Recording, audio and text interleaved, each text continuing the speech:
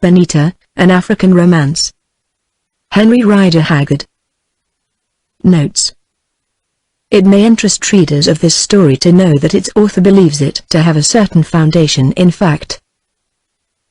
It was said about 25 or 30 years ago that an adventurous trader, hearing from some natives in the territory that lies at the back of Quilomane, the legend of a great treasure buried in or about the 16th century by a party of Portuguese who were afterwards massacred, as a last resort attempted its discovery by the help of a mesmerist. According to this history, the child who was used as a subject in the experiment, when in a state of trance, detailed the adventures and death of the unhappy Portuguese men and women, 2 of whom leapt from the point of a high rock into the Zambesi.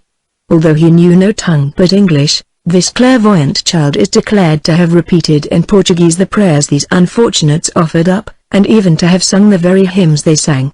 Moreover, with much other detail, he described the burial of the great treasure and its exact situation so accurately that the white man and the mesmerist were able to dig for and find the place where it had been, for the bags were gone, swept out by the floods of the river. Some gold coins remained, however, one of them a ducat of Aloysius Mocenigo, Doge of Venice. Afterwards the boy was again thrown into a trance. In all he was mesmerized 8 times, and revealed where the sacks still lay, but before the white trader could renew his search for them, the party was hunted out of the country by natives whose superstitious fears were aroused, barely escaping with their lives. It should be added that, as in the following tale, the chief who was ruling there when the tragedy happened, declared the place to be sacred, and that if it were entered evil would befall his tribe. Thus it came about that for generations it was never violated, until at length his descendants were driven farther from the river by war, and from one of them the white man heard the legend. Chapter 1. Confidences. Beautiful, beautiful was that night. No air that stirred, the black smoke from the funnels of the mail steamer Zanzibar lay low over the surface of the sea like vast, floating ostrich plumes that vanished one by one in the starlight. Benita Beatrix Clifford, for that was her full name, who had been christened Benita after her mother and Beatrix after her father's only sister, leaning idly over the bulwark rail, thought to herself that a child might have sailed that sea in a boat of bark and come safely into port. Then a tall man of about 30 years of age, who was smoking a cigar, strolled up to her. At his coming she moved a little as though to make room for him beside her, and there was something in the motion which, had anyone been there to observe it, might have suggested that these two were upon terms of friendship, or still greater intimacy. For a moment he hesitated, and while he did so an expression of doubt, of distress even, gathered on his face. It was as though he understood that a great deal depended on whether he accepted or declined that gentle invitation, and knew not which to do. Indeed, much did depend upon it, no less than the destinies of both of them. If Robert Seymour had gone by to finish his cigar in solitude, why then this story would have had a very different ending, or, rather, who can say how it might have ended? The dread, foredoomed event with which that night was big would have come to its awful birth leaving certain words unspoken. Violent separation must have ensued, and even if both of them had survived the terror, what prospect was there that their lives would again have crossed each other in that wide Africa? But it was not so fated, for just as he put his foot forward to continue his march, Benita spoke in her low and pleasant voice. "Are you going to the smoking room or to the saloon to dance, Mr. Seymour? One of the officers just told me that there is to be a dance," she added, in explanation, "because it is so calm that we might fancy ourselves ashore."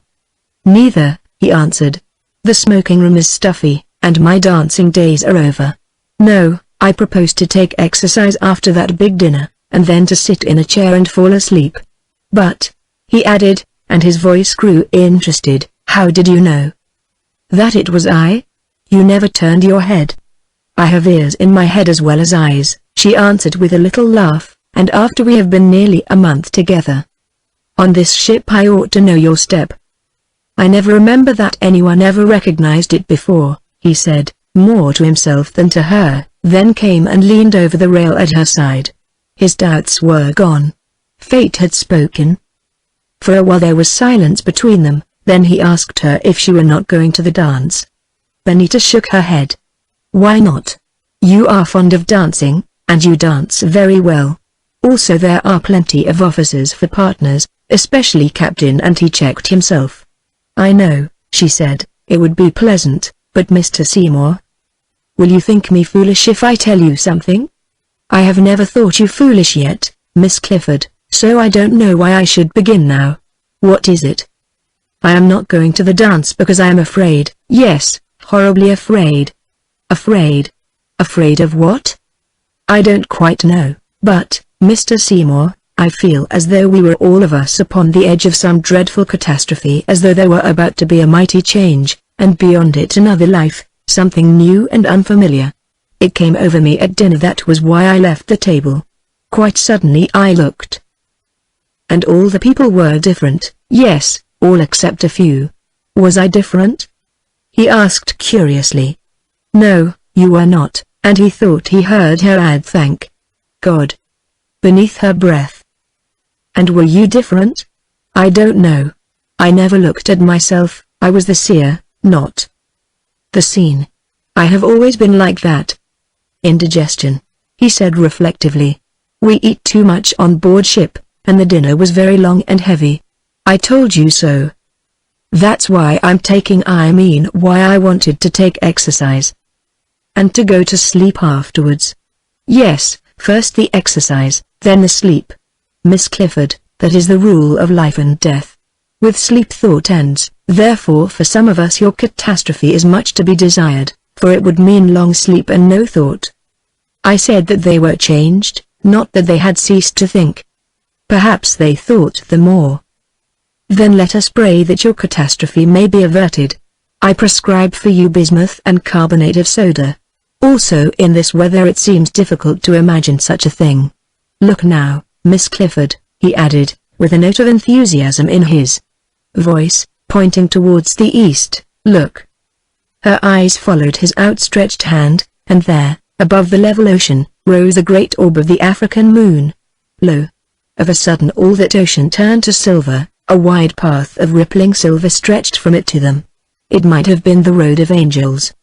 The sweet soft light beat upon their ship, showing its tapering masts and every detail of the rigging. It passed on beyond them, and revealed the low, foam-fringed coastline rising here and there, dotted with kloofs and their clinging bush. Even the round huts of Kaffir kraals became faintly visible in that radiance. Other things became visible also, for instance, the features of this bear. The man was light in his coloring, fair-skinned, with fair hair which already showed a tendency towards grayness, especially in the moustache, for he wore no beard. His face was clean-cut, not particularly handsome, since, their fineness notwithstanding, his features lacked regularity. The cheekbones were too high and the chin was too small, small faults redeemed to some extent by the steady and cheerful grey eyes. For the rest, he was broad-shouldered and well set up, sealed with the indescribable stamp of the English gentleman. Such was the appearance of Robert Seymour. In that light the girl at his side looked lovely, though, in fact, she had no real claims to loveliness, except perhaps as regards her figure, which was agile, rounded, and peculiarly graceful. Her foreign-looking face was unusual, dark-eyed, a somewhat large and very mobile mouth, fair and waving hair, a broad forehead, a sweet and at times wistful face, thoughtful for the most part, but apartment to be irradiated by sudden smiles. Not a beautiful woman at all, but exceedingly attractive, one possessing magnetism. She gazed, first at the moon and the silver road beneath it, then, turning, at the land beyond. "We are very near to Africa, at last," she said. "Too near, I think," he answered. "If I were the captain I should stand out a point or two. It is a strange country, full of surprises. Miss Clifford, will you think me rude if I ask you why you are going there? You have never told me quite." "No, because the story is rather a sad one, but you shall hear it if you wish. Do you?" He nodded, and drew up 2 deck chairs, in which they settled themselves in a corner made by one of the inboard boats, their faces still towards the sea. "You know I was born in Africa," she said, "and lived there till I was 13 years old. Why, I find I can still speak Zulu. I did so this afternoon. My father was one of the early settlers in Natal. His father was a clergyman, a younger son of the Lincolnshire Cliffords. They are great people there still, though I don't suppose that they are aware of my existence." "I know them," answered Robert Seymour. "Indeed, I was shooting at their place last November when the smash came," and he sighed. "But go on." "Well, my father quarreled with his father, I don't know what about, and emigrated. In Natal he married my mother, a Miss Ferrer, whose name like mine and her mother's was Benita. She was one of 2 sisters, and her father, Andreas Ferrer, who married an English lady, was half Dutch and half Portuguese. I remember him well, a fine old man with dark eyes and an iron grey beard. He was wealthy as things went in those days, that is to say. He had lots of land in Natal and the Transvaal, and great herds of stock. So you see I am half English, some Dutch, and more than a quarter Portuguese, quite a mixture of races. My father and mother did not get on well together. Mr. Seymour, I may as well tell you all the truth, he drank, and although he was passionately fond of her, she was jealous of him. Also he gambled away most of her patrimony, and after old Andreas Ferrer's death they grew poor. One night there was a dreadful scene between them, and in his madness he struck her. Well, she was a very proud woman, determined, too, and she turned on him and said, for I heard her, I will never forgive you, we have done with each other. Next morning, when my father was sober, he begged her pardon, but she made no answer, although he was starting somewhere on a fortnight's trek. When he had gone, my mother ordered the Cape cart, packed up her clothes, took some money that she had put away, drove to Durban, and after making arrangements at the bank about a small private income of her own, sailed with me for England, leaving a letter for my father in which she said that she would never see him again, and if he tried to interfere with me she would put me under the protection of the English court, which would not allow me to be taken to the home of a drunkard. In England we went to live in London with my aunt, who had married a Major King, but was a widow with 5 children. My father often wrote to persuade my mother to go back to him, but she never would, which I think was wrong of her. So things went on for 12 years or more, till one day my mother suddenly died, and I came into her little fortune of between £200 and £300 a year, which she had tied up so that nobody can touch it. That was about a year ago. I wrote to tell my father of her death, and received a pitiful letter. Indeed, I have had several of them. He implored me to come out to him and not to leave him to die in his loneliness, as he soon would do with a broken heart, if I did not. He said that he had long ago given up drinking, which was the cause of the ruin of his life, and sent a certificate signed by a magistrate and a doctor to that effect. Well, in the end, although all my cousins and their mother advised me against it, I consented, and here I am. He is to meet me at Durban, but how we shall get on together is more than I can say, though I long to see him, for after all he is my father. It was good of you to come, under all the circumstances. You must have a brave heart, said Robert reflectively. It is my duty, she answered. And for the rest, I am not afraid. Who was born to Africa? Indeed, often and often have I wished to be back there again, out on the veldt, far away from the London streets and fog. I am young and strong, and I want to see things, natural things, not those made by man, you know, the things I remember as a child. One can always go back to London. Yes, or at least some people can. It is a curious thing, Miss Clifford, but as it happens I have met your father. You always reminded me of the man, but I had forgotten his name. Now it comes back to me, it was Clifford. Where on earth? She asked, astonished. In a queer place. As I told you, I have visited South Africa before, under different circumstances. 4 years ago I was out here big game shooting. Going in from the East Coast, my brother and I, he is dead now, poor fellow, got up somewhere in the Matable country, on the banks of the Zambesi. As we didn't find much game there we were going to strike south, when some natives told us of a wonderful ruin that stood on a hill overhanging the river a few miles farther on. So, leaving the wagon on the hither side of the steep neck, over which it would have been difficult to drag it, my brother and I took our rifles and a bag of food and started.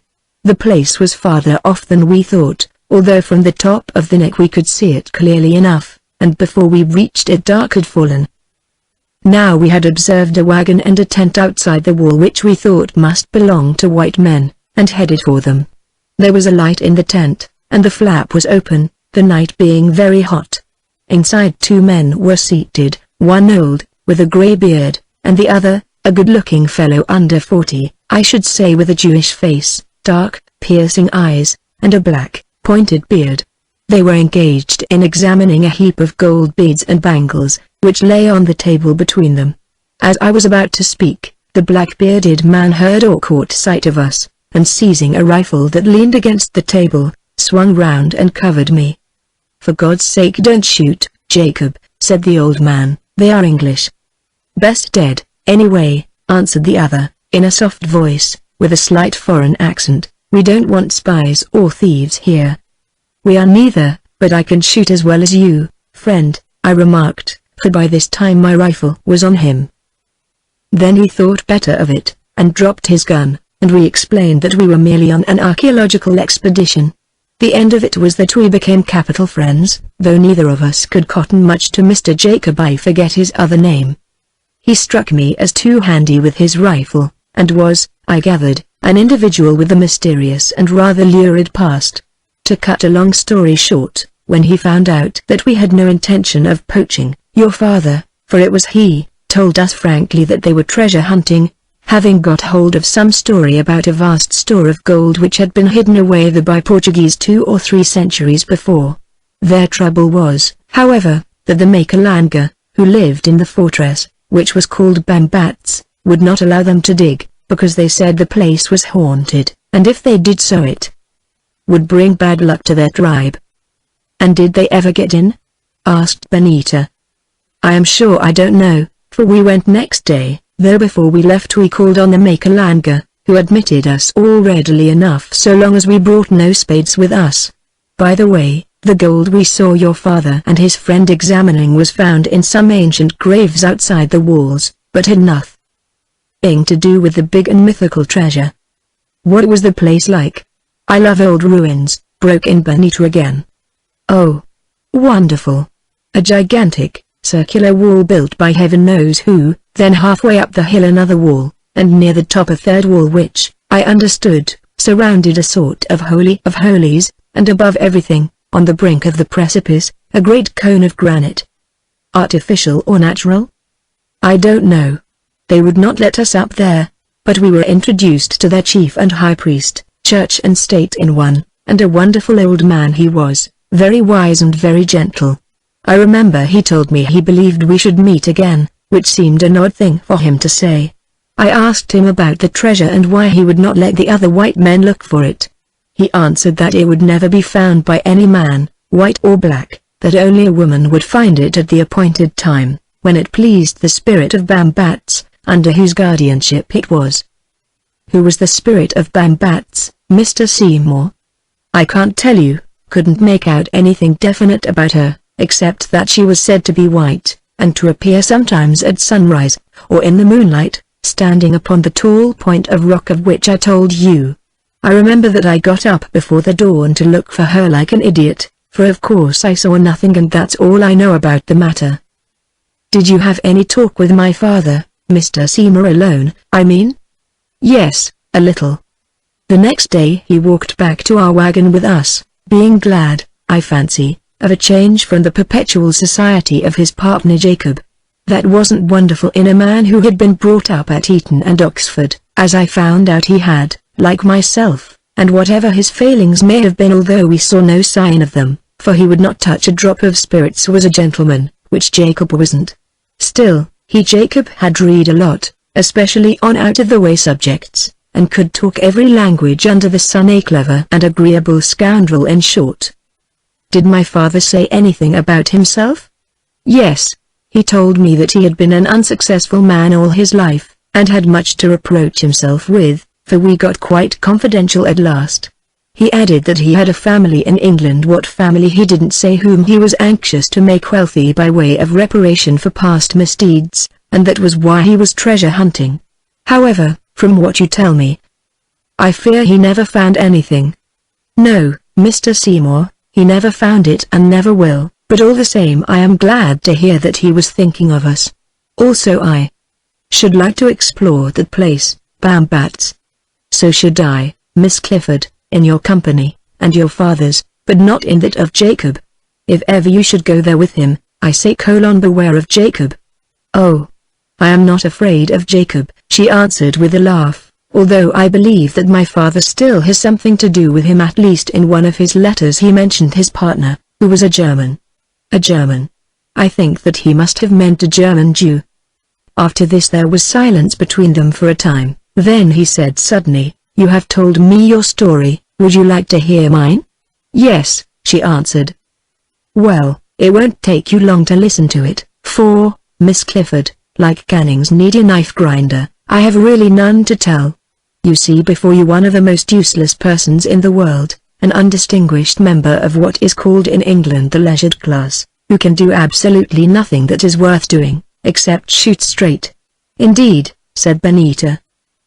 "You do not seem impressed with that accomplishment," he went on, "yet it is an honest fact that for the last 15 years I was 32 this month practically my whole time has been given up to it, with a little fishing thrown in the spring.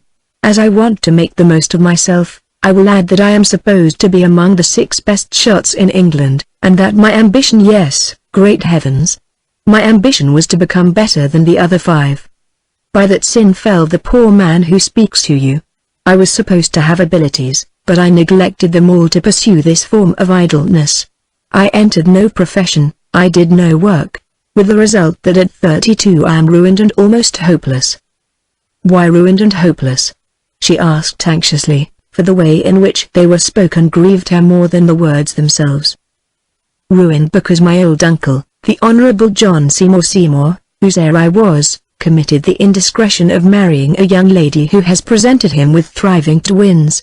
With the appearance of those twins my prospects disappeared, as did the allowance of £1,500 a year that he was good enough to make me on which to keep up a position as his next of kin.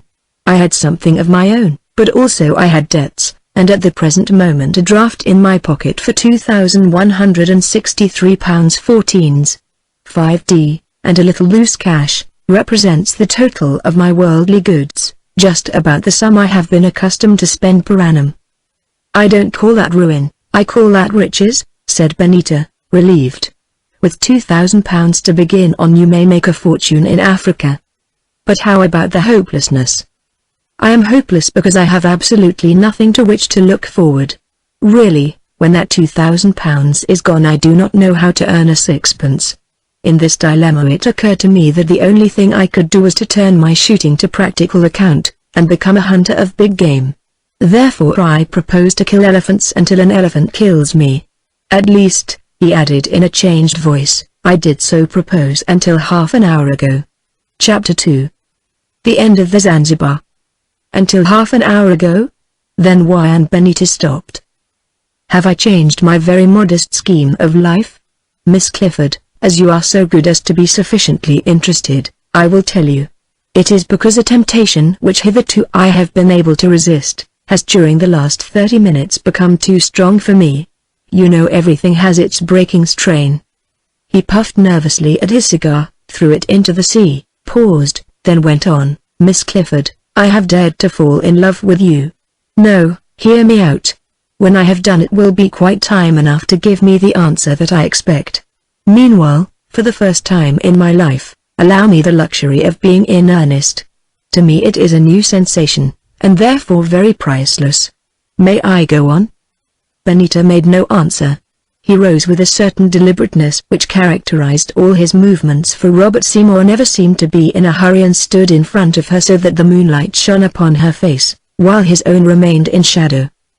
Beyond that £2,000 of which I have spoken, and incidentally its owner, I have nothing whatsoever to offer to you. I am an indigent and worthless person. Even in my prosperous days, when I could look forward to a large estate, although it was often suggested to me, I never considered myself justified in asking any lady to share the prospective estate.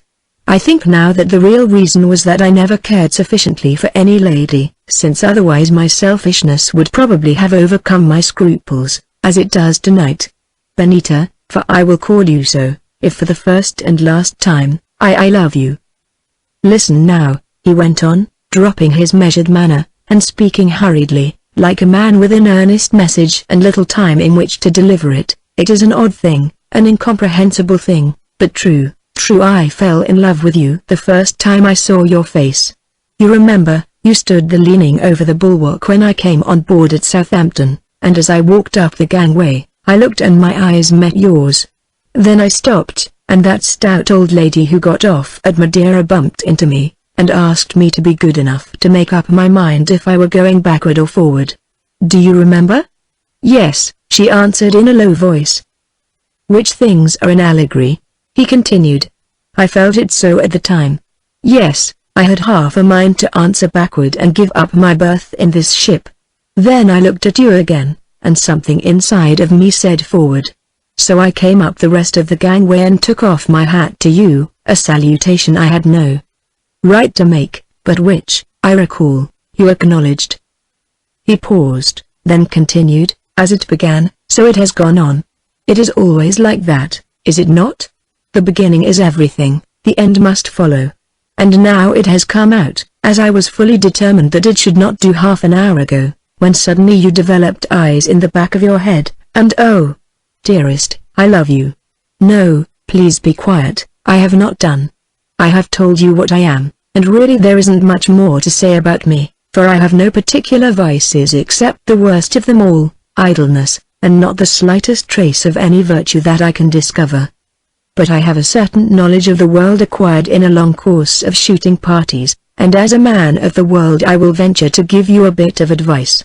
It is possible that to you my life and death affair is a mere matter of board-ship amusement. Yet it is possible also that you might take another view of the matter. In that case, as a friend and a man of the world, I entreat you don't have nothing to do with me. Send me about my business, you will never regret it. Are you making fun, or is all this meant, Mr. Seymour? Asked Benita, still speaking beneath her breath, and looking straight before her. Meant? Of course it is meant. How can you ask? Because I have always understood that on such occasions people wish to make the best of themselves. Quite so, but I never do what I ought, a fact for which I am grateful now come to think of it, since otherwise I should not be here tonight. I wish to make the worst of myself, the very worst, for whatever I am not, at least I am honest. Now having told you that I am, or was half an hour ago, an idler, a good-for-nothing, prospectless failure, I ask you if you care to hear any more? She half rose, and, glancing at him for the first time, saw his face contract itself and turn pale in the moonlight. It may be that the sight of it affected her, even to the extent of removing some adverse impression left by the bitter mocking of his self-blame. At any rate, Benita seemed to change her mind, and sat down again, saying, "Go on, if you wish." He bowed slightly, and said, "I thank you. I have told you what I was half an hour ago. Now, hoping that you will believe me, I will tell you what I am. I am a truly repentant man, one upon whom a new light has risen. I am not very old, and I think that underneath it all I have some ability. Opportunity may still come my way. If it does not, for your sake I will make the opportunity. I do not believe that you can ever find anyone who would love you better or care for you more tenderly. I desire to live for you in the future, more completely even than in the past I have lived for myself. I do not wish to influence you by personal appeals, but in fact I stand at the parting of the ways. If you will give yourself to me I feel as though I might still become a husband of whom you could be proud. If not, I write finis upon the tombstone of the possibilities of Robert Seymour. I adore you. You are the one woman with whom I desire to pass my days. It is you who have always been lacking to my life. I ask you to be brave, to take the risk of marrying me, although I can see nothing but poverty ahead of us, for I am an adventurer." "Don't speak like that," she said quickly. "We are all of us adventurers in this world, and I more than you. We have just to consider ourselves, not what we have or have not." "So be it, Miss Clifford. Then I have nothing more to say. Now it is for you to answer." Just then the sound of the piano and the fiddle in the saloon ceased. One of the waltzes was over, and some of the dancers came upon deck to flirt or to cool themselves. One pair, engaged very obviously in the former occupation, stationed themselves so near to Robert and Benita that further conversation between them was impossible. and they proceeded to interchange the remarks common to such occasions. For a good 10 minutes did they stand thus, carrying on a mock quarrel as to a dance of which one of them was supposed to have been defrauded, until Robert Seymour, generally a very philosophical person, could have slain those innocent lovers. He felt, he knew not why, that his chances were slipping away from him. That sensation of something bad about to happen, of which Benita had spoken, spread from her to him. The suspense grew exasperating, terrible even, nor could it be ended. To ask her to come elsewhere was under the circumstances not feasible, especially as he would also have been obliged to request the other pair to make way for them. And all this time, with a sinking of the heart, he felt that probably Benita was beating down any tenderness which she might feel towards him, that when her long-delayed answer did come there, chances were it would be no.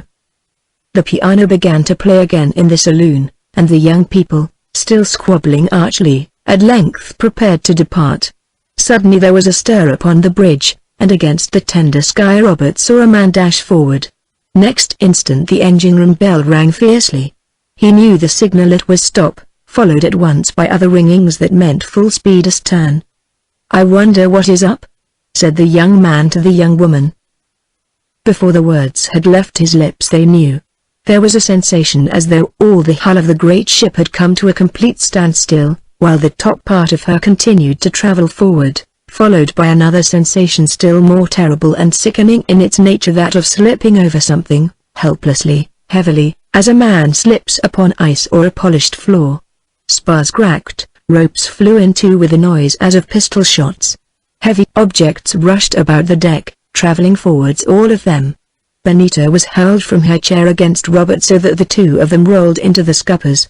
He was unhurt and picked himself up, but she lay still, and he saw that something had struck her upon the head. The blood was running down her cheek. He lifted her, and, filled with black horror and despair for he thought her gone, pressed his hand upon her heart. Thank God! It began to beat again. She still lived. The music in the saloon had stopped, and for a little while there was silence. Then of an instant there arose the horrible clamor of shipwreck. Wild-eyed people rushed to and fro aimlessly. Here and there women and children shrieked. A clergyman fell upon his knees and began to pray. This went on for a space, till presently the second officer appeared and, affecting an unconcerned air, called out that it was all right. The captain said no one was to be afraid. He added that they were not more than 6 miles from the shore, and that the ship would be beached in half an hour. Indeed, as he spoke the engines, which had been stopped, commenced to work again, and her head swung round in a wide circle, pointing to the land. Evidently they had passed over the rock and were once more in deep water, through which they travelled at a good speed but with a heavy list to starboard. The pumps got to work also with a monotonous, clanging beat, throwing out great columns of foaming water onto the oily sea. Men began to cut the covers off the boats, and to swing some of them outboard. Such were the things that went on about them. With the senseless Benita clasped to his breast, the blood from her cut head running down his shoulder, Robert stood still a while, thinking. Then he made up his mind. As it chanced, she had a deck cabin, and thither he forced his way, carrying her tenderly and with patience through the distracted throng of passengers, for there were 500 souls on board that ship. He reached the place to find that it was quite empty, her cabin mate having fled. Laying Benita upon the lower bunk, he lit the swinging candle. As soon as it burned up he searched for the lifebelts and by good fortune found 2 of them, one of which, not without great difficulty, he succeeded in fastening round her. Then he took a sponge and bathed her head with water. There was a great bruise upon her temple where the block or whatever it was had struck her, and the blood still flowed, but the wound was not very deep or extensive, nor, so far as he could discover, did the bone appear to be broken or driven in. He had good hope that she was only stunned, and would revive presently. Unable to do more for her, a thought struck him. On the floor of the cabin, thrown by the shock from the rack, lay her writing case. He opened it, and taking a piece of paper wrote these words hurriedly in pencil. You gave me no answer, and it is more than probable that I shall receive none in this world, which one or both of us may be upon the verge of leaving. In the latter case we can settle the matter elsewhere perhaps. In the former, Should it be my lot to go and yours to stay, I hope that you will think kindly of me at times as of one who loved you truly. Should it be yours to go, then you will never read these words. Yet if to the dead is given knowledge, be assured that as you left me so you shall find me, yours and yours alone. Or perhaps we both may live, I pray so. S. Folding up the paper, he undid a button of Benita's blouse and thrust it away there, knowing that thus she would certainly find it should she survive. Then he stepped out onto the deck to see what was happening. The vessel still steamed, but made slow progress. Moreover, the list to starboard was now so pronounced that it was difficult to stand upright. On account of it nearly all the passengers were huddled together upon the port side, having instinctively taken refuge as far as possible above the water. A man with a white, distraught face staggered towards him, supporting himself by the bulwarks.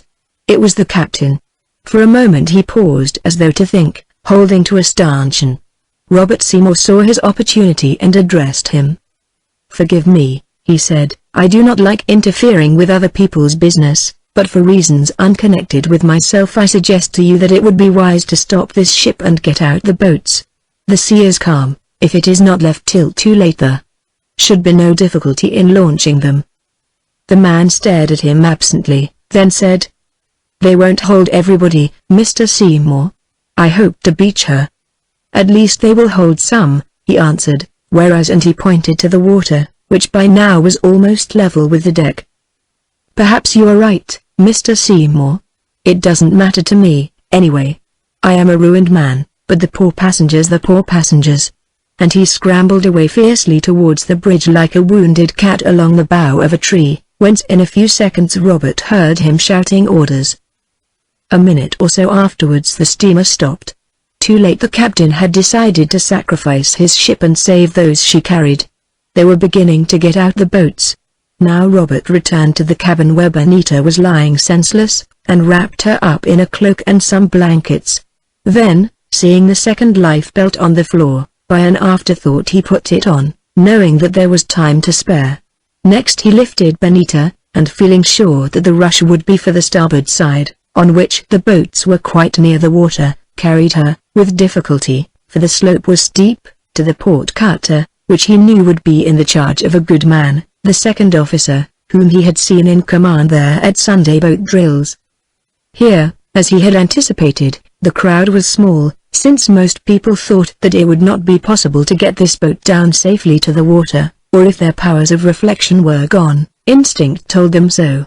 That skillful seaman, the second officer, and his appointed crew, were already at work lowering the cutter from the davits. "Now," he said, "women and children first." A number rushed in, and Robert saw that the boat would soon be full. "I am afraid," he said, "that I must count myself a woman as I carry one," and by a great effort, holding Benita with one arm, with the other he let himself down the falls and, assisted by a quartermaster, gained the boat in safety. One or two other men scrambled after him. "Push her off," said the officer, "she can hold no more," and the ropes were let go. When they were about 12 feet from the ship's side, from which they thrust themselves clear with oars, there came a rush of people, disappointed of places in the starboard boats. A few of the boldest of these swarmed down the falls, others jumped and fell among them, or missed and dropped into the sea, or struck upon the sides of the boat and were killed. Still she reached the water upon an even keel, though now much overladen. The oars were got out, and they rowed round the bow of the great ship wallowing in her death throes, their first idea being to make for the shore, which was not 3 miles away. This brought them to the starboard side, where they saw a hideous scene.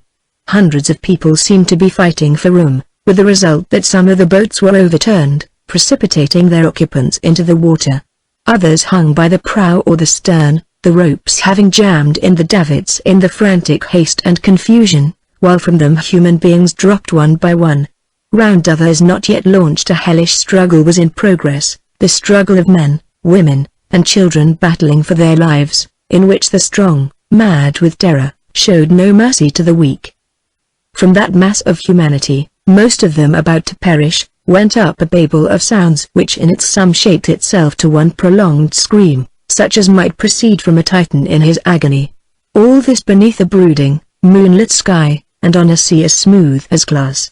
Upon the ship, which now lay upon her side, the siren still sent up its yells for succor, and some brave man continued to fire rockets, which rushed heavenwards and burst in showers of stars. Robert remembered that the last rocket he had seen was fired at an evening fete for the amusement of the audience. The contrast struck him as dreadful. He wondered whether there were any power or infernal population that could be amused by a tragedy such as enacted itself before his eyes, how it came about also that such a tragedy was permitted by the merciful strength in which mankind put their faith. The vessel was turning over, compressed air or steam burst up the decks with loud reports, fragments of wreckage flew into the air. There the poor captain still clung to the rail of the bridge. Seymour could see his white face. The moonlight seemed to paint it with a ghastly smile. The officer in command of their boat shouted to the crew to give way lest they should be sucked down with the steamer. Look! Now she wallowed like a dying whale.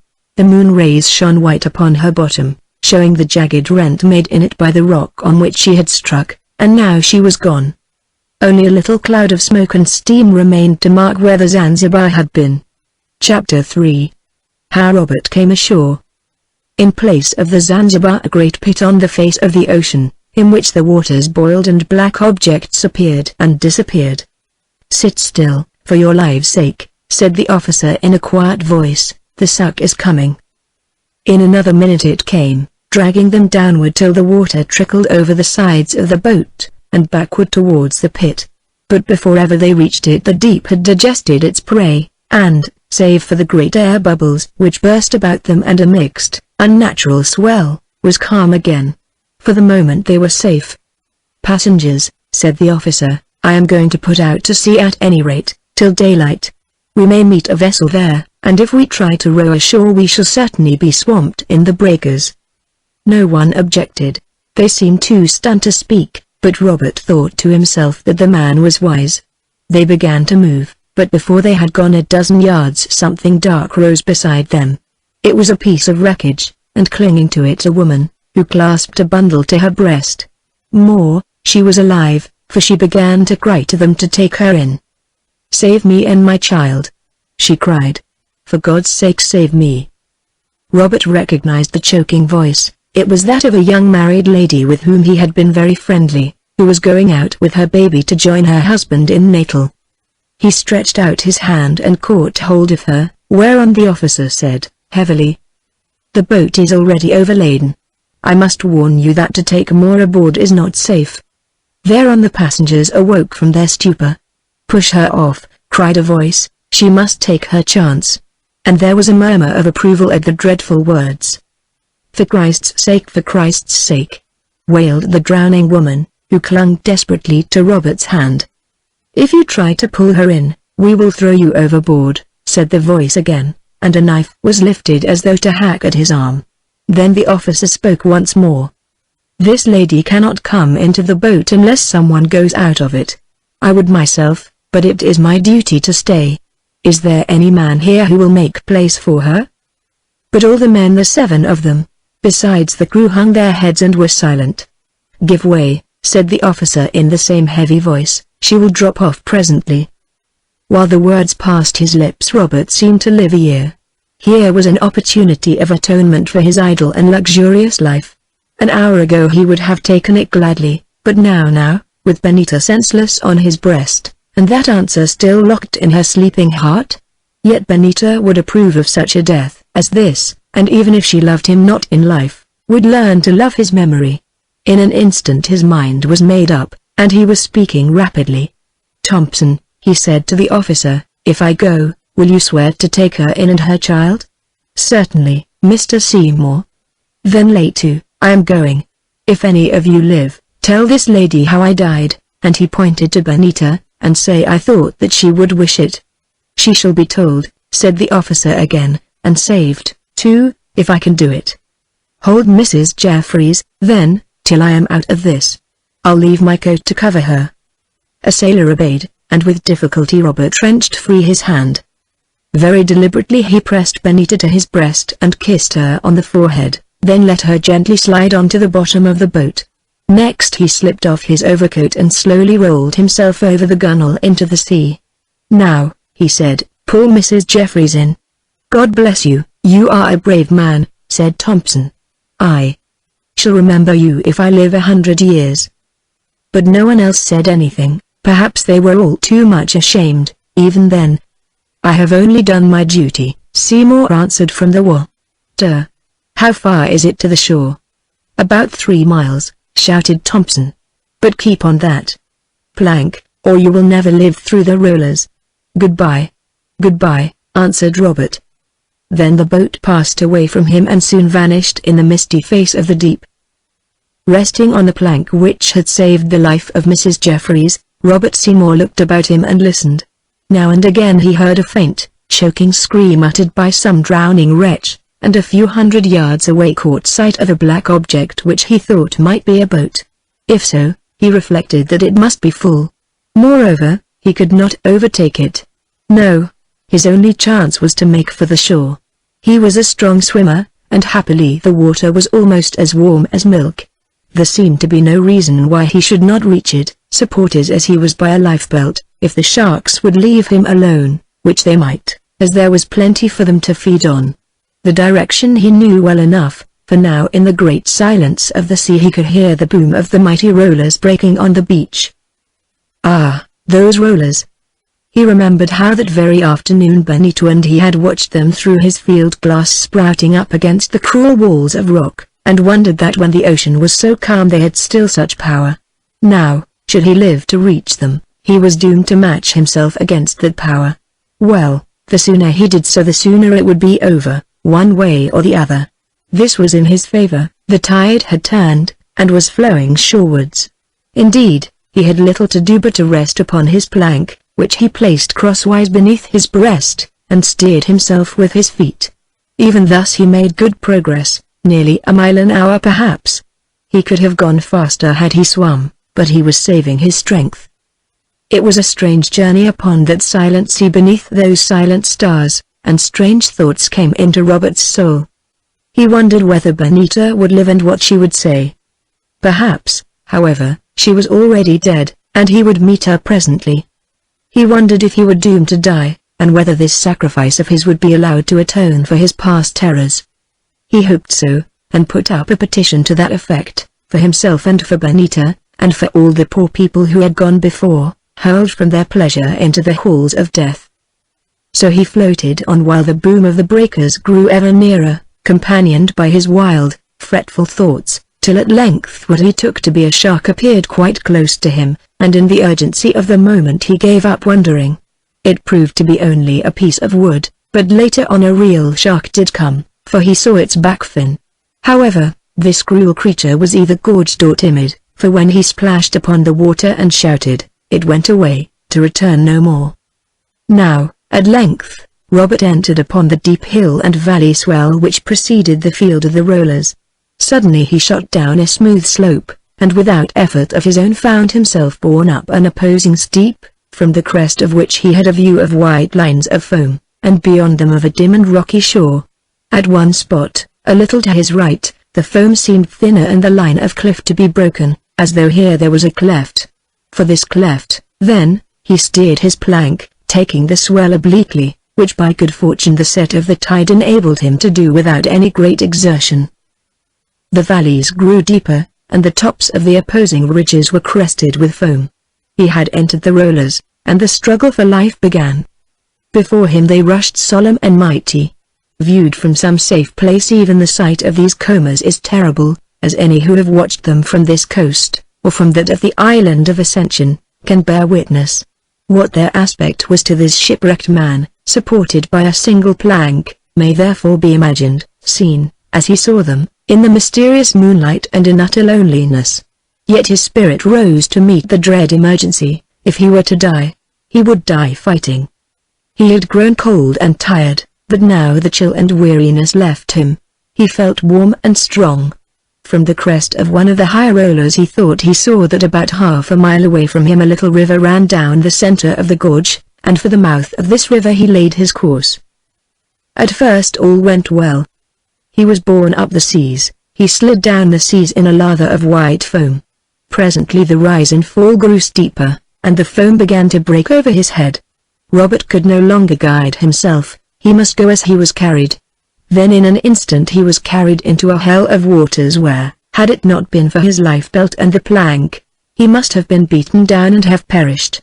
As it was, now he was driven into the depths, and now he emerged upon their surface to hear their seething hiss around him, and above it all a continuous boom as of great guns, the boom of the breaking seas. The plank was almost twisted from his grasp, but he clung to it desperately, although its edges tore his arms. When the rollers broke over him he held his breath, and when he was tossed skywards on their curves, drew it again in quick, sweet gasps. Now he sat upon the very brow of one of them as a merman might, now he dived like a dolphin, and now, just as his senses were leaving him, his feet touched bottom. Another moment and Robert was being rolled along that bottom with a weight on him like the weight of mountains. The plank was rent from him, but his cork jacket brought him up. The backwash drew him with it into deeper water, where he lay helpless and despairing, for he no longer had any strength to struggle against his doom. Then it was that there came a mighty roller, bigger than any that he had seen, such a one as on that coast the Kaffirs call a father of waves. It caught him in the embrace of its vast green curve. It bore him forward as though he were but a straw, far forward over the stretch of cruel rocks. It broke in thunder, dashing him again upon the stones and sand of the little river bar, rolling him along with its resistless might, till even that might was exhausted, and its foam began to return seawards, sucking him with it. Robert's mind was almost gone, but enough of it remained to tell him that if once more he was dragged into the deep water he must be lost. As the current haled him along he gripped at the bottom with his hands, and by the mercy of heaven they closed on something. It may have been a tree stump embedded there, or a rock he never knew. At least, it was firm, and to it he hung despairingly. Would that rush never cease? His lungs were bursting. He must let go. Oh! The foam was thinning, his head was above it now. Now it had departed, leaving him like a stranded fish upon the shingle. For half a minute or more he lay there gasping, then looked behind him to see another comber approaching through the gloom. He struggled to his feet, fell, rose again, and ran, or rather, staggered forward with that tigerish water hissing at his heels.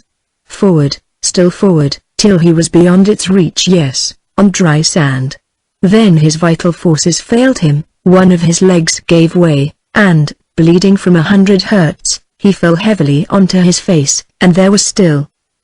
The boat in which Benita lay, being so deep in the water, proved very hard to row against the tide, for the number of its passengers encumbered the oarsmen. After a while a light off-land breeze sprang up, as here it often does towards morning, and the officer, Thompson, determined to risk hoisting the sail. Accordingly this was done with some difficulty, for the mast had to be drawn out and shipped, although the women screamed as the weight of the air bent their frail craft over till the gunwale was almost level with the water. "Anyone who moves shall be thrown overboard," said the officer, who steered, after which they were quiet. Now they made good progress seawards, but the anxieties of those who knew were very great, since the wind showed signs of rising, and if any swell should spring up that crowded cutter could scarcely hope to live. In fact, 2 hours later they were forced to lower the sail again and drift, waiting for the dawn. Mr. Thompson strove to cheer them, saying that now they were in the track of vessels, and if they could see none when the light came, he would run along the shore in the hope of finding a place free of breakers where they might land. If they did not inspire hope, at least his words calmed them, and they sat in heavy silence, watching the sky. At length it grew grey, and then, with a sudden glory peculiar to South Africa, the great red sun arose and began to dispel the mist from the surface of the sea. Half an hour more and this was gone, and now the bright rays brought life back into their chilled frames as they stared at each other to see which of their company was still left alive. They even asked for food, and biscuit was given to them with water. All this while Benita remained unconscious. Indeed, one callous fellow, who had been using her body as a footstool, said that she must be dead, and had better be thrown overboard, as it would lighten the boat. "If you throw that lady into the sea, living or dead," said Mr. Thompson, with an ominous lift of his eye, "you go with her, Mr. Batten." Remember who brought her here and how he died." Then Mr. Batten held his peace, while Thompson stood up and scanned the wide expanse of sea. Presently he whispered to a sailor near him, who also stood up, looked, and nodded. "That will be the other line's intermediate boat," he said, and the passengers, craning their heads round, saw far away to the right a streak of smoke upon the horizon. Orders were given, a little corner of sail was hoisted, with a white cloth of some sort tied above it, and the oars were got out. Once more the cutter moved forward, bearing to the left in the hope of intercepting the steamer. She came on with terrible swiftness, and they who had miles of water to cover, dared hoist no more sail in that breeze. In half an hour she was nearly opposite to them, and they were still far away. A little more sail was let out, driving them through the water at as quick a rate as they could venture to go. The steamer was passing 3 miles or so away, and black despair took hold of them. Now the resourceful Thompson, without apologies, undressed, and removing the white shirt that he had worn at the dance, bade a sailor to tie it to an oar and wave it to and fro. Still the steamer went on, until presently they heard her siren going, and saw that she was putting about.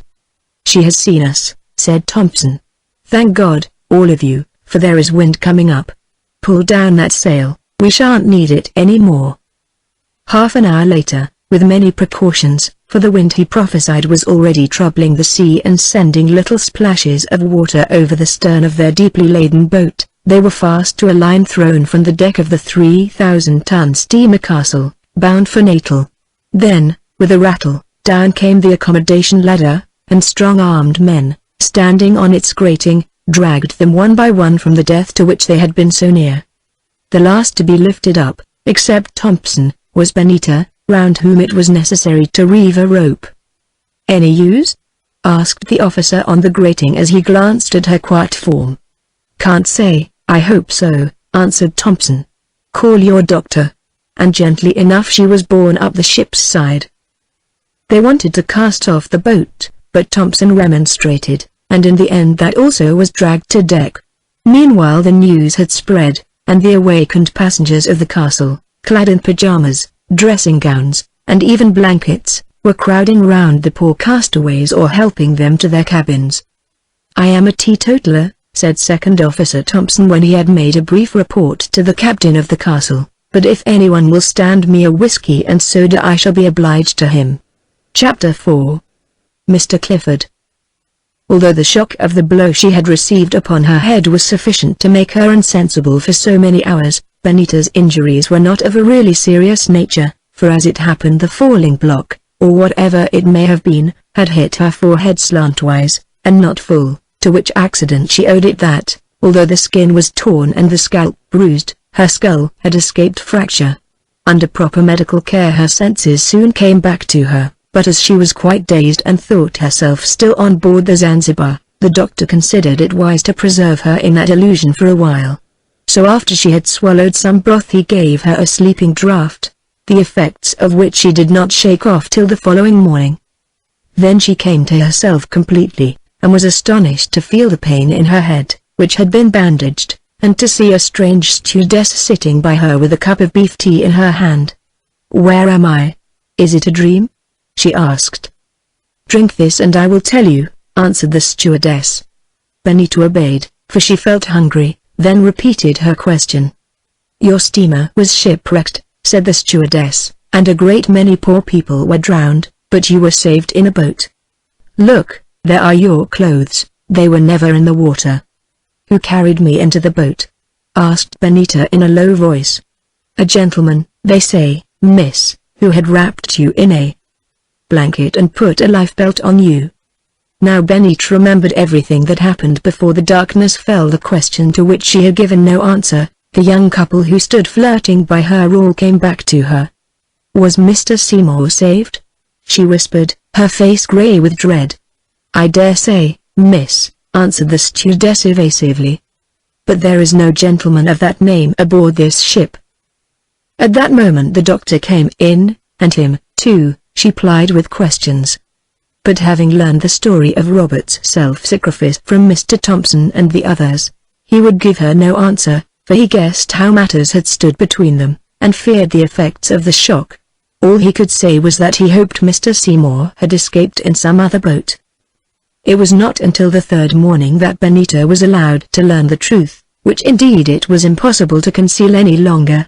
Mr. Thompson came to her cabin and told her everything, while she listened silently, horrified, amazed. "Miss Clifford," he said, "I think it was one of the bravest things that a man ever did. On the ship I always thought him rather a head-in-air kind of swell, but he was a splendid fellow, and I pray God that he has lived, as the lady and child for whom he offered himself up have done, for they are both well again." "Yes," she repeated after him mechanically, "splendid fellow indeed, and," she added, with a strange flash of conviction, "I believe that he is still alive. If he were dead I should know it." "I am glad to hear you say so," said Mr. Thompson, who believed the exact contrary. "Listen," she went on. "I will tell you something. When that dreadful accident occurred Mr. Seymour had just asked me to marry him, and I was going to answer that I would because I love him. I believe that I shall still give him that answer." Mr. Thompson replied again that he hoped so, which, being as honest and tender-hearted as he was brave and capable, he did most earnestly, but in his heart he reflected that her answer would not be given this side of the grave. Then, as he had been deputed to do, he handed her the note which had been found in the bosom of her dress, and, able to bear no more of this painful scene, hurried from the cabin.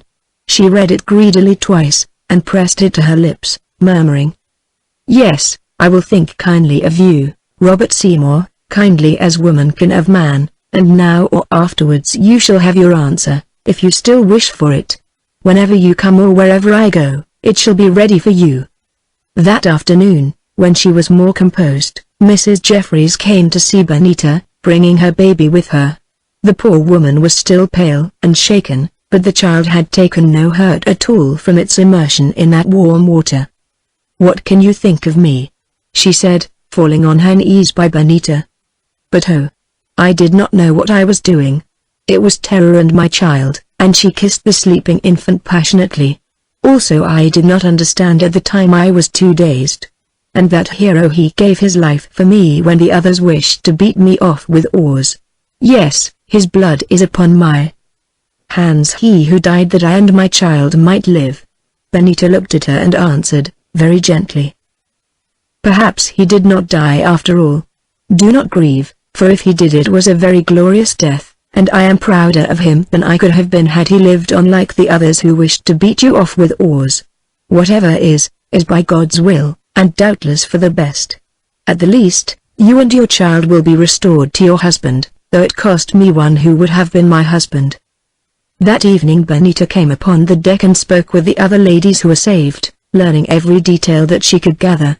But to none of the men, except to Mr. Thompson, would she say a single word, and soon, seeing how the matters stood, they hid themselves away from her as they had already done from Mrs. Jeffreys.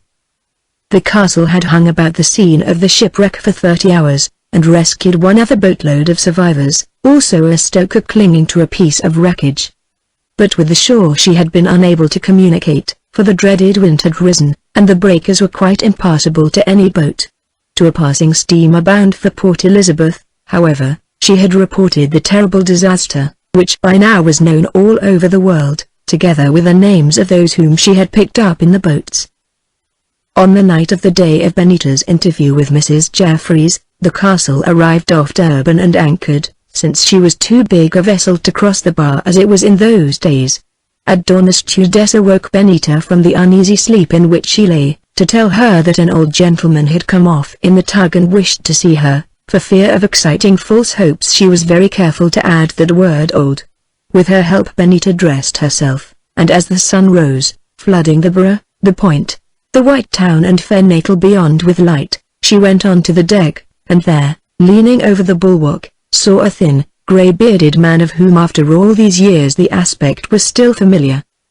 A curious thrill went through her as she looked at him leaning there lost in thought. After all, he was her father, the man to whom she owed her presence upon this bitter earth, this place of terrors and delights, of devastation and hope supernal. Perhaps, too, he had been as much sinned against as sinning. She stepped up to him and touched him on the shoulder. "Father," she said. He turned round with all the quickness of a young man, for about him there was a peculiar agility which his daughter had inherited. Like his mind, his body was still nimble. "My darling," he said, "I should have known your voice anywhere. It has haunted my sleep for years. My darling, thank you for coming back to me, and thank God for preserving you when so many were lost." Then he threw his arms about her and kissed her. She shrank from him a little, for by inadvertence he had pressed upon the wound in her forehead. "Forgive me," she said, "it is my head. It was injured, you know." Then he saw the bandage about her brow, and was very penitent. "They did not tell me that you had been hurt, Benita," he exclaimed in his light, refined voice, one of the stamps of the gentility of blood and breeding whereof all his rough years and errors had been unable to deprive him. "They only told me that you were saved. It is part of my ill fortune that at our first moment of greeting I should give you pain, who have caused you so much already." Benita felt that the words were an apology for the past, and her heart was touched. "It is nothing," she answered. "You did not know or mean it." "No, dear, I never knew or meant it. Believe me, I was not a willing sinner, only a weak one. You are beautiful, Benita, far more so than I expected." "What?" she answered smiling, "with this bandage round my head?" "Well, in your eyes, perhaps." But inwardly she thought to herself that the description would be more applicable to her father, who in truth, notwithstanding his years, was wonderfully handsome, with his quick blue eyes, mobile face, gentle mouth with the wistful droop at the corners so like her own, and grey beard. How, she wondered, could this be the man who had struck her mother? Then she remembered him as he had been years before when he was a slave to liquor, and knew that the answer was simple. "Tell me about your escape, love," he said, patting her hand with his thin fingers. "You don't know what I've suffered. I was waiting at the Royal Hotel here, when the cable came announcing the loss of the Zanzibar and all on board. For the first time for many a year one drank spirits to drown my grief. Don't be afraid, dear, for the first time and the last." Then afterwards came another cable giving the names of those who were known to be saved, and thank God, oh, thank God yours among them, and he gasped at the recollection of that relief. "Yes," she said, "I suppose I should thank him and another. Have you heard the story about how Mr. Seymour saved me, I mean?" "Some of it. While you were dressing yourself, I have been talking to the officer who was in command of your boat. He was a brave man, Benita, and I am sorry to tell you he is gone." She grasped a stanchion and clung there, staring at him with a wild, white face. "How do you know that, father?" Mr. Clifford drew a copy of the natal mercury of the previous day from the pocket of his ulster, and while she waited in an agony he hunted through the long columns descriptive of the loss of the Zanzibar. Presently he came to the paragraph he sought, and read it aloud to her.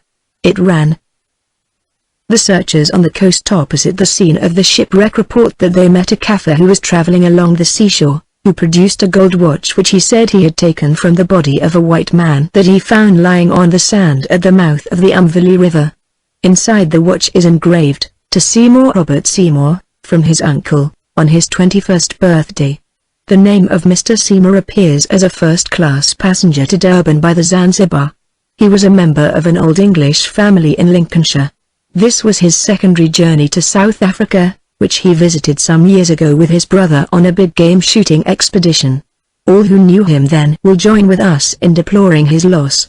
Mr. Seymour was a noted shot and an English gentleman of the best stamp. He was last seen by one of the survivors of the catastrophe, carrying Miss Clifford, the daughter of the well-known natal pioneer of that name, into a boat, but as this young lady is reported to have been saved, and as he entered the boat with her, no explanation is yet forthcoming as to how he came to his sad end." "I fear that is clear enough," said Mr. Clifford, as he folded up his paper. "Yes, clear enough," she repeated in a strained voice. "And yet oh, father, he had just asked me to marry him, and I can't believe that he is dead before I had time to answer." "Good heavens," said the old man, "they never told me that. It is dreadfully sad. God help you, my poor child. There is nothing more to say except that he was only one among 300 who have gone with him. Be brave now, before all these people. Look, here comes the tug." The following week was very much of a blank to Benita. When they reached shore, some old friends of her father's took her and him to their house, a quiet place upon the Bira. Here, now that the first excitement of rescue and grief was over, the inevitable reaction set in, bringing with it weakness so distressing that the doctor insisted upon her going to bed, where she remained for the next 5 days. With the healing up of the wound in her head, her strength came back to her at last. But it was a very sad Benita who crept from her room one afternoon onto the veranda and looked out at the cruel sea, peaceful now as the sky above. Her father, who had nursed her tenderly during these dark days, came and sat by her, taking her hand in his. "This is capital," he said, glancing at her anxiously. "You are getting quite yourself again." "I shall never be myself again," she answered. "My old self is dead, although the outside of me has recovered. Father, I suppose that it is wrong, but I wish that I were dead too. I wish that he had taken me with him when he jumped into the sea to lighten the boat." "Don't speak like that," he broke in hastily. "Of course I know that I am not much to you. How can I be after all that is past? But I love you, dear, and if I were left quite alone again..." And he broke off. "You shall not be left alone if I can help it," she replied, looking at the old man with her dark and tender eyes. "We have only each other in the world now, have we? The rest have gone, never to return." He threw his arms about her, and, drawing her to him, kissed her passionately. "If only you could learn to love me," he said. "I do love you," she answered, who now shall never love any other man upon the earth. This was the beginning of a deep affection which sprang up between Mr. Clifford and his daughter, and continued to the end. "Is there any news?" she asked a little later. None about him. The tide took his body away, no doubt, after the Kaffir had gone. I remember him well now. He was a fine young man, and it comes into my mind that when I said goodbye to him above those old ruins, I wished that I had a son like that. And to think that he went so near to becoming a son to me. Well, the grass must bend when the wind blows, as the natives say. "I am glad that you knew him," she answered simply. Then they began talking about other matters. He told her that all the story had become known, and that people spoke of Robert Seymour as the hero, also that there was a great deal of curiosity about her. "Then let us get away as soon as we can," she said nervously. "But, Father, where are we going?" "That will be for you to decide, love. Listen, now, this is my position. I have been quite steady for years, and worked hard, with the result that I and my partner have a fine farm in the Transvaal, on the highland near Lake Chrissie, out Wakastrom way. We breed horses there, and have done very well with them. I have £1,500 saved, and the farm brings us in quite £600 a year beyond the expenses. But it is a lonely place, with only a few Boers about, although they are good fellows enough. You might not care to live there with no company." "I don't think that I should mind," she answered, smiling. "Not now, but by and by you would when you know what it is like. Now I might sell my share in the farm to my partner, who, I think, would buy it, or I might trust to him to send me a part of the profits, which perhaps he will not. Then, if you wish it, we could live in or near one of the towns, or even, as you have an income of your own, go home to England, if that is your will." "Is it your will?" she asked. He shook his head. "No, all my life is here. Also, I have something to find before I die for your sake, dear." "Do you mean up among those ruins?" she asked, looking at him curiously. "Yes. So you know about it?" he answered, with a flash of his blue eyes. "Oh. Of course, Seymour told you." "Yes, I mean among the ruins, but I will tell you that story another time, not here, not here. What do you wish to do, Benita? Remember, I am in your hands, I will obey you in all things." "Not to stop in a town and not to go to England," she replied, while he hung eagerly upon her words, "for this has become my holy land. Father, I will go with you to your farm, there I can be quiet, you and I together." "Yes," he answered rather uneasily, "but, you see, Benita, we shall not be quite alone there. My partner, Jacob Meyer, lives with me." "Jacob Meyer? Ah. I remember, and she winced. He is a German, is he not, and odd? German Jew, I imagine, and very odd. Should have made his fortune a dozen times over, and yet has never done anything. Too unpractical, too visionary, with all his brains and scheming. Not a good man, Benita, although he suits me, and, for the matter of that, under our agreement I cannot get rid of him. How did he become your partner? She asked. Oh. A good many years ago he turned up at the place with a doleful story. Said that he had been trading among the Zulus, he was what we call a smouse out here, and got into the row with them, I don't know how. The end of it was that they burned his wagon, looted his trade goods and oxen, and killed his servants. They would have killed him too, only, according to his own account, he escaped in a very queer fashion. How? Well, he says by mesmerizing the chief and making the man lead him through his followers. An odd story enough, but I can quite believe it of Jacob. He worked for me for 6 months, and showed himself very clever. Then one night, I remember it was a few days after I had told him of the story of the Portuguese treasure in Matabeleland, he produced £500 in Bank of England notes out of the lining of his waistcoat, and offered to buy a half interest in the farm. Yes, £500. Although for all those months I had believed him to be a beggar. Well, as he was so slim, and better than no company in that lonely place, in the end I accepted. We have done well since, except for the expedition after the treasure which we did not get, although we more than paid our expenses out of the ivory we bought. But next time we shall succeed, I am sure, he added with enthusiasm, that is, if we can persuade those Makalanga to let us search on the mountain. Benita smiled. I think you had better stick to the horse breeding, she said. You shall judge when you hear the story. But you have been brought up in England, will you not be afraid to go to Lake Chrissy? Afraid of what? She asked. Oh, of the loneliness, and of Jacob Meyer. I was born on the veldt, father, and I have always hated London. As for your odd friend, Mr. Meyer, I am not afraid of any man on earth. I have done with men. At the least I will try the place and see how I get on. Very well, answered her father with a sigh of relief. You can always come back, can't you? Yes, she said indifferently. I suppose that I can always come back. Chapter 5. Jacob Meyer. More than 3 weeks had gone by when one morning Benita, who slept upon the cartel or hide-strung bed in the wagon, having dressed herself as best she could in that confined place, thrust aside the curtain and seated herself upon the voorkis, or driving box. The sun was not yet up, and the air was cold with frost, for they were on the Transvaal high veldt at the end of winter. Even through her thick cloak Benita shivered and called to the driver of the wagon, who also acted as cook, and whose blanket-draped form she could see bending over a fire into which he was blowing life, to make haste with the coffee. By and by, missy, by and by, he answered, coughing the rank smoke from his lungs. Kettle no sing yet, and fire black as hell. Benita reflected that popular report painted this locality red, but without entering into argument sat still upon the chest waiting till the water boiled and her father appeared.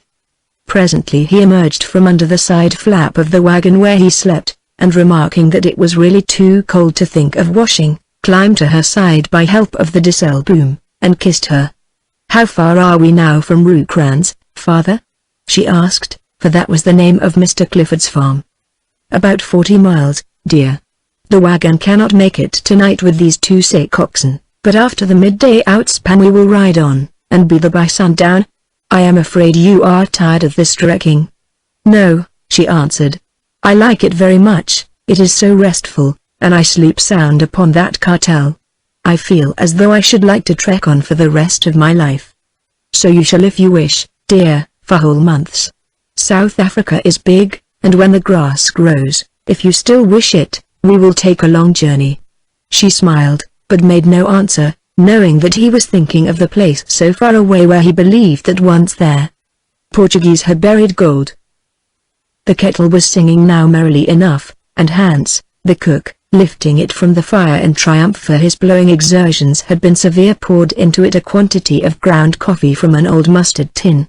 Then, having stirred the mixture with a stick, He took a red ember from the fire and dropped it into the kettle, a process which, as travelers in the veldt know well, has a clearing effect upon the coffee. Next he produced pannikins, and handed them up with a pickle jar full of sugar to Mr. Clifford, upon the wagon chest. Milk they had none, yet that coffee tasted a great deal better than it looked. Indeed, Benita drank 2 cups of it to warm herself and washed down the hard biscuit. Before the day was over, glad enough was she that she had done so. The sun was rising, huge and red it looked seen through the clinging mist, and, their breakfast finished, Mr. Clifford gave orders that the oxen, which were filling themselves with the dry grass near at hand, should be got up and inspanned. The voorlooper, as Ula boy, who had left them for a little while to share the rest of the coffee with Hans, rose from his haunches with a grunt, and departed to fetch them.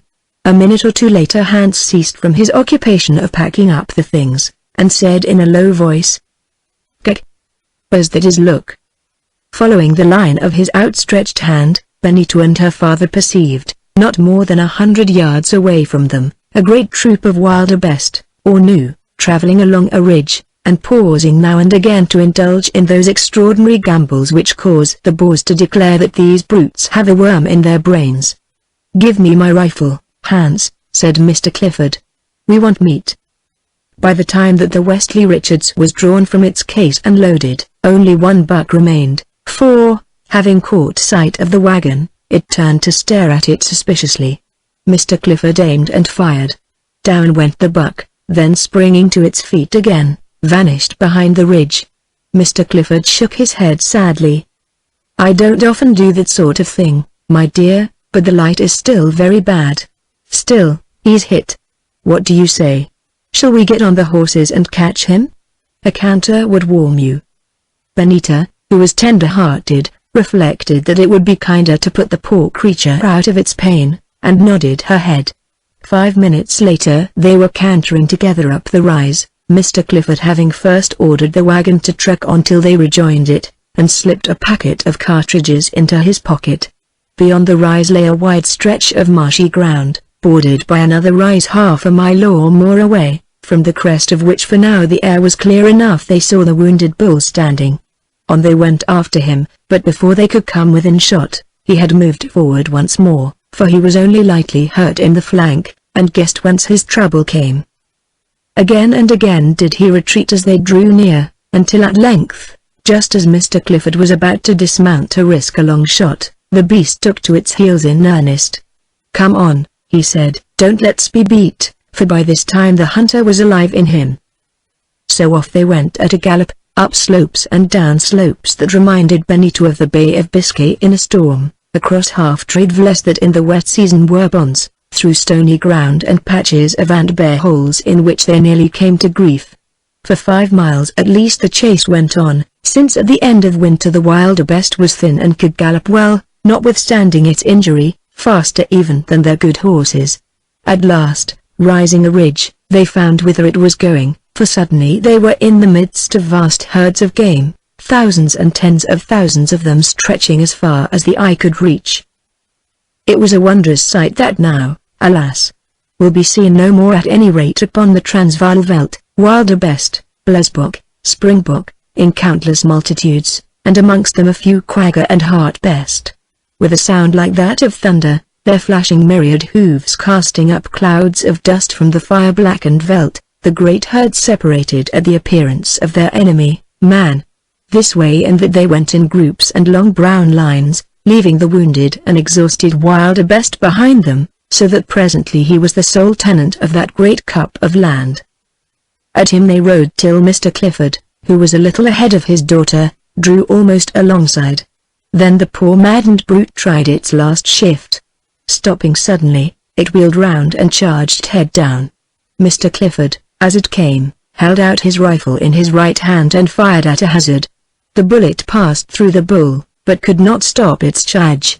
Its horns, held low, struck the forelegs of the horse, and next instant horse, man, and wildebeest rolled on the veldt together.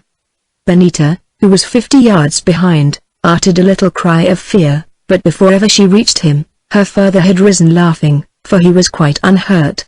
The horse, too, was getting up, but the bull could rise no more. It struggled to its 4 feet, uttered a kind of sobbing groan, stared round wildly, and rolled over, dead. "I never knew a wilder beast charge like that before," said Mr. Clifford. "Confound it. I believe my horse is lamed." Lamed it was, indeed, where the bull had struck the foreleg, though, as it chanced, not badly.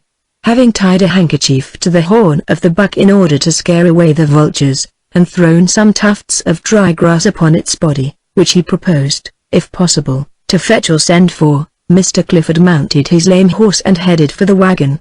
But they had galloped farther than they thought, and it was midday before they came to what they took to be the road. As there was no spoor upon it, they followed this track backwards, expecting to find the wagon outspanned, but although they rode for mile upon mile, no wagon could they see. Then, realizing their mistake, they retraced their steps, and leaving this path at the spot where they had found it, struck off again to the right. Meanwhile, the sky was darkening, and at about 3 o'clock in the afternoon a thunderstorm broke over them accompanied by torrents of icy rain, the first fall of the spring, and a bitter wind which chilled them through. More, after the heavy rain came drizzle and a thick mist that deepened as evening approached. Now their plight was very wretched. Lost, starved, soaked to the skin, with tired horses, one of which was lame, they wandered about on the lonely veldt. Only one stroke of fortune came to them. As the sun set, for a few moments its rays pierced the mist, telling them in what direction they should go. Turning their horses, they headed for it, and so rode on until the darkness fell. Then they halted a while, but feeling that if they stood still in that horrible cold they would certainly perish before morning, once more pushed on again. By now Mr. Clifford's horse was almost too lame to ride, so he led it, walking at his daughter's side, and reproaching himself bitterly for his foolishness in having brought her into this trouble. "It doesn't matter, father," she answered wearily, for she was very tired. "Nothing matters, one may as well die upon there veldt as in the sea or anywhere else." On they plodded, they knew not whither. Benita fell asleep upon her saddle, and was awakened once by a hyena howling quite close to them, and once by her horse falling to its knees. "What is the time?" she said at last. Her father struck a match and looked at his watch. It was 10 o'clock, they had been 15 hours away from the wagon and without food. At intervals Mr. Clifford, who had remounted, fired his rifle. Now there was but one cartridge left, and having caught sight of his daughter's exhausted face by the light of the match, he fired this also, though in that desperate wilderness there was little hope of its bringing succor. "Shall we stop or go on?" he asked. "I do not care," she answered. "Only if I stop I think it will be forever. Let us go on." Now the rain had ceased, but the mist was as dense as before. Also they seemed to have got among bush, for wet leaves brushed their faces. Utterly exhausted they stumbled forward, till suddenly Benita felt her horse stop as though a hand had seized its bridle, and heard a man's voice, speaking with a foreign accent, say, "Mein Gott! Where are you going?" "I wish I knew," she answered, like one in a dream. At this instant the moon rose above the mists, and Benita saw Jacob Meyer for the first time. In that light his appearance was not unpleasing. A man of about 40 years of age, not over tall, slight and active in build, with a pointed black beard, regular, Semitic features, a complexion of an ivory pallor which even the African sun did not seem to tan, and dark, lustrous eyes that appeared, now to sleep, and now to catch the fire of the thoughts within. Yet, weary though she was, there was something in the man's personality which repelled and alarmed Benita, something wild and cruel. She felt that he was filled with unsatisfied ambitions and desires, and that to attain to them he would shrink at nothing. In a moment he was speaking again in tones that compelled her attention. "It was a good thought that brought me here to look for you." "No, not a thought. What do you call it? An instinct. I think your mind must have spoken to my mind, and called me to save you. See now, Clifford, my friend, where you have led your daughter? See, see." And he pointed downwards. They leaned forward and stared. There, immediately beneath them, was a mighty gulf whereof the moonlight did not reveal the bottom. "You are no good veldt traveler, Clifford, my friend. One more step of those silly beasts, and down below there would have been 2 red heaps with bits of bones sticking out of them. Yes, there on the rocks 500 feet beneath. Ah! You would have slept soundly tonight, both of you. Where is the place? Asked Mr. Clifford in a dazed fashion. Leopard's Kloof. Yes, Leopard's Kloof, no other. You have travelled along the top of the hill, not at the bottom. Certainly that was a good thought which came to me from the lady your daughter, for she is one of the thought senders, I am sure. Ah! It came to me suddenly, it hit me like a stake whilst I was searching for you, having found that you had lost the wagon. It said to me, ride to the top of Leopard's Kloof. Ride hard. I rode hard through the rocks and the darkness, through the mist and the rain, and not 1 minute had I been here when you came and I caught the lady's bridle. I am sure we are very grateful to you, murmured Benita. Then I am paid back 10,000 times. No, it is I who am grateful, I who have saved your life through the thought you sent me. Thought or no thought, all's well that ends well, broke in Mr. Clifford impatiently. And thank heaven we are not more than 3 miles away from home. Will you lead the way, Cobb? You always could see in the dark. Yes, yes, and he took hold of Benita's bridle with his firm, white hand. Oh! My horse will follow, or put your arm through his rein so. Now come on, Miss Clifford, and be afraid no more. With Jacob Meyer you are safe. So they began their descent of the hill. Meyer did not speak again, all his attention seemed to be concentrated upon finding a safe path on which the horses would not stumble. Nor did Benita speak, she was too utterly exhausted, so exhausted, indeed, that she could no longer control her mind and imagination. These seemed to lose themselves from her and to acquire new powers, notably that of entering into the secret thoughts of the man at her side. She saw them pass before her like living things, and yet she could not read them. Still, something she did understand, that she had suddenly grown important to this man, not in the way in which women are generally important to men, but otherwise. She felt as though she had become interwoven with the objects of his life, and was henceforth necessary to their fulfillment, as though she was someone whom he had been seeking for years on years, the one person who could give him light in his darkness. These imaginings troubled her, so that she was very thankful when they passed away as swiftly as they had arisen, and she knew only that she was half dead with weariness and cold, that her limbs ached and that the steep path seemed endless. At length they reached level ground, and after traveling along it for a while and crossing the bed of a stream, passed through a gate, and stopped suddenly at the door of a house with lighted windows. "Here is your home at last, Miss Clifford," said the musical voice of Jacob Meyer, "and I thank the fate which rules us that it has taught me to bring you to it safely." Making no answer, she slid from the saddle, only to find that she could not stand, for she sank into a heap upon the ground. With a gentle exclamation he lifted her, and calling to 2 Kaffirs who had appeared to take the horses, led her into the house. "You must go to bed at once," he said, conducting her to a door which opened out of the sitting room. "I have had a fire lit in your chamber in case you should come, and old Tanty Sally will bring you soup with brandy in it, and hot water for your feet. Ah! There you are, old Roo. Come now, help the lady, your mistress. Is all ready?" "All, Buzz," answered the woman, a stout half-breed with a kindly face. "Come now, my little one, and I will undress you." Half an hour later Benita, having drunk more brandy than ever she had done in her life before, was wrapped up and fast asleep. When she awoke the sun was streaming through the curtained window of the room, and by the light of it she saw that the clock which stood upon the mantelpiece pointed to 11:30. She had slept for nearly 12 hours, and felt that, notwithstanding the cold and exposure, save for stiffness and a certain numb feeling in her head, the result, perhaps, of the unaccustomed brandy, she was well and, what was more, quite hungry. Outside on the veranda she heard the voice of Jacob Meyer, with which she seemed already to have become familiar, telling some natives to stop singing, as they would wake the chieftainess inside.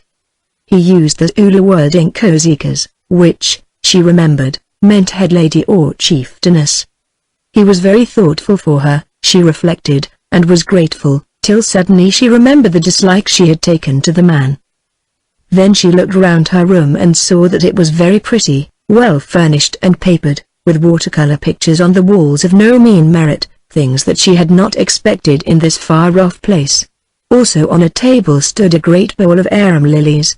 She wondered who had put them there, whether it were the old half-breed, Sally, or Jacob Meyer. Also she wondered who had painted the pictures, which were all of African scenery, and something told her that both the flowers and the pictures came from Jacob Meyer. On the little table by her bed was a handbell, which presently she rang.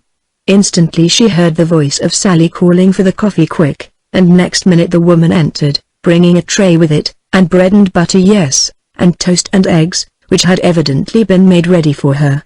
Speaking in English mixed with Dutch words, she told Benita that her father was still in bed, but sent her his love, and wished to know how she did. Then, while she ate her breakfast with appetite, Sally set her a bath, and subsequently appeared carrying the contents of the box she had used upon the wagon, which had now arrived safely at the farm.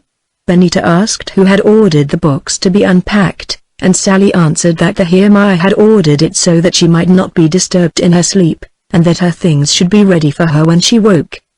"The Herr Meyer thinks a great deal about other people," said Benita. Answered the old half-breed. "He think much about people when he want to think about them, but he think most about himself. Bas Meyer, he a very clever man, oh. A very clever man, who want to be a great man too. And one day, missy, he be a great man, great and rich if the Heer God Almighty let him." Chapter 6. The Gold Coin. 6 weeks had gone by since the eventful evening of Benita's arrival at Troekrans. Now the spring had fully come, the veldt was emerald with grass and bright with flowers.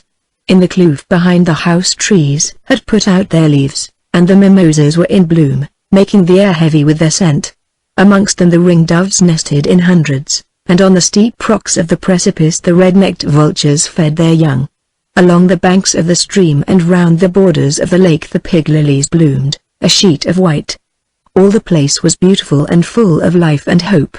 Nothing seemed dead and hopeless except Benita's heart.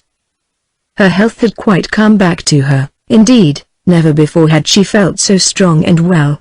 But the very soul had withered in her breast. All day she thought, and all night she dreamed of the man who, in cold blood, had offered up his life to save a helpless woman and her child. She wondered whether he would have done this if he had heard the answer that was upon her lips. Perhaps that was why she had not been given time to speak that answer, which might have made a coward of him. For nothing more had been heard of Robert Seymour. Indeed, already the tragedy of the ship Zanzibar was forgotten.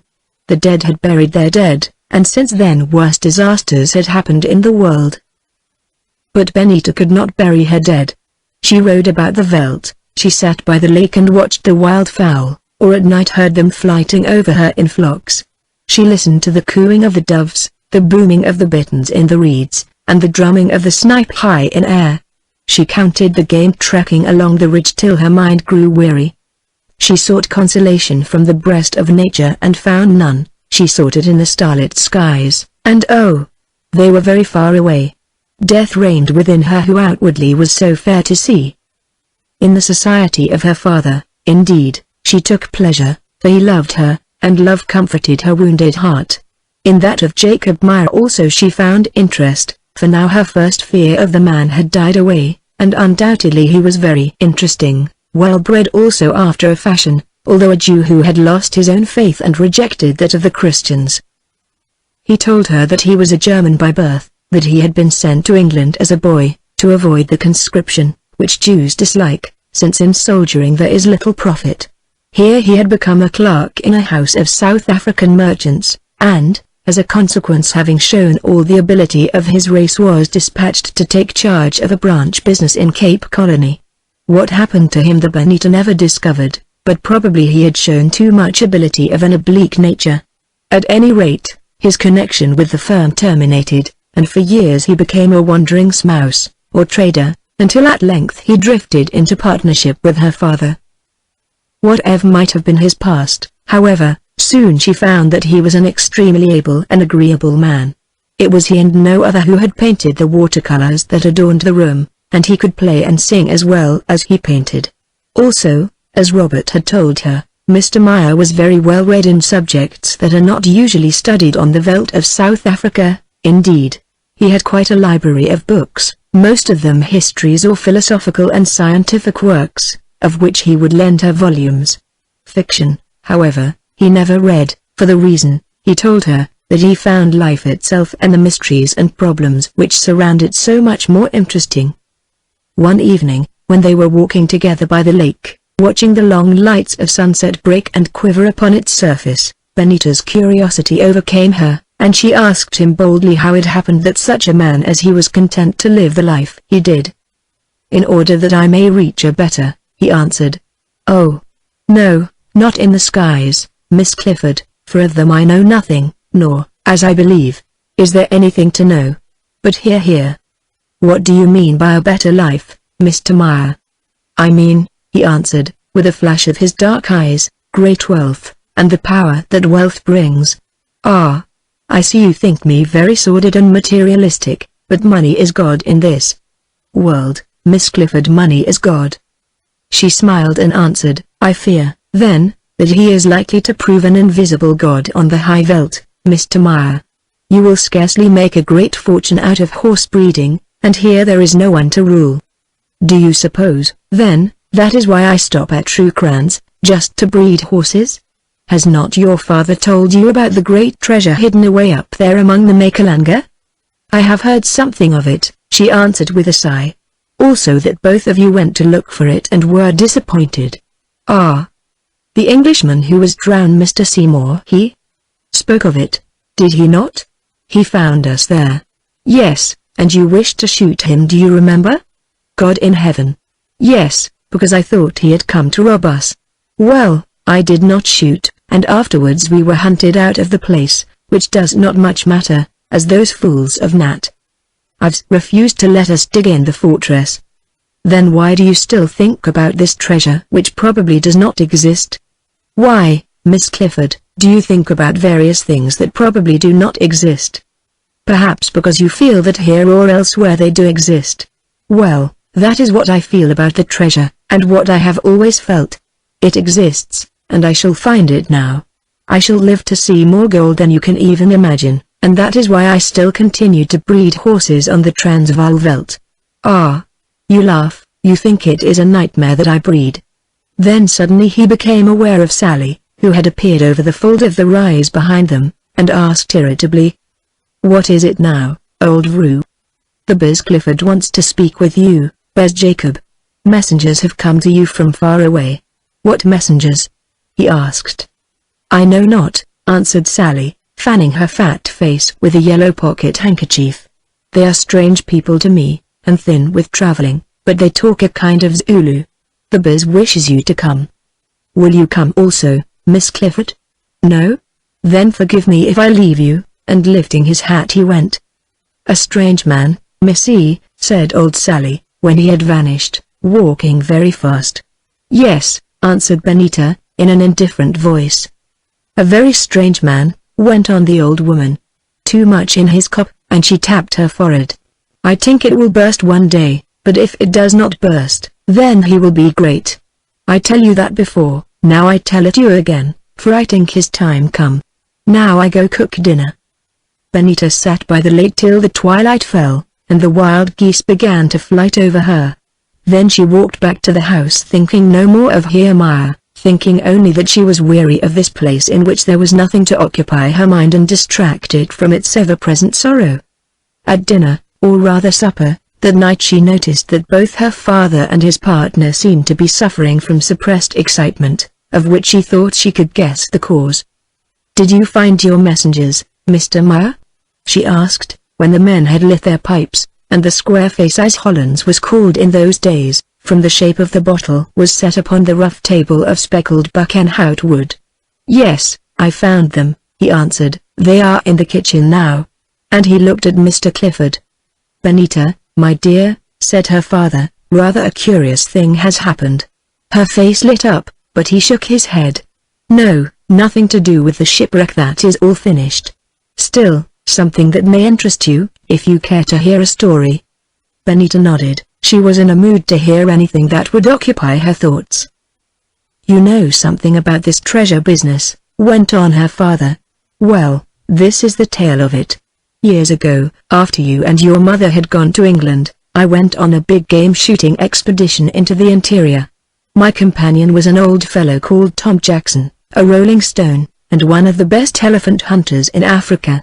We did pretty well, but the end of it was that we separated north of the Transvaal, I bringing down the ivory that we had shot and traded, and Tom stopping to put in another season, the arrangement being that he was to join me afterwards, and take his share of the money. I came here and bought this farm from a boor who was tired of it cheap enough, too, for I only gave him £100 for the 6,000 acres. The kitchens behind were his old house, for I built a new one. A year had gone by before I saw any more of Tom Jackson, and then he turned up more dead than alive. He had been injured by an elephant, and lay for some months among the MagneonBooks to the north of Matabeleland, where he got fever badly at a place called Bambats, on the Zambesi. These MagneonBooks are a strange folk. I believe their name means the people of the sun. At any rate, they are the last of some ancient race. Well, while he was there he cured the old Malimo, or hereditary high priest of this tribe, of a bad fever by giving him quinine, and naturally they grew friendly. The Malimo lived among ruins of which there are many over all that part of South Africa. No one knows who built them now, probably it was people who lived thousands of years ago. However, this Malimo told Tom Jackson a more recent legend connected with the place. He said that 6 generations before, when his great-great-great-grandfather was Chief Mambo, he called it, the natives of all that part of South Africa rose against the white men Portuguese, I suppose who still worked the gold there. They massacred them and their slaves by thousands, driving them up from the southward, where Lobengula rules now, to the Zambesi by which the Portuguese hoped to escape to the coast. At length a remnant of them, not more than about 200 men and women, arrived at the stronghold called Bambats, where the Malimo now lives in a great ruin built by the ancients upon an impregnable mountain which overhangs the river. With them they brought an enormous quantity of gold, all the stored-up treasure of the land which they were trying to carry off. But although they reached the river they could not escape by it, since the natives, who pursued them in thousands, watched day and night in canoes, and the poor fugitives had no boats. Therefore it came about that they were shut up in this fortress which it was impossible to storm, and they slowly perished of starvation. When it was known that they were all dead, the natives who had followed them from the south, and who wanted blood and revenge, not gold, which was of no use to them, went away, but the old priest's forefather who knew the secret entrance to the place, and who had been friendly to the Portuguese, forced his way in and there, amidst the dead, found one woman living, but mad with grief, a young and beautiful girl, the daughter of the Portuguese lord or captain. He gave her food, but in the night, when some strength had returned to her, she left him, and at daybreak he found her standing on the peak that overhangs the river, dressed all in white. He called some of his counselors, and they tried to persuade her to come down from the rock, but she answered, no, her betrothed and all her family and friends were dead, and it was her will to follow them. Then they asked where was the gold, for having watched day and night they knew it had not been thrown into the river. She answered that it was where it was, and that, seek as he might, no black man would ever find it.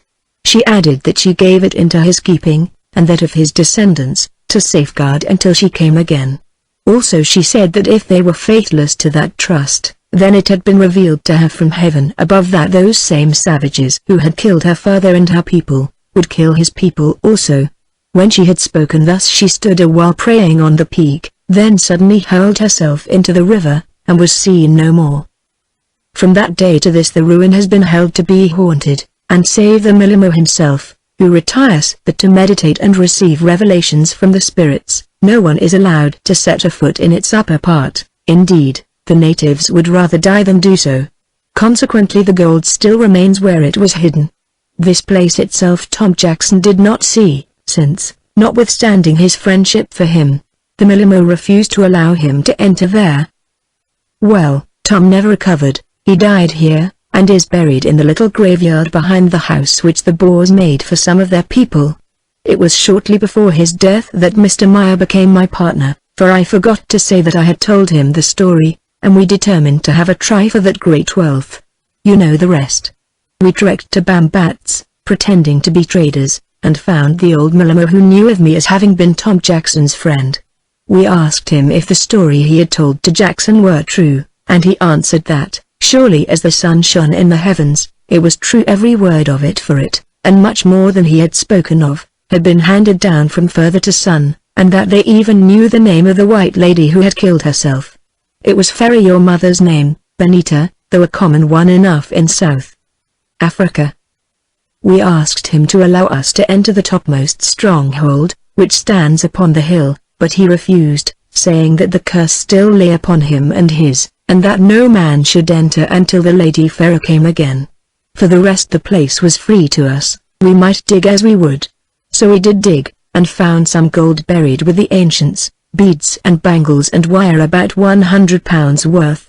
Also that was on the day when the young Samers came upon us, and accounts for Maya's excitement, for he thought that we were on the track of the treasure. We found a single gold coin, no doubt one that had been dropped by the Portuguese. Here it is. And he threw a thin piece of gold on the table before her. I have shown it to a man learned in those matters, and he says that it is a ducat struck by one of the Doges of Venice. Well, we never found any more. The end of it was that the Makalanga caught us trying to get into the secret stronghold by stealth, and gave us the choice of clearing out or being killed. So we cleared out, for treasure is not of much use to dead men. Mr. Clifford ceased speaking, and filled his pipe, while Maya helped himself to Squareface in an absent manner. As for Benita, she stared at the quaint old coin, which had a hole in it, wondering with what scenes of terror and of bloodshed it had been connected. "Keep it," said her father. "It will go on that bracelet of yours." "Thank you, dear," she answered. "Though I don't know why I should take all the Portuguese treasure, since we shall never see any more of it." "Why not, Miss Clifford?" asked Maya quickly. "The story tells you why, because the natives won't even let you look for it. Also, looking and finding are different things. Natives change their minds sometimes, Miss Clifford. That story is not done, it is only begun, and now you shall hear its second chapter. Clifford, may I call in the messengers?" And without waiting for an answer he rose and left the room. Neither Mr. Clifford nor his daughter said anything after he had gone. Benita appeared to occupy herself in fixing the broad gold coin to a little swivel on her bracelet, but while she did so once more that sixth sense of hers awoke within her. As she had been afraid at the dinner on the doomed steamer, so again she was afraid.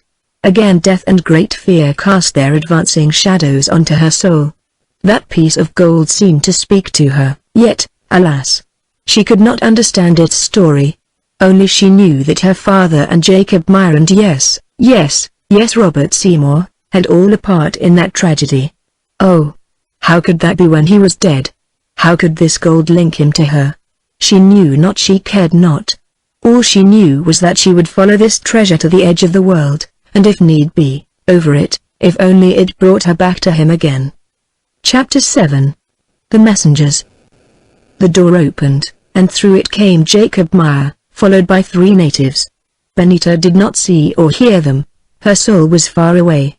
There at the head of the room, clad all in white, for she wore no mourning save in her heart, illuminated by the rays of the lamp that hung above her, she stood still and upright, for she had risen, on the face and in her wide, dark eyes a look that was very strange to see.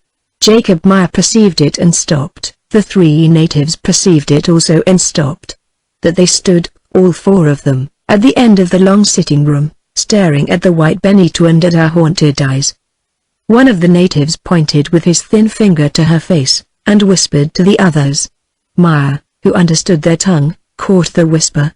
It was, "Behold the spirit of the rock."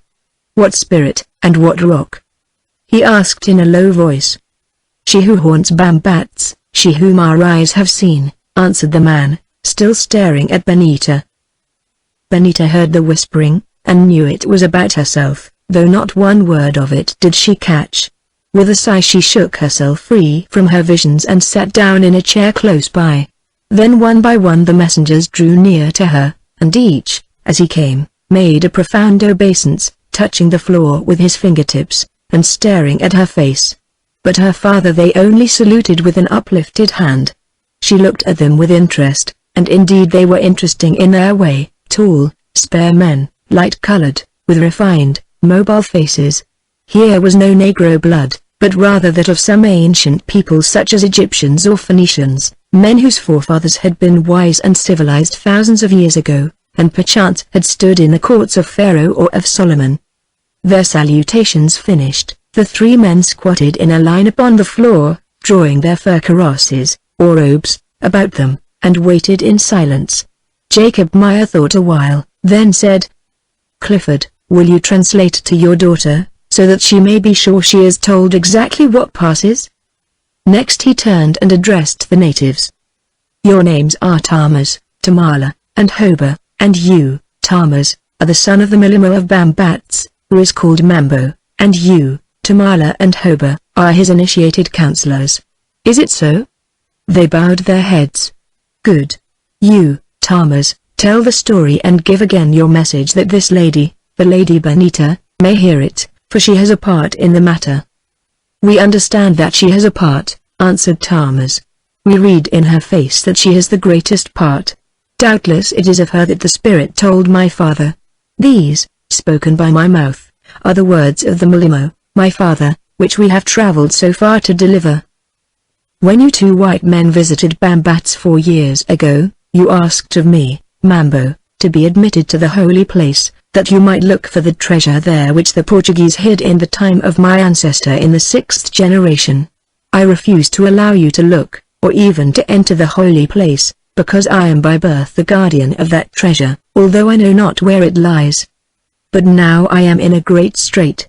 I have news that Lobengula the usurper, who is king of the Matable, has taken offense against me for certain reasons, among them that I did not send him a sufficient tribute. It is reported to me that he purposes next summer to dispatch an impi to wipe me and my people out, and to make my kraal black as the burnt veldt. I have little strength to resist him who is mighty, and my people are not warlike. From generation to generation they have been traders, cultivators of the land, workers in metal, and men of peace, who desire not to kill or be killed. Also they are few. Therefore I have no power to stand against Lobengula. I remember the guns that you and your companion brought with you, which can kill things from far away. If I had a supply of those guns from behind my walls I might defy the impi of Lobengula, whose warriors use the assegai. If you will bring me 100 good guns and plenty or powder and bullets for them, it is revealed to me that it will be lawful for me to admit you to the secret, holy place, where you may look for the buried gold for as long as you wish, and if you can find it, take it all away without hindrance from me or my people. But I will be honest with you. That gold will never be found save by the one appointed. The white lady said so in the time of my forefather. He heard it with his ears, and I have heard it from his descendants with my ears, and so it shall be. Still, if you bring the guns you can come and see if either of you is that one appointed. But I do not think that any man is so appointed, for the secret is hid in woman. But of this you can learn for yourselves. I do but speak as I am bidden. This is my message spoken by my mouth, Tamas, son of my body, and my counselors who go with him will bear witness that he speaks the truth. I, Mambo, the Milimo of Bambats, send you greeting, and will give you good welcome and fulfill my promise, if you come with the far-shooting guns, 10 times 10 of them, and the powder, and the bullets wherewith I may drive off the Matable, but not otherwise. My son, Tamas, and my counselors will drive your wagon into my country, but you must bring no strange servants.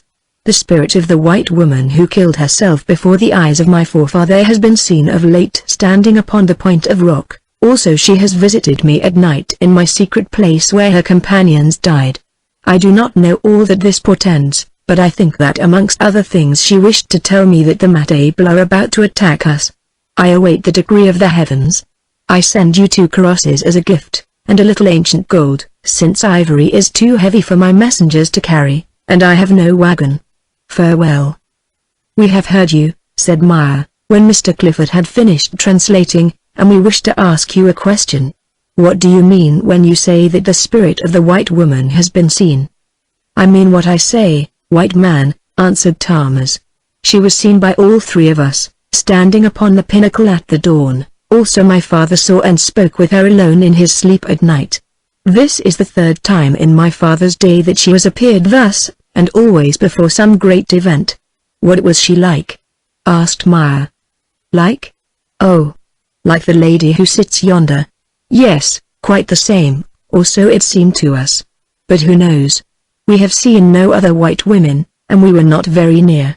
Let the lady come and stand side by side with the spirit, so that we can examine them both, and we shall be able to answer better. Do you accept the offer of the Malimo? We will tell you tomorrow morning, replied Maya. 100 rifles are many to find, and will cost much money. While, for you there is food and a sleeping place. The three men seemed disappointed at his answer, which they evidently believed to be preliminary to a refusal. For a moment or two they consulted together, then Thomas put his hand into a pouch and drew from it something wrapped in dry leaves, which he undid, revealing a quaint and beautiful necklace, fashioned of twisted gold links, wherein were set white stones, that they had no difficulty in recognizing as uncut diamonds of considerable value. From this necklace also hung a crucifix molded in gold.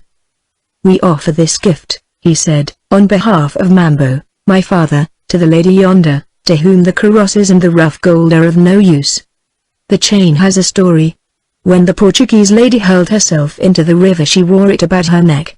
As she fell into the river she struck against a little point of rock which tore the chain away from her. See where it is broken and mended with gold wire. It remained upon the point of rock, and my forefather took it thence.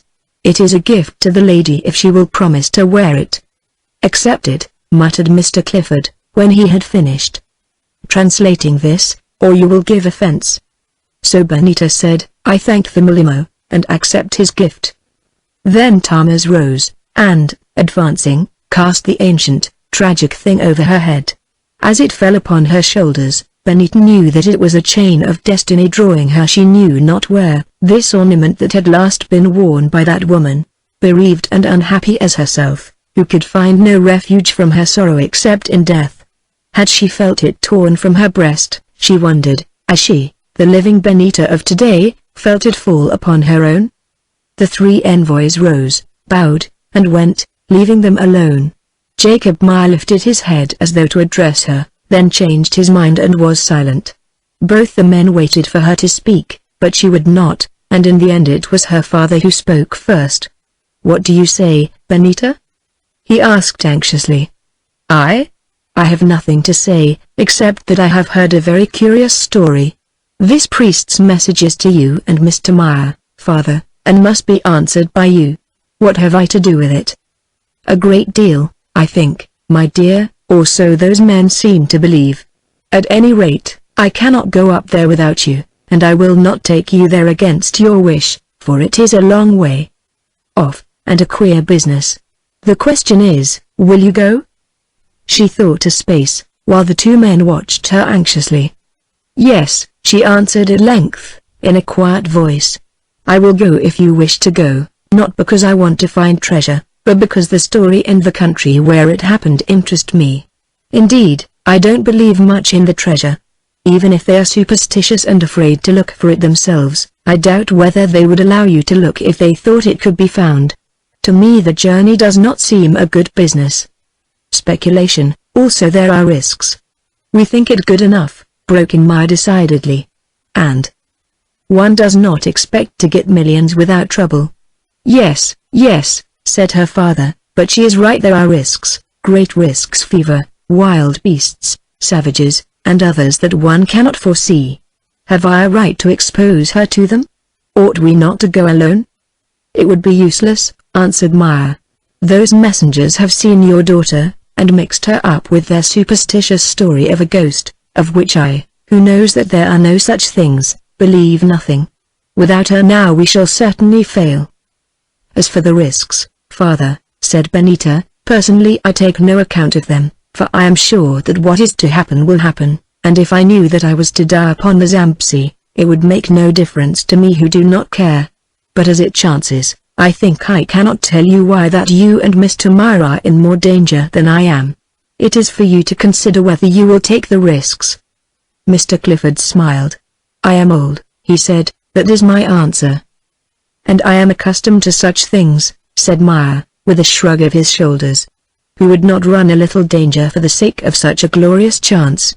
Wealth, wealth, more wealth than we can dream of, and with it, power to avenge, to reward, to buy position, and pleasure, and all beautiful things which are the heritage of the very rich alone, and he spread out his hands and looked upwards, as though in adoration of this golden god. Except such trifles as health and happiness, commented Benita, not without sarcasm, for this man and his material desires disgusted her somewhat, especially when she contrasted him with another man who was lost to her, though it was true that his past had been idle and unproductive enough. Yet they interested her also, for Benita had never met anyone like Mr. Maya, so talented, so eager, and so soulless. Then I understand it is settled, she said. Mr. Clifford hesitated, but Maya answered at once. Yes, settled as far as anything can be. She waited a moment for her father to speak, but he said nothing, his chance had gone by. Very well. Now we shall not need to trouble ourselves with further doubts or argument. We are going to Bambatz on the Zambesi, a distant place, to look for buried gold, and I hope, Mr. Maya, that if you find it, the results will come up to your expectations, and bring you all sorts of good luck. Good night, father dear, good night. My daughter thinks it will bring us ill luck, said Mr. Clifford, when the door had closed behind her. That is her way of saying so. Yes, answered Maya gloomily. She thinks that, and she is one of those who have vision well, she may be wrong. Also, the question is, shall we seize our opportunity and its dangers, or remain here and breed bad horses all our lives, while she, who is not afraid, laughs at us? I am going to Bambatz. Again Mr. Clifford made no direct answer, only asked a question. How long will it take to get the guns and ammunition, and what will they cost?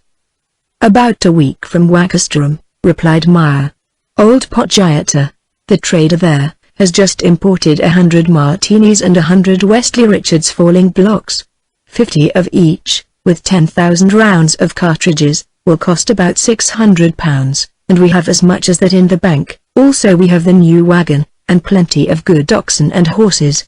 We can take a dozen of the horses with us, and sell them in the north of the Transvaal for a fine price, before we get into the Tetzfly belt. The oxen will probably carry us through, as they are most of them salted. You have thought it all out, Jacob, I see, but it means a lot of money one way and another, to say nothing of other things. Yes, a lot of money, and those rifles are too good for Kaffirs. Birmingham gas pipes would have done for them, but there are none to be had. But what is the money, and what are the guns, compared to all they will bring us? I think you had better ask my daughter, Jacob. She seems to have her own ideas upon the subject. Miss Clifford has made up her mind, and it will not change. I shall ask her no more, replied Maya. Then he, too, left the room, to give orders about the journey to Wakastrom that he must take upon the morrow. But Mr. Clifford sat there till past midnight, wondering whether he had done right, and if they would find the treasure of which he had dreamed for years, and what the future had in store for them. If only he could have seen. When Benita came to breakfast the next morning, she asked where Mr. Maya was, and learned that he had already departed for Wakastrom. Certainly he is in earnest, she said with a laugh. Yes, answered her father, Jacob is always in earnest, though, somehow, his earnestness has not brought him much good so far. If we fail, it will not be want of thought and preparation on his part. Nearly a week went by before Maya returned again, and meanwhile Benita made ready for her journey. In the intervals of her simple preparations also she talked a good deal, with the help of her father, to the three sturdy-looking Makalanga, who were resting thankfully after their long journey. Their conversation was general, since by tacit consent no further mention was made of the treasure or of anything to do with it, but it enabled her to form a fair opinion of them and their people. She gathered that although they spoke a dialect of Zulu, they had none of the bravery of the Zulus, and indeed lived in deadly terror of the Matable, who are bastards Zulus such terror, in fact, that she greatly doubted whether the 100 rifles would be of much use to them, should they ever be attacked by that tribe. They were what their fathers had been before them, agriculturists and workers in metals, not fighting men. Also she set herself to learn what she could of their tongue, which she did not find difficult, for Benita had a natural aptitude for languages, and had never forgotten the Dutch and Zulu she used to prattle as a child, which now came back to her very fast. Indeed, she could already talk fairly in either of those languages, especially as she spent her spare hours in studying their grammar, and reading them. So the days went on, till one evening Jacob Meyer appeared with 2 Scotch carts laden with 10 long boxes that looked like coffins, and other smaller boxes which were very heavy, to say nothing of a multitude of stores. As Mr. Clifford prophesied, he had forgotten nothing, for he even brought Benita various articles of clothing, and a revolver for which she had not asked. 3 days later they trekked away from Rookrantz upon a peculiarly beautiful Sunday morning in the early spring, giving it out that they were going upon a trading and shooting expedition in the north of the Transvaal. Benita looked back at the pretty little stead and the wooded kloof behind it over which she had nearly fallen, and the placid lake in front of it where the nesting wildfowl wheeled, and sighed. For to her, now that she was leaving it, the place seemed like home, and it came into her mind that she would never see it any more. Chapter 8. Nearly 4 months had gone by when at length the wagon with which were Mr. Clifford, Benita, and Jacob Meyer camped one night within the country of the Malimo of Bambatz, whose name was Mambo. Or perhaps that was his title, since, according to Thomas his son, every chief in succession was called Mambo, though not all of them were Malimos, or representatives and prophets of God, or the Great Spirit whom they knew as Munli. Thus sometimes the Malimo, or priest of Munli, and the Mambo or chief were different persons. For instance, he said that he, Thomas, would be Mambo on his father's death, but no visions were given to him, therefore as yet, at any rate, he was not called to be Malimo. In the course of this long journey they had met with many adventures, such as were common to African travelers before the days of railroads, adventures with wild beasts and native tribes, adventures with swollen rivers also, and one that was worst, with thirst, since for 3 days, owing to the failure of a pit or pan, where they expected to find water, they were obliged to go without drink. Still, none of these were very serious, nor had any of the 3 of them ever been in better health than they were at this moment, for by good luck they had escaped all fever. Indeed, their rough, wild life had agreed with Benita extraordinarily well, so well that any who had known her in the streets of London would scarcely have recognized her as the sunburnt, active and well-formed young woman who sat that night by the campfire. All the horses they had brought with them had been sold, except some which had died, and 3 that were salted, or proof against the deadly horse sickness, which they took on with them. Their own servants also had been sent back to Rookrantz in charge of a Scotch cart laden with ivory, purchased from boar hunters who had brought it down from the north of the Transvaal.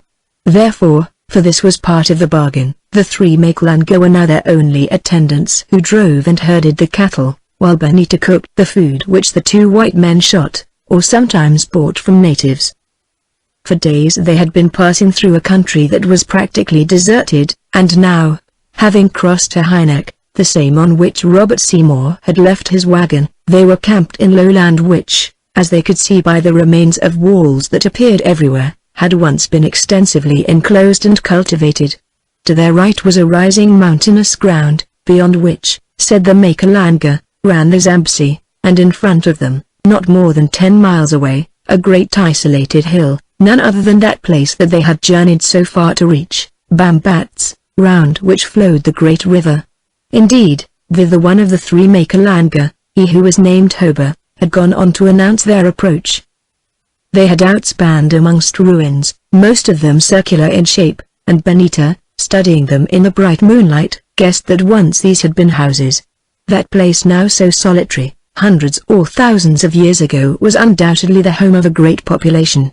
Thousands, rather than hundreds, she thought, since close at hand in the middle of one of these round houses, grew a mighty baobab tree, that could not have seen less than 10 or 15 centuries since the seed whence it sprang pierced the cement floor which was still visible about its giant bole. Thomas, the Malimo's son, saw her studying these evidences of antiquity, and, approaching, saluted her. "Lady," he said in his own language, which by now she spoke very well, lady, and he waved his hand with a fine gaze. To behold the city of my people. How do you know that it was their city? She asked. I do not know, lady. Stones cannot speak, the spirits are silent, and we have forgotten. Still, I think so, and our fathers have told us that but 6 or 8 generations ago many folk lived here, though it was not they who built these walls. Even 50 years ago there were many, but now the Matable have killed them, and we are few. Tomorrow you will see how few. Come here and look, and he led her through the entrance of a square cattle kraal which stood close by. Within were tufts of rank grass, and a few bushes, and among these scores of skulls and other bones. The Matable killed these in the time of Mosley-cats, he said. Now do you wonder that we who remain fear the Matable, and desire guns to defend ourselves from them, even if we must sell our secrets, in order to buy those guns, who have no money to pay for them? No, she answered, looking at the tall, dignified man, into whose soul the irons of fear and slavery had burnt so deep. No, I do not wonder. Next morning at daybreak they trekked on, always through these evidences of dead, forgotten people. They had not more than 10 miles to cover to reach their long journey's end, but the road, if so it could be called, ran uphill, and the oxen, whereof only 14 were now left to drag the heavy laden wagon, were thin and footsore, so that their progress was very slow. Indeed, it was past midday when at length they began to enter what by apology might be called the town of Bambats. When we go away from this, it will have to be by water, I think, unless we can buy track cattle, said Maya, looking at the laboring oxen with a doubtful eye. Why? Asked Mr. Clifford anxiously. Because several of those beasts have been bitten by Tetra's fly, like my horse, and the poison is beginning to work. I thought so last night, but now I am sure. Look at their eyes. It was down in that bit of bush veldt 8 days ago. I said that we ought not to camp there. At this moment they came to the crest of the ridge, and on its further side saw the wonderful ruins of Bambats close at hand. In front of them stood a hill jutting out, as it were into the broad waters of the Zambesi River, which, to a great extent, protected it upon 3 sides. The fourth, that opposite to them, except at one place where a kind of natural causeway led into the town, was also defended by nature, since here for more than 50 feet in height the granite rock of the base of the hill rose sheer and unclimbable. On the mount itself, that in all may have covered 8 or 10 acres of ground, and surrounded by a deep donga or ditch, were 3 rings of fortifications, set one above the other, mighty walls which, it was evident, had been built by no modern hand. Looking at them Benita could well understand how it came about that the poor fugitive Portuguese had chosen this as their last place of refuge, and were overcome at length, not by the thousands of savages who followed and surrounded them, but by hunger. Indeed, the place seemed impregnable to any force that was not armed with siege guns. On the hither side of this natural fosse, which, doubtless, in ancient times had been filled with water led from the Zambesi, stood the village of the Bambats Makalanga, a collection of 70 or 80 wretched huts, round, like those of their forefathers, but built of mud and thatch. About them lay the gardens, or square fields, that were well cultivated, and at this season rich with ripening corn. Benita, however, could see no cattle, and concluded, therefore, that these must be kept on the hill for safety, and within its walls. Down the rough road they lumbered, and through the village, where the few women and children stared at them in a frightened way. Then they came to the causeway, which, on its further side, was blocked with thorns and rough stones taken from the ruins. While they waited for these to be removed by some men who now appeared, Benita looked at the massive, circular wall still 30 or 40 feet in height, by perhaps 20 through its space, built of granite blocks without mortar, and ornamented with quaint patterns of other colored stones. In its thickness she could see grooves, where evidently had once been portcullises, but these had disappeared long ago. "It is a wonderful place," she said to her father. "I am glad that I came. Have you been all over it?" "No, only between the first and second walls, and once between the second and third. The old temple, or whatever it is on the top, and into that they would never admit us. It is there that the treasure lies." that the treasure is supposed to lie," she answered with a smile. "But, father, what guarantee have you that they will do so now? Perhaps they will take the guns and show us the door, or rather the gate." "Your daughter is right, there is none, and before a box is taken off the wagon we must get one," said Maya. "Oh, I know it is risky, and it would have been better to make sure first, but it is too late to talk of that now. Look, the stones are cleared. Trek on trek." The long wagon whip cracked, the poor, tired-out oxen strained at the yokes, and on they went through the entrance of that fateful fortress that was but just wide enough to admit them.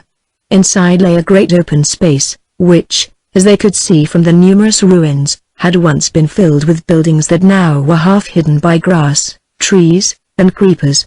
This was the outer ring of the temple where, in ancient days, the priests and captains had their home. Traveling across it for perhaps 150 yards, they came near the second wall, which was like the first, only not quite so solid, and saw that on a stretch of beaten ground, and seated in the shadow, for the day was hot, the people of Bambats were gathered to greet them. When within 50 yards they dismounted from the horses, which were left with the wagon in the charge of the Makalanga, Tamala. Then Benita taking her position between her father and Jacob Meyer, they advanced towards the ring of natives, of whom there may have been 200, all of them adult men. As they came, except one figure who remained seated with his back against the wall, the human circle stood up as a token of respect, and Benita saw that they were of the same stamp as the messengers, tall and good-looking, with melancholy eyes and a cowed expression, wearing the appearance of people who from day to day live in dread of slavery and death. Opposite to them was a break in the circle, through which Thames led them, and as they crossed it Benita felt that all those people were staring at her with their sad eyes. A few paces from where the man crouched against the wall, his head hidden by a beautifully worked blanket that was thrown over it, were placed 3 well-carved stools.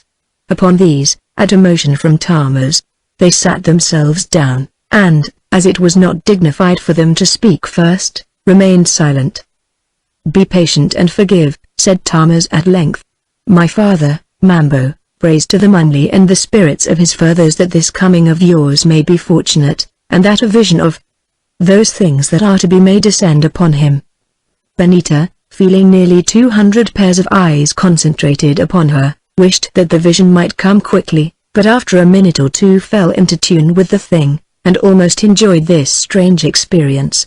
Those mighty ancient walls built by hands unknown, which had seen so much history and so much death, the silent, triple ring of patient, solemn men, the last descendants of a cultured race, the crouching figure hidden beneath the blanket, who imagined himself to be communicating with his god. It was all very strange, very well worth the seeing to one who had wearied of the monotony of civilization. "Look," the man stirred, and threw back his blanket, revealing a head white with age, a spiritual, ascetic face, so thin that every bone showed in it, and dark eyes which stared upwards unseeingly, like those of a person in a trance. Thrice he sighed, while his tribesmen watched him. Then he let his eyes fall upon the 3 white people seated in front of him. First he looked at Mr. Clifford, and his face grew troubled, then at Jacob Meyer, and it was anxious and alarmed. Lastly, he stared at Benita, and while he did so the dark eyes became calm and happy. "White maiden," he said in a soft, low voice, "for you, at least, I have good tidings. Though death come near to you, though you see him on your right hand and your left, and in front of you and behind you, I say, fear not. Here you, who have known deep sorrow, shall find happiness and rest, O maiden, with whom goes the spirit of one pure and fair as you, who died so long ago." Then, while Benita wondered at his words, spoken with such sweet earnestness that although she believed nothing of them, they brought a kind of comfort to her, he looked once more at her father and Jacob Meyer, and, as it were with an effort, was silent. "Have you no pleasant prophecy for me, old friend?" said Jacob, "who have come so far to hear it." At once the aged face grew inscrutable, all expression vanished behind 100 wrinkles, and he answered, "None, white man, none that I am charged to deliver. Search the skies for yourself, you who are so wise, and read them if you can. Lords," he went on in another voice, I greet you in the name and presence of my children. Sant Dharmas, I greet you also, you have done your mission well. Listen, now you are weary and would rest indeed, still, bear with me, for I have a word to say. Look around you. You see all my tribe, not 20 times 10 above the age of boys, we who once were countless as the leaves on yonder trees in spring. Why are we dead? Because of the MagneonBooks, those fierce dogs whom, 2 generations ago, Mosley-cats, the general of Chaka, brought up to the south of us, who ravish us and kill us year by year. We are not warlike, we who have outlived a war and the lust of slaying. We are men of peace, who desire to cultivate the land, and to follow our arts which have descended to us from our ancestors, and to worship the heavens above us, whither we depart to join the spirits of our forefathers. But they are fierce and strong and savage, and they come up and murder our children and old people, and take away the young women and the maidens to be slaves, and with them all our cattle. Where are our cattle? Lobengula, chief of the MagneonBooks, has them. Scarce a cow is left to give milk to the sick or to the motherless babe. And yet he sends for cattle. Tribute, say his messengers, deliver tribute, or mine will come and take it with your lives. But we have no cattle, all are gone. We have nothing left to us but this ancient mountain and the works built thereon, and a little corn on which we live. Yes, I say it, I, the Milimo, I whose ancestors were great kings, I who have still more wisdom in me than all the hosts of the MagneonBooks. And as he spoke the old man's grey head sank upon his breast and the tears ran down his withered cheeks, while his people answered, Mambo, it is true. Now listen again, he went on. Lobengula threatens us, therefore I sent to these white men who were here before, saying that if they would bring me 100 guns, and powder and ball, to enable us to beat off the MagneonBooks from behind these strong walls of ours, I would take them into the secret holy place where for 6 generations no white man has set a foot, and thus suffer them to search for the treasure which is hid therein, no man knows where, the treasure which they asked leave to find 4 winters gone. We refused it then and drove them hence, because of the curse laid upon us by the white maid who died, the last of the Portuguese, who foretold her people's fate for us if we gave up the buried gold save to one appointed. My children, the spirit of Bambats has visited me, I have seen her and others have seen her, and in my sleep she said to me, suffer the men to come and search, for with them is one of the blood to whom my people's wealth is given, and great is your danger, for many spears draw nigh. My children, I sent my son and other messengers on a far journey to where I knew the men dwelt, and they have returned after many months bringing those men with them, bringing with them also another of whom I knew nothing, yes, her who is appointed, her of whom the Spirit spoke. Then he lifted his withered hand and held it towards Benita, saying, I tell you that yonder she sits for whom the generations have waited. It is so, answered the Makalanga. It is the white lady come again to take her own friends, asked the Milimo, while they wondered at his strange speech. Tell me, have you brought the guns? Surely, answered Mr. Clifford, they are there in the wagon, every one of them, the best that can be made, and with them 10,000 cartridges, bought at a great cost. We have fulfilled our share of the bargain, now will you fulfill yours, or shall we go away again with the guns and leave you to meet the MagneonBooks with your assegais? Say you the agreement while we listen, answered the Milimo. Good, said Mr. Clifford. It is this, that you shall find us food and shelter while we are with you. That you shall lead us into the secret place at the head of the hill, where the Portuguese died, and the gold is hidden. That you shall allow us to search for that gold when and where we will. That if we discovered the gold, or anything else of value to us, you shall suffer us to take it away, and assist us upon our journey, either by giving us boats and manning them to travel down the Zambesi, or in whatever fashion may be most easy. That you shall permit none to hurt, molest, or annoy us during our sojourn among you. Is that our contract? Not quite all of it, said the Milimo.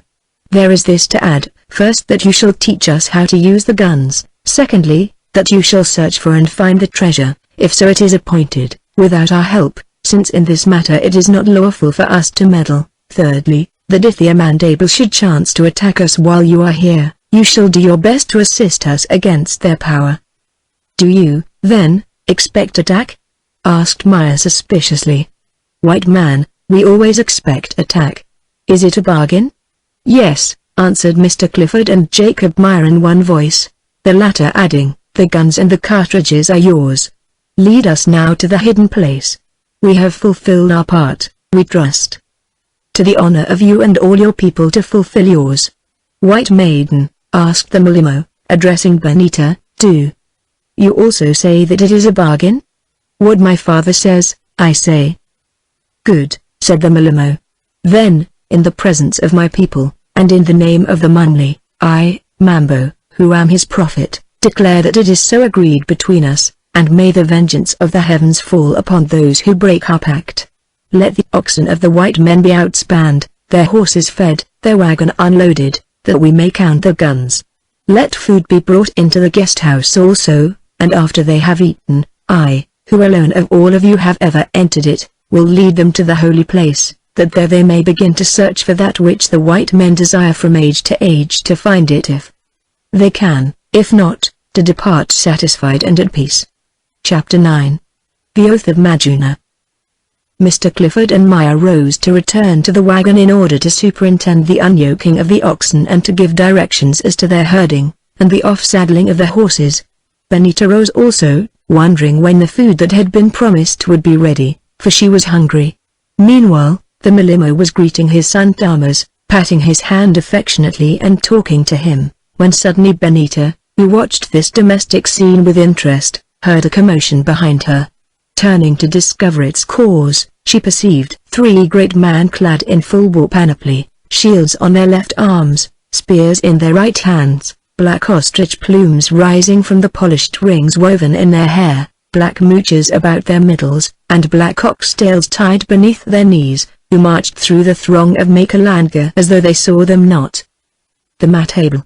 The Matable are on us!" cried a voice, while other voices shouted, "Fly to your walls!" And yet others, "Kill them! They are few." But the 3 men marched on unheeding till they stood before Mambo. "Who are you, and what do you seek?" the old man asked boldly, though the fear that had taken hold of him at the sight of these strangers was evident enough, for his whole body shook. "Surely you should know, Chief of Bambats," answered their spokesman with a laugh, "for you have seen the like of us before. We are the children of Lobengula, the great elephant, the king, the black bull, the father of the Amandable, and we have a message for your ear, little old man, which, finding that you leave your gate open, we have walked in to deliver." "Speak your message then, envoys of Lobengula, in my ear and in those of my people," said the Malimo. "Your people? Are these all your people?" the spokesman replied contemptuously. "Why then, what need was there for the Indians of the king to send so large an impi under a great general against you, when a company of lads armed with stakes would have served the turn? We thought that these were but the sons of your house, the men of your own family, whom you had called together to eat with the white strangers." "Close the entrance in the wall," cried the Malimo, stung to fury by the insult, and a voice answered, "Father, it is already done." But the Matable, who should have been frightened, only laughed again, and their spokesman said, "See, my brothers, he thinks to trap us who are but 3. Well, kill on, old wizard, if you will, but know that if a hand is lifted, this spear of mine goes through your heart, and that the children of Lobengula die hard. Know also that then the impi which waits not far away will destroy you everyone, man and woman, youth and maiden, little ones who hold the hand and infants at the breast, none shall be left, none at all, to say, 'Here once lived the cowardly Makalanga of Bambats.' Nay, be not foolish, but talk softly with us, so that perhaps we may spare your lives."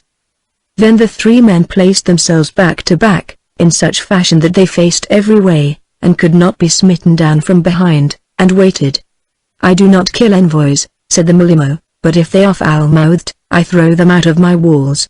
Your message, men of the Amandable. I hear you. Hearken now to the word of Lobengula." Then the envoy began to speak, using the pronoun I as though it were the Matable king himself who spoke to his vassal, the Makalanga chief. "I sent to you last year, you slave, who dare to call yourself Mambo of the Makalanga, demanding a tribute of cattle and women, and warning you that if they did not come, I would take them. They did not come, but that time I spared you. Now I send again. Hand over to my messengers 50 cows and 50 oxen, with herds to drive them, and 12 maidens to be approved by them, or I wipe you out. You have troubled the earth too long, and that before another moon has waned. Those are the words of Lobengula, he concluded, and taking the horn snuff-box from the slit in his ear, helped himself, then insolently passed it to the Milimo. So great was the old chief's rage that, forgetting his self-control, he struck the box from the hand of his tormentor to the ground, where the snuff lay spilled. Just so shall the blood of your people be spilled through your rash foolishness, said the messenger calmly, as he picked up the box, and as much of the snuff as he could save. Hearken, said the Milimo, in a thin, trembling voice. Your king demands cattle, knowing that all the cattle are gone, that scarce a cow is left to give drink to a motherless babe. He asks for maidens also, but if he took those he seeks we should have none left for our young men to marry. And why is this so? It is because the vulture, Lobengula, has picked us to the bone. Yes, while we are yet alive he has torn the flesh from us. Year by year his soldiers have stolen and killed, till at last nothing is left of us. And now he seeks what we have not got to give, in order that he may force a quarrel upon us and murder us. There is naught left for us to give Lobengula. You have your answer. Indeed, replied the envoy with a sneer. How comes it, then, that yonder I see a wagon laden with goods, and oxen in the yokes? Yes, he repeated with meaning, with goods whereof we have known the like at Buluwayo, for Lobengula also sometimes buys guns from white men. Oh, little Makalanga. Come now, give us the wagon with its load and the oxen and the horses, and though it be but a small gift, we will take it away and ask nothing more this year. How can I give you the property of my guests, the white men? Asked the Milimo. Get you gone, and do your worst, or you shall be thrown from the walls of the fortress. Good, but know that very soon we shall return and make an end of you, who are tired of these long and troublesome journeys to gather so little. Go, tend your corn, dwellers in Bambats, for this I swear in the name of Lobengula, never shall you see it ripen more. Now the crowd of listening Makalanga trembled at his words, but in the old Milimo they seemed only to rouse a storm of prophetic fury. For a moment he stood staring up at the blue sky, his arms outstretched as though in prayer. Then he spoke in a new voice, a clear, quiet voice, that did not seem to be his own. Who am I? He said. I am the Milimo of the Bambat Makalanga, I am the ladder between them and heaven, I sit on the topmost bough of the tree under which they shelter, and there in the crest of the tree Munli speaks with me. What to you are winds, to me are voices whispering in my spirit's ears. Once my forefathers were great kings, they were Mambos of all the land, and that is still my name and dignity. We lived in peace, we labored, we did wrong to no man. Then you Zulu savages came upon us from the southeast and your path was red with blood. Year after year you robbed and you destroyed, you raided our cattle, you murdered our men, you took our maidens and our children to be your women and your slaves, until at length, of all this pit filled with the corn of life, there is left but a little handful. And this you say you will eat up also, lest it should fall into good ground and grow again. I tell you that I think it will not be so, but whether or no that happens, I have words for the ear of your king, a message for a message. Say to him that thus speaks the wise old Milimo of Bambats. I see him hunted like a wounded hyena through the rivers, in the deep bush, and over the mountain. I see him die in pain and misery, but his grave I see not, for no man shall know it. I see the white man take his land and all his wealth, yea, to them and to no son of his shall his people give the Bayit, the royal salute. Of his greatness and his power, this alone shall remain to him a name accursed from generation to generation. And last of all I see peace upon the land and upon my children's children. He paused, then added, for you, cruel dog that you are, this message also from the Munli, by the lips of his Milimo. I lift no hand against you, but you shall not live to look again upon your king's face. Begone now, and do your worst. For a moment the three Matable seemed to be frightened, and Benita heard one of them say to his companions. The wizard has bewitched us. He has bewitched the great elephant and all his people. Shall we kill him? But quickly shaking off his fears their spokesman laughed, and answered. So that is what you have brought the white people here for. Old traitor, to plot against the throne of Lobingula. He wheeled round and stared at Mr. Clifford and Jacob Meyer, then added, "Good, Greybeard and Blackbeard, I myself will put you both to such a death as you have never heard of, and as for the girl, since she is well favored, she shall brew the king's beer, and be numbered amongst the king's wives unless, indeed, he is pleased to give her to me." In an instant the thing was done. At the man's words about Benita, Meyer, who had been listening to his threats and bombast unconcerned, suddenly seemed to awake. His dark eyes flashed, his pale face turned cruel. Snatching the revolver from his belt, he seemed to point and fire it with one movement, and down dead or dying went the mat table. Men did not stir, they only stared. Accustomed as they were to death in that wild land, the suddenness of this deed surprised them. The contrast between the splendid, brutal savage who had stood before them a moment ago, and the limp, black thing going to sleep upon the ground, was strange enough to move their imaginations. There he lay, and there, over him, the smoking pistol in his hand, Meyer stood and laughed. Benita felt that the act was just, and the awful punishment deserved. Yet that laugh of Jacob's jarred upon her, for in it she thought she heard the man's heart speaking, and oh, its voice was merciless. Surely justice should not laugh when her sword falls. "Behold, now," said the Milimo in his still voice, pointing at the dead mat table with his finger, "do I speak lies, or is it true that this man shall not look more upon his king's face? Well, as it was with the servant, so it shall be with the Lord, only more slowly. It is the decree of the Mumli, spoken by the voice of his mouth, the Milimo of Bambats. Go, children of Lobingula, and bear with you as an offering this first fruit of the harvest that the white men shall reap among the warriors of his people." The thin voice died away, and there was silence so intense that Benita thought she heard the scraping of the feet of a green lizard which crept across a stone a yard or two away. Then of a sudden it ended. Of a sudden the two remaining mat table turned and fled for their lives, and as, when dogs run, a flock of sheep will wheel about and pursue them, so did the Makalanga. They grabbed at the messengers with their hands, tearing their finery from them, they struck them with sticks, they pounded them with stones, till at length two bruised and bleeding men, finding all escape cut off, and led perhaps by some instinct, staggered back to where Benita stood horrified at this dreadful scene, and throwing themselves upon the ground, clutched at her dress and prayed for mercy. "Move a little, Miss Clifford," said Meyer. "3 of those brutes will not weigh heavier than 1 upon my conscience." "No, no, you shall not," she answered. "Mambo, these men are messengers, spare them." "Hearken to the voice of pity," said the old prophet, spoken in a place where pity never was, and not in vain. "Let them go.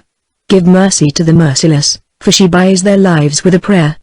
"They will bring the others on us," muttered Thamas, and even old Mr. Clifford shook his head sadly. But the Milimo only said, "I have spoken. Let them go. That which will befall must befall, and from this deed no ill shall come that would not have come otherwise. You hear? Depart swiftly," said Benita, in Zulu. With difficulty the 2 men dragged themselves to their feet, and supporting each other, stood before her. One of them, a clever, powerful-faced man, whose black hair was tinged with grey, addressing himself to Benita, gasped, "Hear me. That fool there," and he pointed to his dead companion, whose boasting brought his death upon him, was but a low fellow. "I, who kept silence and let him talk, am Majuna, a prince of the royal house who justly deserved to die because I turned my back upon these dogs. Yet I and my brother here take life at your hands, lady, who, now that I have had time to think, would refuse it at theirs. For, whether I stay or go does not matter. The impi waits, the slayers are beneath the walls. Those things which are decreed will happen. There, yonder old wizard speaks true. Listen, lady, should it chance that you have cause to demand 2 lives at the hands of Majuna, in his own name and the name of his king he promises them to you. In safety shall they pass, they and all that is theirs, without toll taken. Remember the oath of Majuna, lady, in the hour of your need, and do you, my brother, bear witness to it among our people." Then, straightening themselves as well as they were able, These two sorely hurt men lifted their right arms and gave Benita the salute due to a chieftainess. This done, taking no note of any other creature there, they limped away to the gate that had been opened for them, and vanished beyond the wall. All this while Maya had stood silent. Now he spoke with a bitter smile. "Charity, Miss Clifford," said a certain Paul, "as reported in your New Testament, covers a multitude of sins.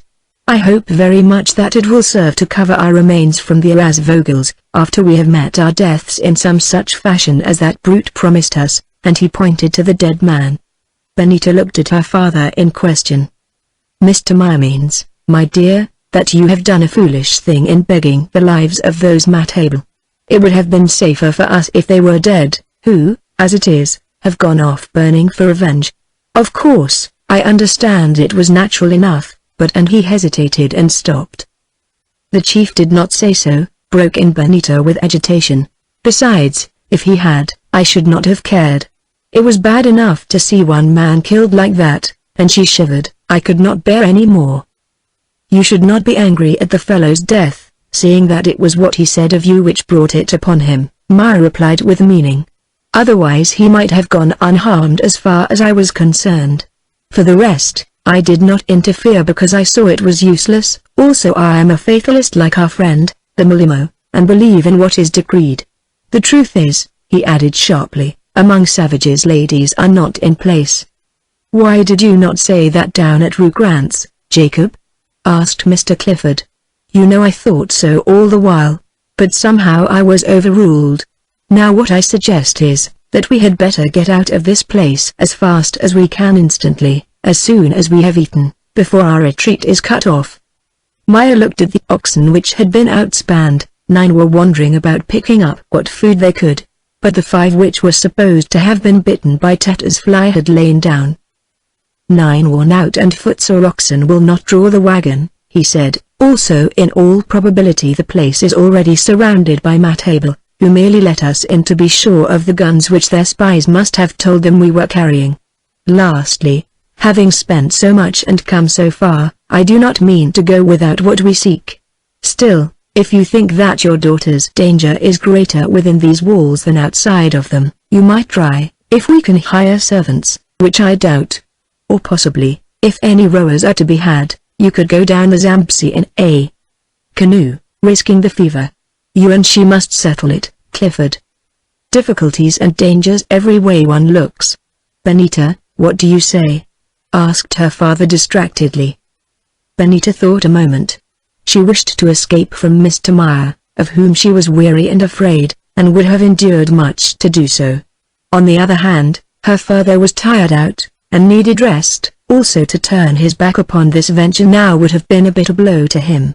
Moreover, lacking cattle and men, how was it to be done? Lastly, something within her, that same voice which had bidden her to come, seemed to bid her to stay. Very soon she had made up her mind. "Father, dear," she said, "thank you for thinking of me, but as far as I can see, we should run more risks trying to get away than we do in stopping here. I wanted to come, though you warned me against it, and now I must take my chance and trust to God to bring us safe through all dangers. Surely with all those rifles the Maklanger ought to be able to hold such a place as this against the Mathable." "I hope so," answered her father, "but they are timid folk. Still, though it would have been far better never to have come, I think with you that it is best to stay where we are, and trust to God." Chapter 10. Chapter 10. The Mountain Top. If our adventurers, or any of them, hoped that they were going to be led to the secret places of the fortress that day, they were destined to disappointment. Indeed, the remainder of it was employed arduously enough in unpacking rifles, and a supply of ammunition, also in giving to a few of the leading Maklanger preliminary lessons in the method of their use, a matter as to which their ideas were of the vaguest. The rest of the tribe, having brought their women and children into the outer enclosure of the ancient stronghold, and with them their sheep and goats and the few cattle which remained to them, were employed in building up the entrance permanently with stones, a zigzag secret path upon the riverside, that could be stopped in a few minutes, being now their only method of ingress and egress through the thickness of the walls. A certain number of men were also sent out as spies to discover, if possible, the whereabouts of the Matable impi. That there was some impi they were almost sure, for a woman who had followed them reported that the injured captain, Majuna, and his companion had been met at a distance of about 3 miles from Bambats by a small party of Matable, who were hiding in some bushes, and that these men had made litters for them, and carried them away, whither she did not know, for she had not dared to pursue them further. That night Benita passed in the guest house, which was only a hut rather larger than the others, while the 2 men slept in the wagon just outside. She was so tired that for a long while she could not rest. Her mind kept flying back to all the events of the day, the strange words of that mystic old Mulimo, concerning herself, the arrival of the brutal messengers and the Indaba that followed, then the sudden and awful destruction of their spokesman at the hand of Jacob Meyer. The scene would not leave her eyes, she saw it again and yet again, the quick transformation of Meyer's indifferent face when the soldier began to insult and threaten her, the lightning-like movement of his hand, the flash, the report, the change from life to death, and the slayer's cruel laugh. He could be very terrible, Jacob Meyer, when his passions were roused. And what had roused them then? She could not doubt that it was herself, not mere chivalry towards a woman. Even if he were capable of chivalry, merely for that he would never have taken such risk of future trouble and revenge. No, it was something deeper. He had never said anything or done anything, yet long ago instinct or insight had caused Benita to suspect the workings of his mind, and now she was sure of them. The thought was terrible, worse than all her other dangers put together. True, she had her father to rely on, but he had been somewhat ailing of late. Age and these arduous journeys and anxieties had told upon him. Supposing that anything were to happen to him if he died, for instance, how dreadful her position might become, left alone far from the reach of help, with savages and Jacob Meyer. Oh! If it had not been for that dreadful shipwreck, how different might be her lot today. Well, it was the thought of the shipwreck and of him whom she had lost therein, which had driven her on to this adventure, that in it perhaps her suffering mind might be numb to rest, and now she must face its issues. God still remained above her, and she would put her trust in him. After all, if she died, what did it matter? But that old Mulimo had promised her that she was safe from death, that she should find here happiness and rest, though not that of the grave.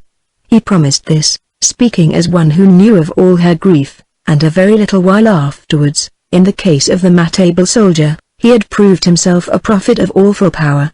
Also she knew not how, she knew not why now, as before, her inmost heart seemed to bear witness that this old dreamer's words were true, and that for her, in some strange manner unforeseen, there still remained a rest.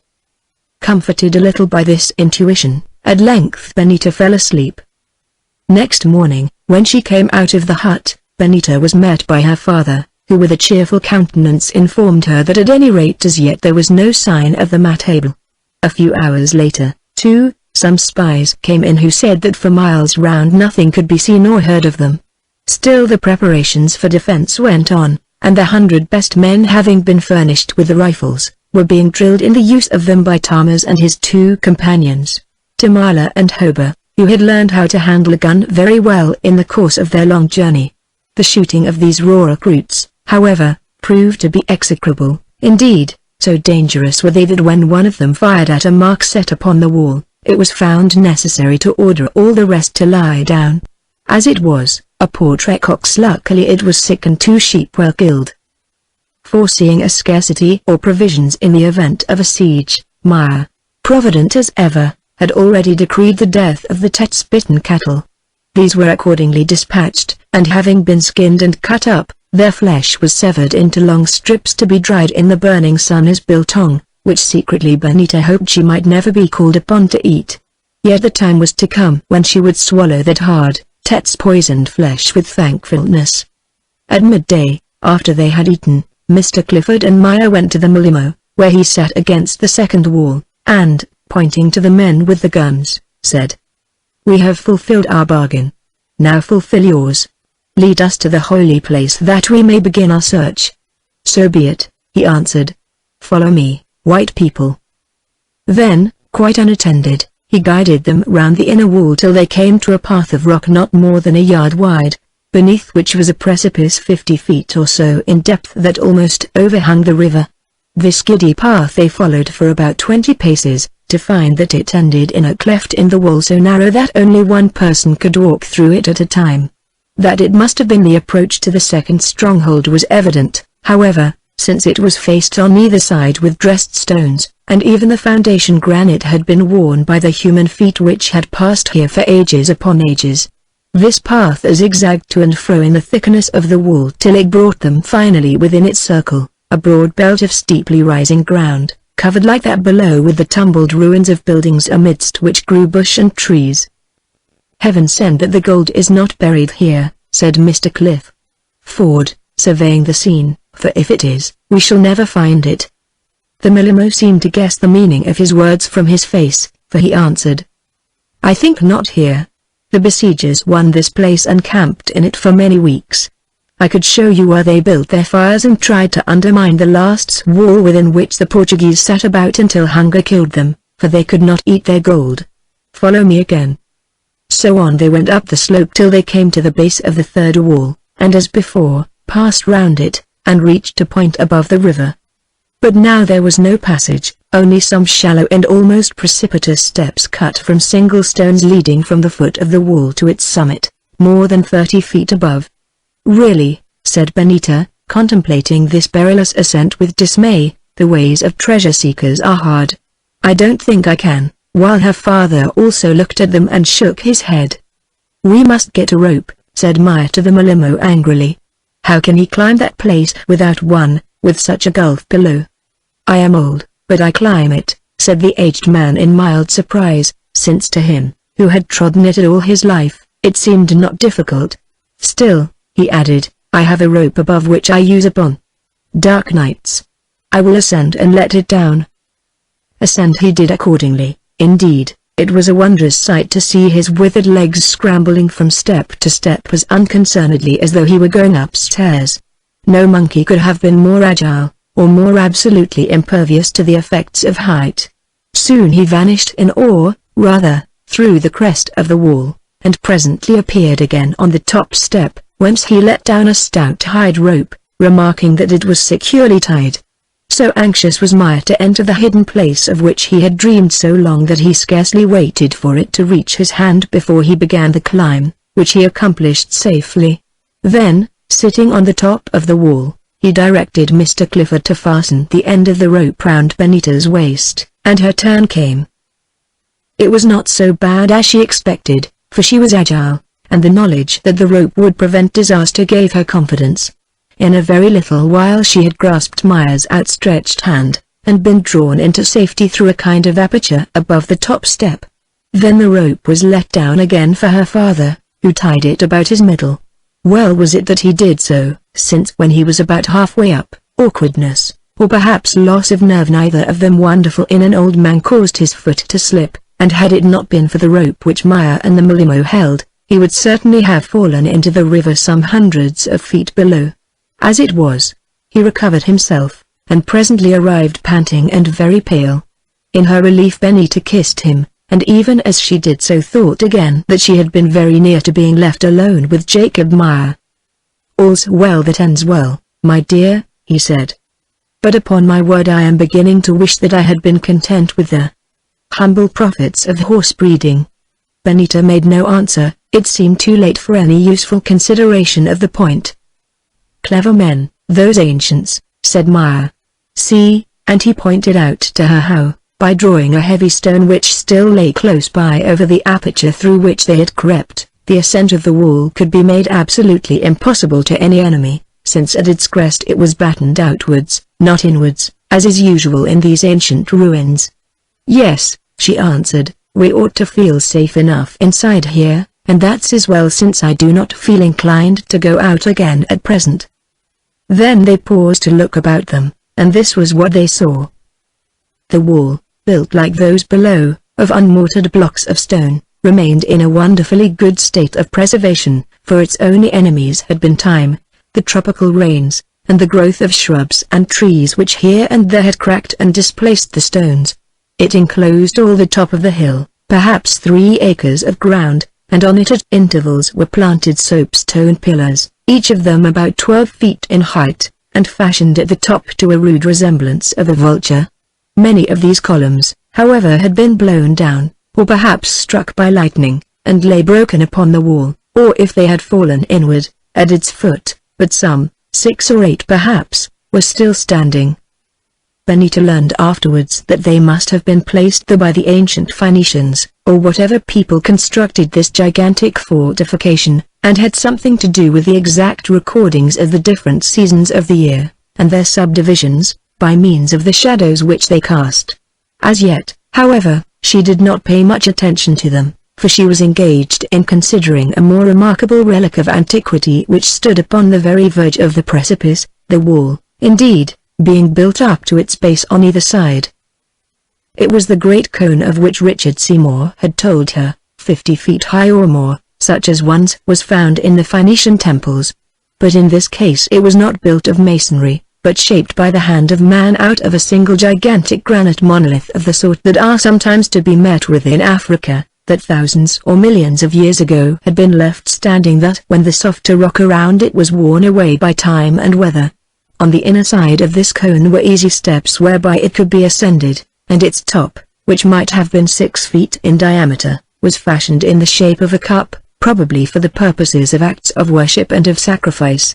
This extraordinary monument, which, except on the riverside, could not be seen from below on account of the slope of the hill, leaned slightly outwards, so that a stone dropped from its crest would fall into the waters of the stream. Thence it was, said the Mulimo, that my forefathers saw the last of the Portuguese. The fair daughter of the great Captain Ferrer, hurl herself to death after she had given the gold into our keeping, and laid the curse upon it, until she came again. So in my dreams have I seen and heard her also, and others have seen her, but these only from by the river far below.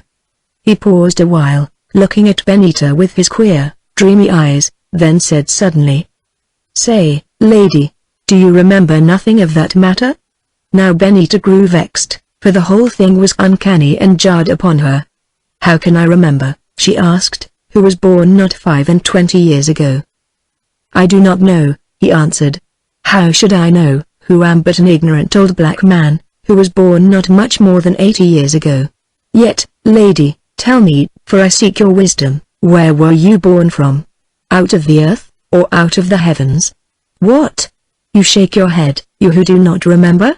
Well, neither do I remember. Yet it is true that all circles meet somewhere, and it is true that the Portuguese maiden said she would come again, and lastly it is true that she was such an one as you are, for she haunts this place, and I, who have seen her sitting yonder in the moonlight, know her beauty well.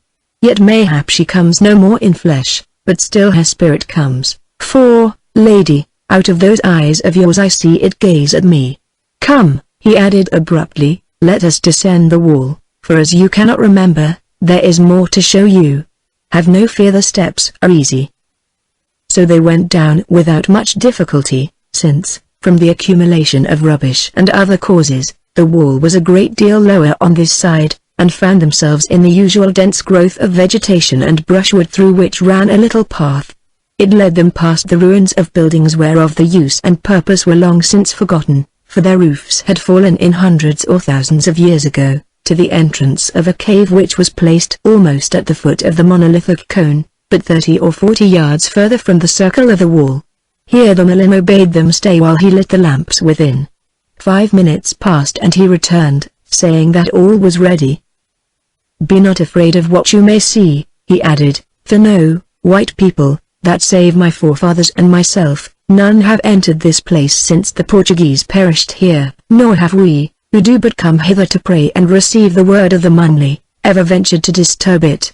As it was, so it is. Come, lady, come, she whose spirit goes with you is the last of your white race to pass this door. It is therefore fitting that your feet and her spirit should be the first to enter it again."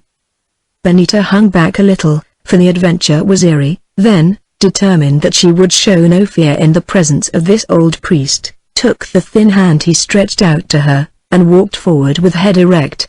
The 2 men began to follow her, but the Mulimo stopped them, saying, "Not so.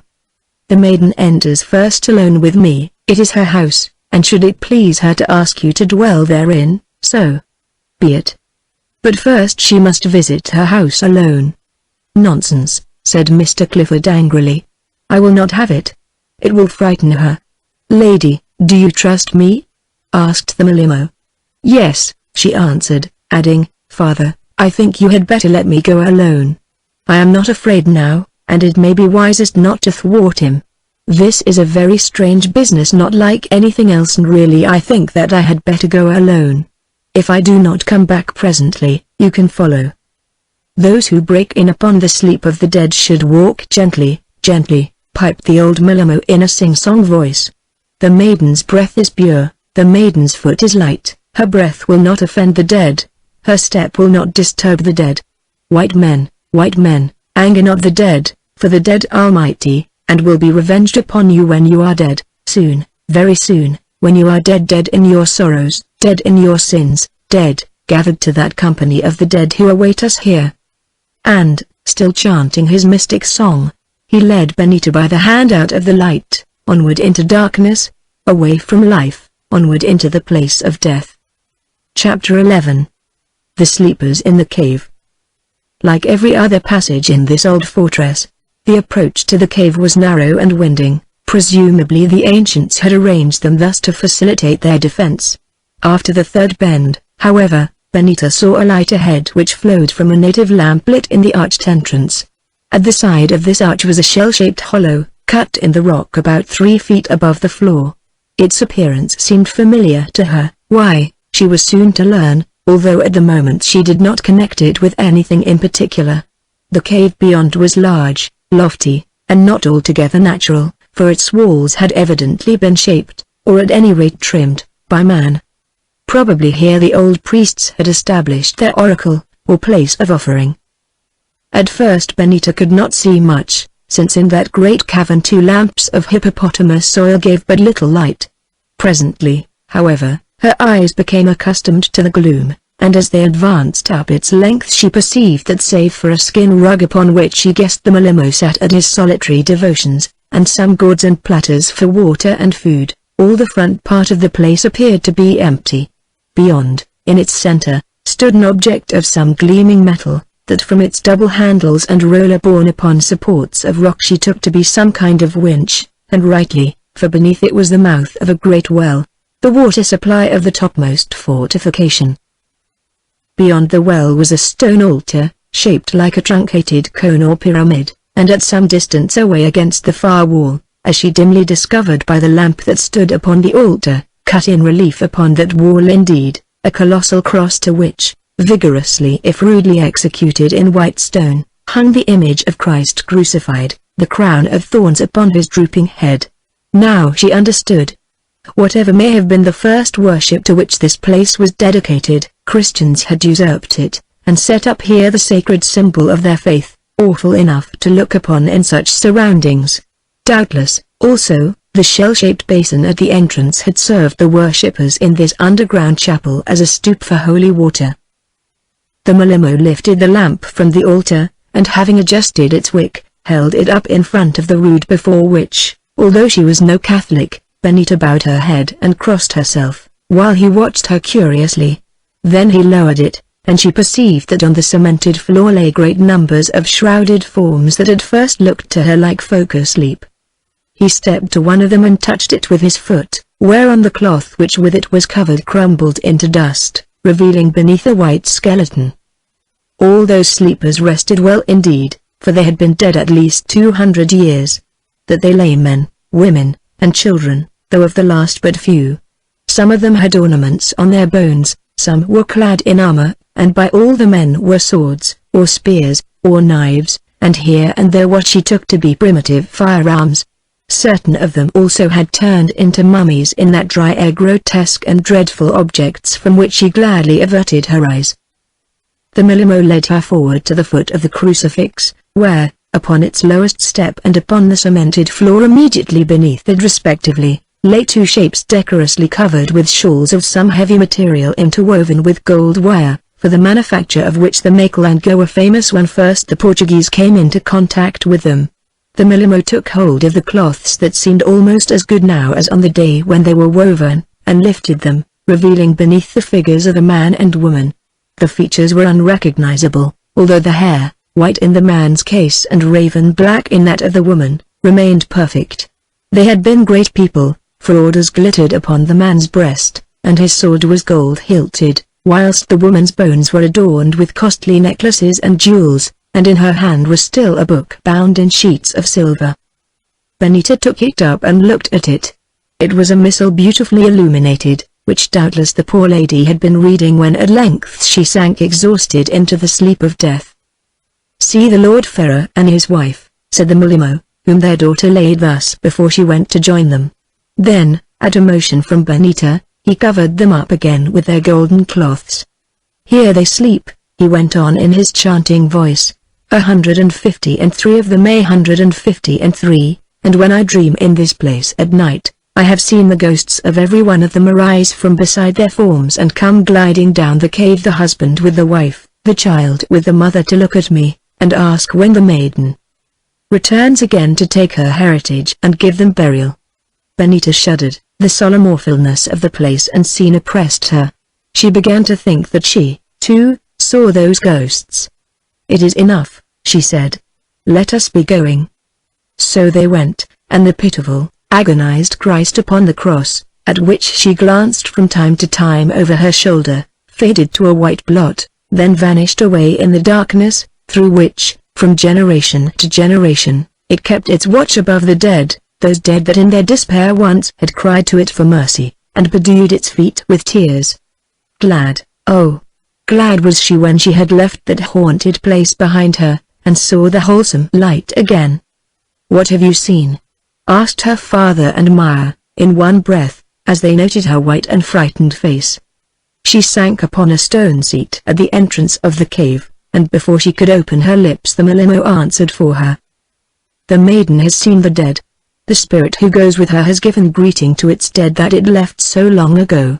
The maiden has done reverence to the white one who hangs upon the cross, and asked a blessing and a pardon of him, as she whose spirit goes with her did reverence before the eyes of my forefathers, and asked a blessing and a pardon ere she cast herself away."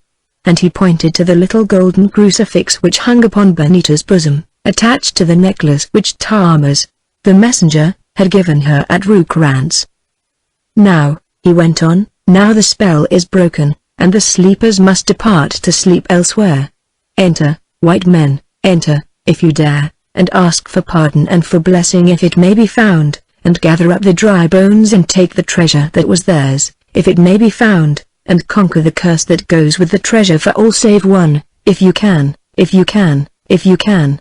Rest you here, maiden, in the sweet sunshine, and follow me, white men. Follow me into the dark of the dead to seek for that which the white men love." And once more he vanished down the passage, turning now and again to beckon to them, while they went after him as though drawn against their wish. For now, at the last moment, some superstitious fear spread from him to them, and showed itself in their eyes. To Benita, half fainting upon the stone seat, for this experience had shaken her to the heart, it seemed but a few minutes, though really the best part of an hour had gone by, when her father reappeared as white-faced as she had been. "Where is Mr. Meyer?" she asked. "Oh," he answered. "He is collecting all the golden ornaments off those poor bodies, and tumbling their bones together in a corner of the cave." Benita uttered an exclamation of horror. "I know what you mean," said her father. "But, curse the fellow. He has no reverence, although at first he seemed almost as scared as I was myself. He said that as we could not begin our search with all those corpses about, they had best be got out of the way as soon as possible. Or perhaps it was because he is really afraid of them, and wanted to prove to himself that they are nothing more than dust. Benita, went on the old man, to tell you the truth, I wish heartily that we had left this business alone. I don't believe that any good will come of it, and certainly it has brought enough trouble already. That old prophet of a Milimo has the second sight, or something like it, and he does not hide his opinion, but keeps chuckling away in that dreadful place, and piping out his promises of ill to be. He promised me nothing but good, said Benita with a little smile. Though I don't see how it can happen. But if you dislike the thing, father, why not give it up and try to escape? It is too late, dear, he replied passionately. Maya would never come, and I can't in honor leave him. Also, I should laugh at myself for the rest of my life, and, after all, why should we not have the gold if it can be found? It belongs to nobody. We do not get it by robbery, or murder. Nuggets are of no use to Portuguese who have been dead 200 years, and whose heirs, if they have any, it is impossible to discover. Nor can it matter to them whether they lie about singly as they died or were placed after death, or piled together in a corner. Our fears were mere churchyard superstitions, which we have caught from that ghoul of a Milimo. Don't you agree with me? Yes, I suppose so, answered Benita, though a fate may cling to certain things or places, perhaps. At any rate, I think that it is of no use turning back now, even if we had anywhere to turn, so we may as well go through with the venture and await its end. Give me the water bottle, please. I'm thirsty. A while later Jacob Meyer appeared, carrying a great bundle of precious objects wrapped in one of the gold cerecloths, which bundle he hid away behind a stone. The cave is much tidier now, he said, as he flicked the thick dust which had collected on them during his unhallowed task from his hands, and hair, and garments. Then he drank greedily, and asked, "Have you two made any plans for our future researches?" They shook their heads. "Well, then, I have. I thought them out while I was bone carting, and here they are. It is no use our going down below again. For one thing, the journey is too dangerous, and takes too long, and for another, we are safer up above, where we have plenty to do." "But," said Benita, "how about things to eat and sleep on, and the rest?" "Simple enough, Miss Clifford, we must get them up. The Kaffirs will bring them to the foot of the third wall, and we will haul them to its top with a rope. Of water it seems there is plenty in that well, which is fed by a spring 150 feet down, and the old chain is still on the roller, so we only need a couple of buckets from the wagon. Of wood for cooking there is plenty also, growing on the spot, and we can camp in the cave or outside of it, as we like, according to the state of the weather. Now, do you rest here while I go down. I will be back in an hour with some of the gear, and then you must help me." So he went, and the end of it was that before nightfall they had enough things for their immediate needs, and by the second night, working very hard, were more or less comfortably established in their strange habitation. The canvas flap from the wagon was arranged as a tent for Benita, the men sleeping beneath a thick-leaved tree nearby. Close at hand, under another tree, was their cooking place. The provisions of all sorts, including a couple of cases of square face and a large supply of biltong from the slaughtered cattle. They stored with a quantity of ammunition in the mouth of the cave. Fresh meat also was brought to them daily, and hauled up in baskets, that is, until there was none to bring, and with it grain for bread, and green mealies to serve as vegetables. Therefore, as the water from the well proved to be excellent and quite accessible, they were soon set up in all things necessary, and to these they added from time to time as opportunity offered. In all these preparations the old Milimo took a part, nor, when they were completed, did he show any inclination to leave them. In the morning he would descend to his people below, but before nightfall he always returned to the cave, where for many years it had been his custom to sleep at any rate several times a week, in the gruesome company of the dead Portuguese. Jacob Meyer persuaded Mr. Clifford that his object was to spy upon them, and talked of turning him out, but Benita, between whom and the old man had sprung up a curious friendship and sympathy, prevented it, pointing out that they were much safer with the Milimo, as a kind of hostage, than they could be without him, also, that his knowledge of the place, and of other things, might prove of great help to them. So in the end he was allowed to remain, as indeed he had a perfect right to do. All this while there was no sign of any attack by the Matable. Indeed, the fear of such a thing was to some extent dying away, and Benita, watching from the top of the wall, could see that their 9 remaining oxen, together with the 2 horses for that belonging to Jacob Meyer had died, and the Makerlander goats and sheep, were daily driven out to graze, also, that the women were working in the crops upon the fertile soil around the lowest wall. Still, a strict watch was kept, and at night everyone slept within the fortifications. Moreover, The drilling of the men and their instruction in the use of firearms went on continually under Thomas, who now, in his father's old age, was the virtual chief of the people. It was on the fourth morning that at length, all their preparations being completed, the actual search for the treasure began. First, the Milimo was closely interrogated as to its whereabouts, since they thought that even if he did not know this exactly, some traditions of the fact might have descended to him from his ancestors. But he declared with earnestness that he knew nothing, save that the Portuguese maiden had said that it was hidden, nor, he added, had any dream or vision come to him concerning this matter, in which he took no interest. If it was there, it was there; if it was not there, it was not there. It remained for the white men to search and see. For no very good reason Maya had concluded that the gold must have been concealed in or about the cave, so here it was that they began their investigations. First, they bethought them of the well into which it might possibly have been thrown, but the fact of this matter proved very difficult to ascertain. Tying a piece of metal, it was an old Portuguese sword hilt, to a string, they let it down and found that it touched water at a depth of 120 feet, and bottom at a depth of 147 feet. Therefore there were 27 feet of water. Weighting a bucket, they sank it until it rested upon this bottom, then wound it up again several times. On the third occasion it brought up a human bone and a wire anklet of pure gold. But this proved nothing, except that some ancient, perhaps thousands of years ago, had been thrown, or had fallen, into the well.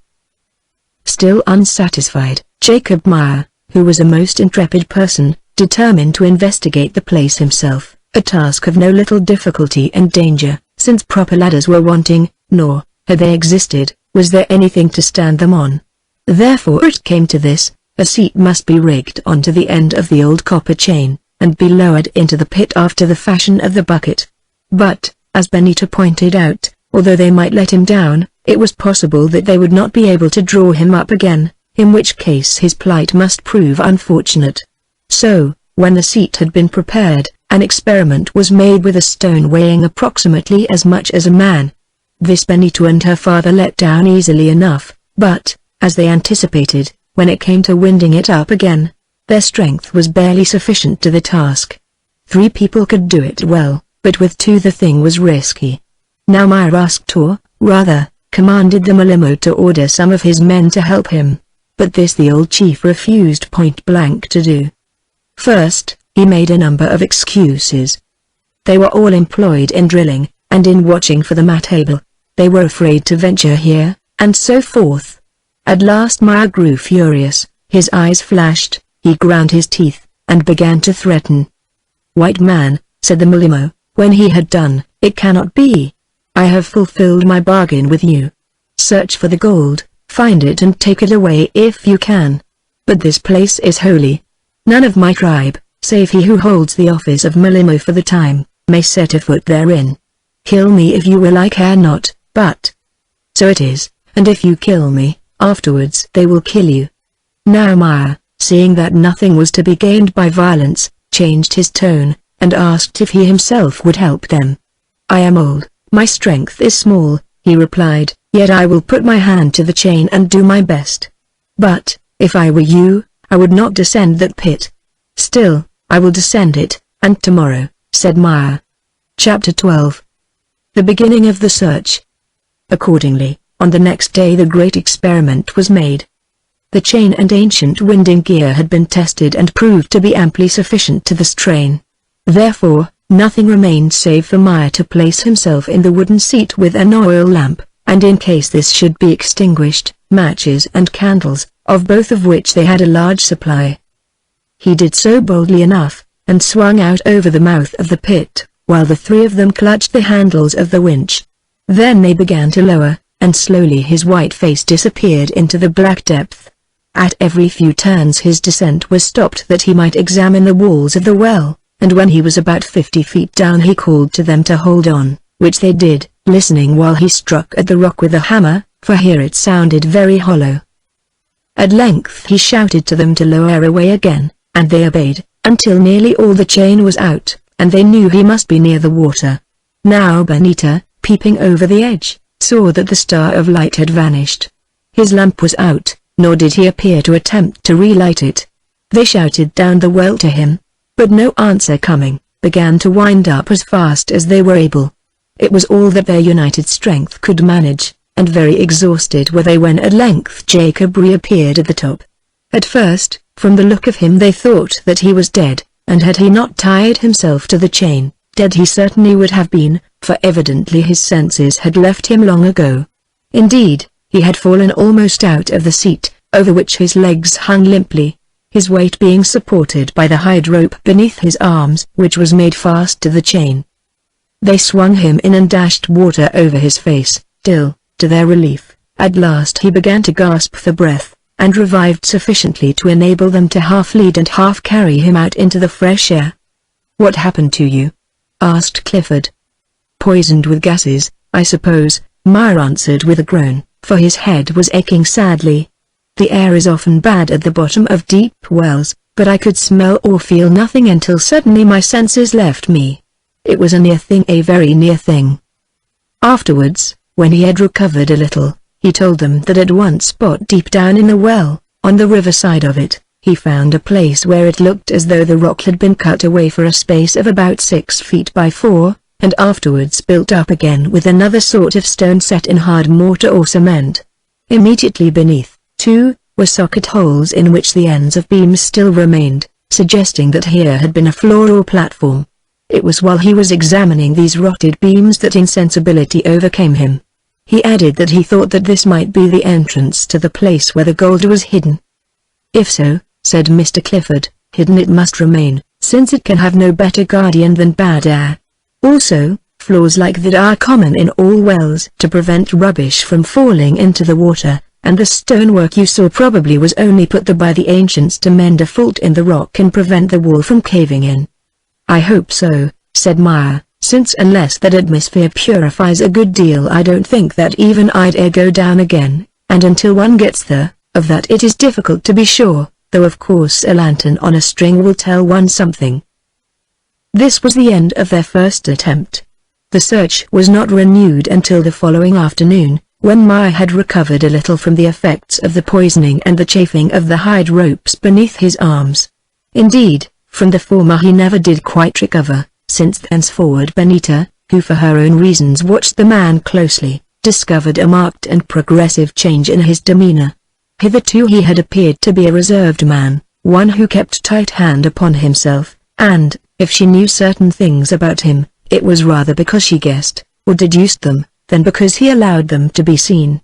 On 2 occasions only had he shown his heart before her, when they had spoken together by the shores of Lake Chrissy on the day of the arrival of the messengers, and he declared his ardent desire for wealth and power, and quite recently, when he killed the Matable envoy. Yet she felt certain that this heart of his was very passionate and insurgent, that his calm was like the ice that hides the stream, beneath which its currents run fiercely, none can see whither. The fashion in which his dark eyes would flash, even when his pale countenance remained unmoved, told her so, as did other things. For instance, when he was recovering from his swoon, the first words that passed his lips were in German, of which she understood a little, and she thought that they shaped themselves to her name, coupled with endearing epithets. From that time forward he became less guarded, or, rather, it seemed as though he were gradually losing power to control himself. He would grow excited without apparent cause, and begin to declaim as to what he would do when he had found the gold, how he would pay the world back all it had caused him to sue. For how he would become a king. "I am afraid that you will find that exalted position rather lonely," said Benita with a careless laugh, and next minute was sorry that she had spoken, for he answered, looking at her in a way that she did not like. "Oh, no. There will be a queen, a beautiful queen, whom I shall endow with wealth, and deck with jewels, and surround with love and worship. What a fortunate lady," she said, still laughing, but taking the opportunity to go away upon some errand. At other times, especially after dark, he would walk up and down in front of the cave, muttering to himself, or singing wild old German songs in his rich voice. Also, he made a habit of ascending the granite pillar and seating himself there, and more than once called down to her to come up and share his throne. Still, these outbreaks were so occasional that her father, whose perceptions appeared to Benita to be less keen than formerly, scarcely noticed them, and for the rest his demeanor was what it had always been. Further researches into the well being out of the question, their next step was to make a thorough inspection of the chapel cave itself. They examined the walls inch by inch, tapping them with a hammer to hear if they sounded hollow, but without result. They examined the altar, but it proved to be a solid mass of rock. By the help of a little ladder they had made, they examined the crucifix, and discovered that the white figure on the cross had evidently been fashioned out of some heathen statue of soft limestone, for at its back were the remains of draperies, and long hair which the artist had not thought it necessary to cut away. Also, they found that the arms had been added, and were of a slightly different stone, and that the weight of the figure was taken partly by an iron staple which supported the body, and partly by strong copper wire twisted to resemble cord, and painted white, which was passed round the wrists and supported the arms. This wire ran through loops of rock cut in the traverse of the cross, that itself was only raised in relief by chiseling away the solid stone behind. Curiously enough, this part of the search was left to Mr. Clifford and Benita, since it was one that Jacob Meyer seemed reluctant to undertake. A Jew by birth, and a man who openly professed his want of belief in that or any other religion, he yet seemed to fear this symbol of the Christian faith, speaking of it as horrible and unlucky. Yes, he who, without qualm or remorse, had robbed and desecrated the dead that lay about its feet. Well, the crucifix told them nothing, but as Mr. Clifford, lantern in hand, descended the ladder, which Benita held, Jacob Meyer, who was in front of the altar, called to them excitedly that he had found something. "Then it is more than we have," said Mr. Clifford, as he laid down the ladder and hurried to him. Meyer was sounding the floor with a staff of wood, an operation which he had only just begun after the walls proved barren. "Listen now," he said, letting the heavy staff drop a few paces to the right of the altar, where it produced the hard, metallic clang that comes from solid stone when struck. Then he moved to the front of the altar and dropped it again, but now the note was hollow and reverberant. Again and again he repeated the experiment, till they had exactly mapped out where the solid rock ended and that which seemed to be hollow began a space of about 8 feet square. "We've got it," he said triumphantly.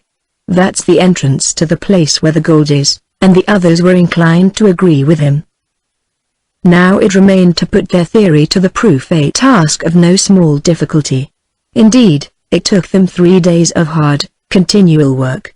It will be remembered that the floor of the cave was cemented over, and first of all this cement, which proved to be of excellent quality, being largely composed of powdered granite, must be broken up. By the help of a steel crowbar, which they had brought with them in the wagon, at length that part of their task was completed, revealing the rock beneath. By this time Benita was confident that, whatever might lie below, it was not the treasure, since it was evident that the poor, dying Portuguese would not have had the time or the strength to cement it over. When she told the others so, however, Meyer, convinced that he was on the right tack, answered that doubtless it was done by the Makelanga after the Portuguese days, as it was well known that they retained a knowledge of the building arts of their forefathers until quite a recent period, when the Matable began to kill them out. When at length the cement was cleared away and the area swept, they discovered, for there ran a line of it, that here a great stone was set into the floor. It must have weighed several tons. As it was set in cement, however, to lift it, even if they had the strength to work the necessary levers, proved quite impossible. There remained only one thing to be done: to cut a way through. When they had worked at this task for several hours, and only succeeded in making a hole 6 inches deep, Mr. Clifford, whose old bones ached and whose hands were very sore, suggested that perhaps they might break it up with gunpowder. Accordingly, a pound flask of that explosive was poured into the hole, which they closed over with wet clay and a heavy rock, leaving a quill through which ran an extemporized fuse of cotton wick. All being prepared, their fuse was lit, and they left the cave and waited. 5 minutes afterwards the dull sound of an explosion reached their ears, but more than an hour went by before the smoke and fumes would allow them to enter the place, and then it was to find that the results did not equal their expectations. To begin with, the slab was only cracked, not shattered, since the strength of the powder had been expended upwards, not downwards, as would have happened in the case of dynamite, of which they had none. Moreover, either the heavy stone which they had placed upon it, striking the roof of the cave, or the concussion of the air, had brought down many tons of rock, and caused wide and dangerous-looking cracks. Also, though she said nothing of it, it seemed to Benita that the great white statue on the cross was leaning a little further forward than it used to do. So the net result of the experiment was that they were obliged to drag away great fragments of the fallen roof that lay upon the stone, which remained almost as solid and obdurate as before. So there was nothing for it but to go on working with the crowbar. At length, towards the evening of the third day of their labor, when the two men were utterly tired out, a hole was broken through, demonstrating the fact that beneath this cover lay a hollow of some sort. Mr. Clifford, to say nothing of Benita, who was heartily weary of the business, wished to postpone proceedings till the morrow, but Jacob Meyer would not. So they toiled on until about 11 o'clock at night, when at length the aperture was of sufficient size to admit a man. Now, as in the case of the well, they let down a stone tied to a string, to find that the place beneath was not more than 8 feet deep. Then, to ascertain the condition of the air, a candle was lowered, which at first went out, but presently burned well enough. This point settled, they brought their ladder, whereby Jacob descended with a lantern. In another minute they heard the sound of guttural German oaths rising through the hole. Mr. Clifford asked what was the matter, and received the reply that the place was a tomb, with nothing in it but an accursed dead monk, information at which Benita could not help bursting into laughter. The end of it was that both she and her father went down also, and there, sure enough, lay the remains of the old missionary in his cowl, with an ivory crucifix about his neck, and on his breast a scroll stating that he, Marco, born at Lisbon in 1438, had died at Bambatz in the year 1503, having labored in the empire of Monomotapa for 17 years, and suffered great hardships and brought many souls to Christ. The scroll added that it was he, who before he entered into religion was a sculptor by trade, that had fashioned the figure on the cross in this chapel out of that of the heathen goddess which had stood in the same place from unknown antiquity. It ended with a request, addressed to all good Christians in Latin, that they who soon must be as he was would pray for his soul and not disturb his bones, which rested here in the hope of a blessed resurrection.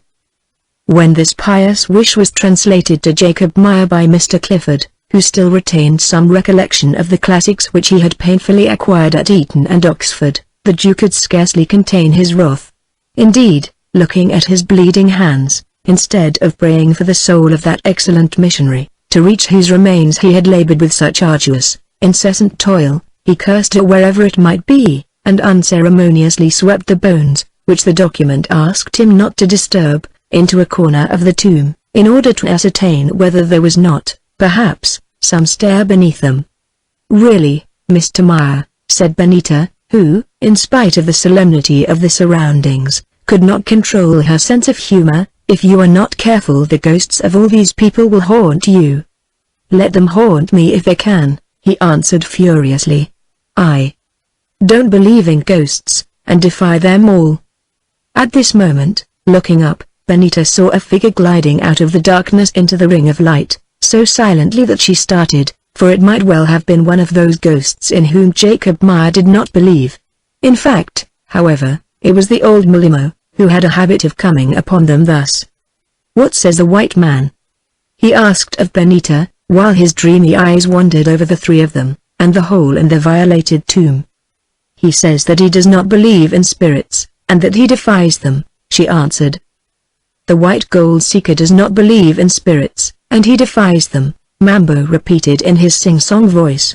"He does not believe in the spirits that I see all around me now, the angry spirits of the dead, who speak together of where he shall lie and of what shall happen to him when he is dead, and of how they will welcome one who disturbs their rest and defies and curses them in his search for the riches which he loves.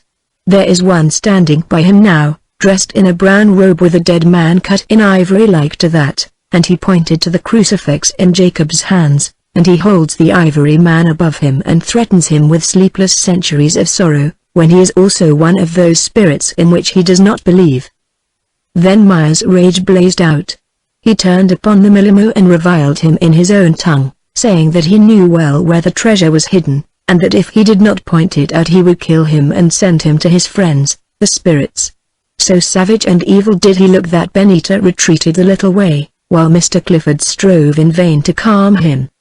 But although Meyer laid his hand upon the knife in his belt and advanced upon him, the old Milimo neither budged an inch nor showed the slightest fear. "Let him rave on," he said, when at length Meyer paused exhausted. Just so in a time of storm the lightnings flash and the thunder peals, and the water foams down the face of rock. But then comes the sun again, and the hill is as it has ever been, only the storm is spent and lost. I am the rock, he is but the wind, the fire, and the rain. It is not permitted that he should hurt me, and those spirits in whom he does not believe treasure up his curses, to let them fall again like stones upon his head. Then, with a contemptuous glance at Jacob, the old man turned and glided back into the darkness out of which he had appeared.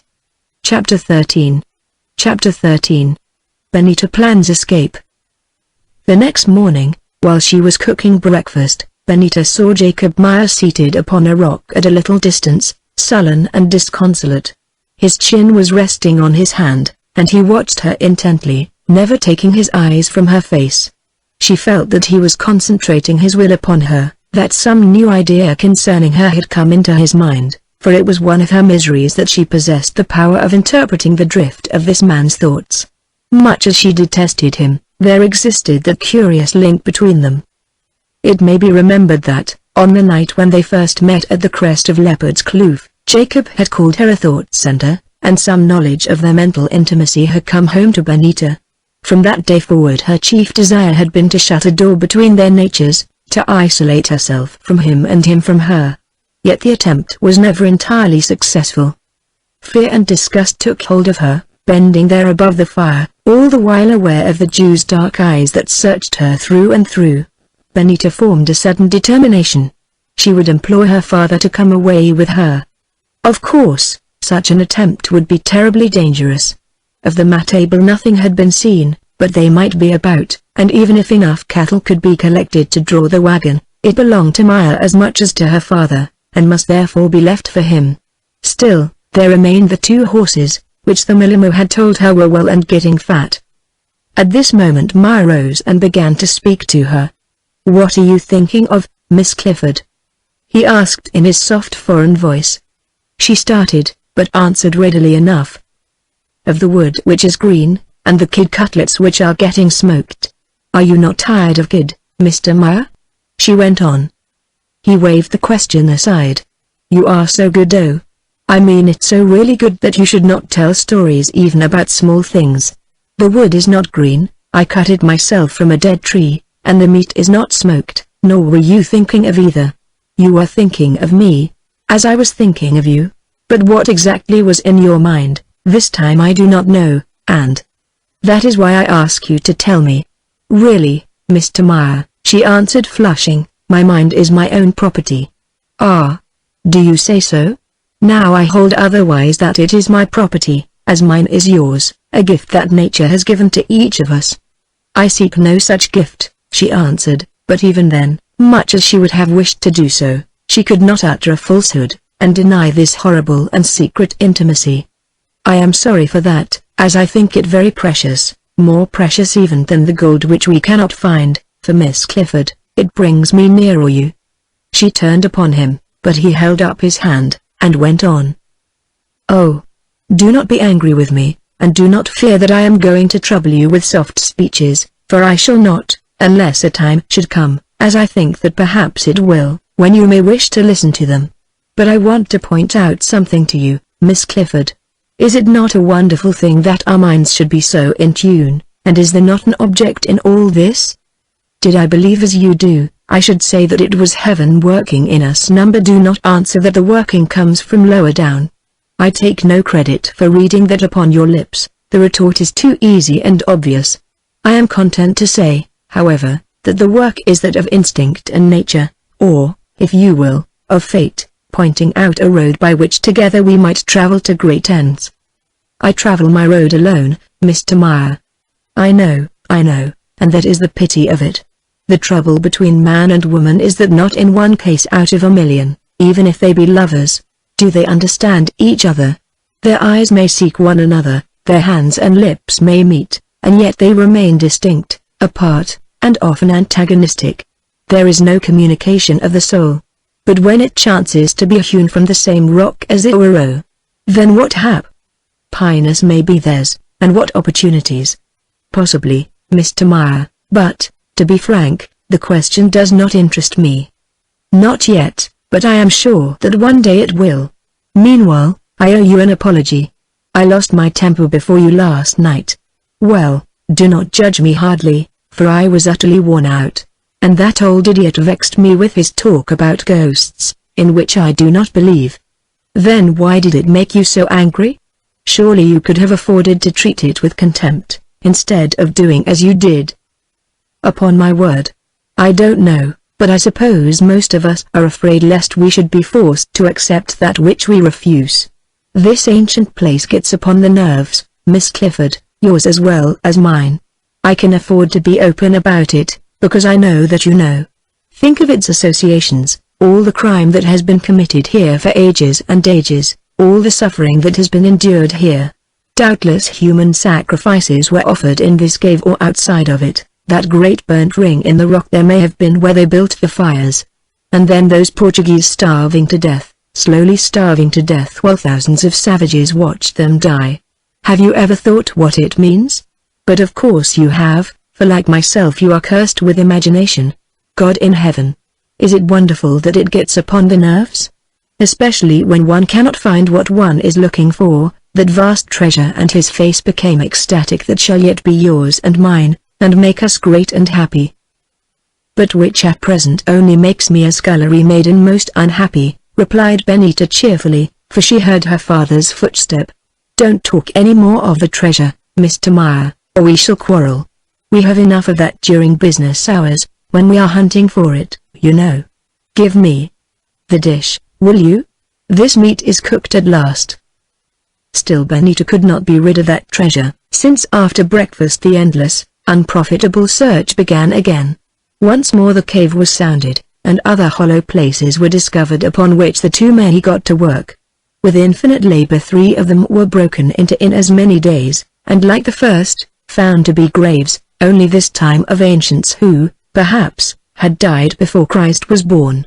That they lay upon their sides, their bones burnt by the hot cement that had been poured over them, their gold-headed and gold-ferruled rods of office in their hands, their gold-covered pillows of wood, such as the Egyptians used, beneath their skulls, gold bracelets upon their arms and ankles, cakes of gold beneath them which had fallen from the rotted pouches that once hung about their waists, vases of fine glazed pottery that had been filled with offerings, or in some cases with gold dust to pay the expenses of their journey in the other world, standing round them, and so forth.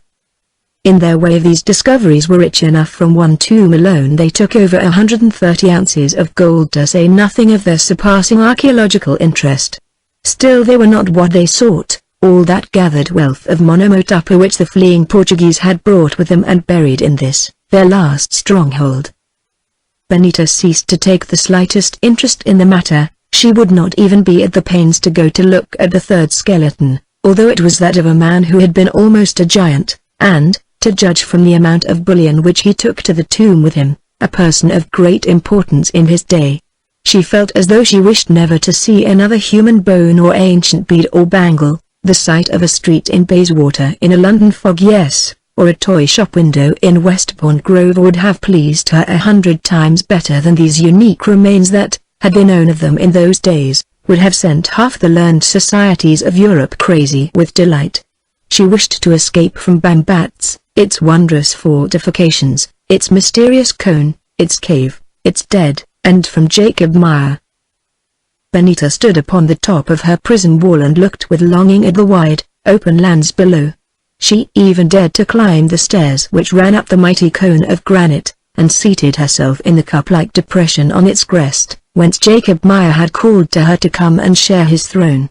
It was a dizzy place, for the pillar leaning outwards, its point stood almost clear of the water-scarped rock, so that beneath her was a sheer drop of about 400 feet to the Zambesi bed.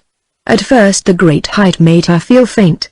Her eyes swam, and unpleasant tremors crept along her spine, so that she was glad to sink to the floor, whence she knew she could not fall. By degrees, however, she recovered her nerve, and was able to study the glorious view of stream and marshes and hills beyond. For she had come here with a purpose, to see whether it would not be possible to escape down the river in a canoe, or in native boats such as the MagneonBooks owned and used for fishing, or to cross from bank to bank. Apparently it was impossible, for although the river beneath and above them was still enough, about a mile below began a cataract that stretched as far as she could see, and was bordered on either side by rocky hills covered with forest, over which, even if they could obtain porters, a canoe could not be carried. This, indeed, she had already heard from the Malimo, but knowing his timid nature, she wished to judge of the matter for herself. It came to this then, if they were to go, it must be on their horses. Descending the cone, Benita went to find her father, to whom as yet she had said nothing of her plans. The opportunity was good, for she knew that he would be alone. As it chanced, on that afternoon Maya had gone down the hill in order to try to persuade the MagneonBooks to give them 10 or 20 men to help them in their excavations. In this, it will be remembered, he had already failed so far as the Malimo was concerned, but he was not a man easily turned from his purpose, and he thought that if he could see Thomas and some of the other captains he might be able by bribery, threats, or otherwise, to induce them to forget their superstitious fears, and help in the search. As a matter of fact, he was utterly unsuccessful, since one and all they declared that for them to enter that sacred place would mean their deaths, and that the vengeance of heaven would fall upon their tribe and destroy it root and branch. Mr. Clifford, on whom all this heavy labor had begun to tell, was taking advantage of the absence of his taskmaster, Jacob, to sleep a while in the hut which they had now built for themselves beneath the shadow of the baobab tree. As she reached it he came out yawning, and asked her where she had been. Benita told him. "A giddy place," he said. "I have never ventured to try it myself." "What did you go up there for, dear?" "To look at the river while Mr. Meyer was away, father, for if he had seen me do so he would have guessed my reason. Indeed, I dare say that he will guess it now." "What reason, Benita?" "To see whether it would not be possible to escape down it in a boat." "But there is no chance. It is all rapids below, with hills and rocks and trees on either bank." "What need have you to escape at present?" he asked, eyeing her curiously. "Every need," she answered with passion. "I hate this place, it is a prison, and I loathe the very name of treasure. Also," and she paused. "Also what, dear?" "Also," and her voice sank to a whisper, as though she feared that he should overhear her even at the bottom of the hill. "Also, I am afraid of Mr. Meyer." This confession did not seem to surprise her father, who merely nodded his head and said, "Go on." "Father, I think that he is going mad, and it is not pleasant for us to be cooped up here alone with a madman, especially when he has begun to speak to me as he does now." "You don't mean that he has been impertinent to you?" said the old man, flushing up, for if so. "No, not impertinent as yet," and she told him what had passed between Meyer and herself, adding, "You see, father, I detest this man. Indeed, I want to have nothing to do with any man. For me all that is over and done with," and she gave a dry little sob which appeared to come from her very heart. "And yet, he seems to be getting some kind of power over me. He follows me about with his eyes, prying into my mind, and I feel that he is beginning to be able to read it. I can bear no more. Father, for God's sake, take me away from this hateful hill and its gold and its dead, and let us get out into the veldt again together." "I should be glad enough, dearest," he answered. "I have had plenty of this wild goose chase, which I was so mad as to be led into by the love of wealth. Indeed, I'm beginning to believe that if it goes on much longer I shall leave my bones here. And if such a dreadful thing as that were to happen, what would become of me, alone with Jacob Meyer?" she asked quietly. "I might even be driven to the same fate as that poor girl 200 years ago," and she pointed to the cone of rock behind her. "For heaven's sake, don't talk like that," he broke in. "Why not? One must face things, and it would be better than Jacob Meyer, for who would protect me here?" Mr. Clifford walked up and down for a few minutes, while his daughter watched him anxiously. I can see no plan, he said, stopping opposite her.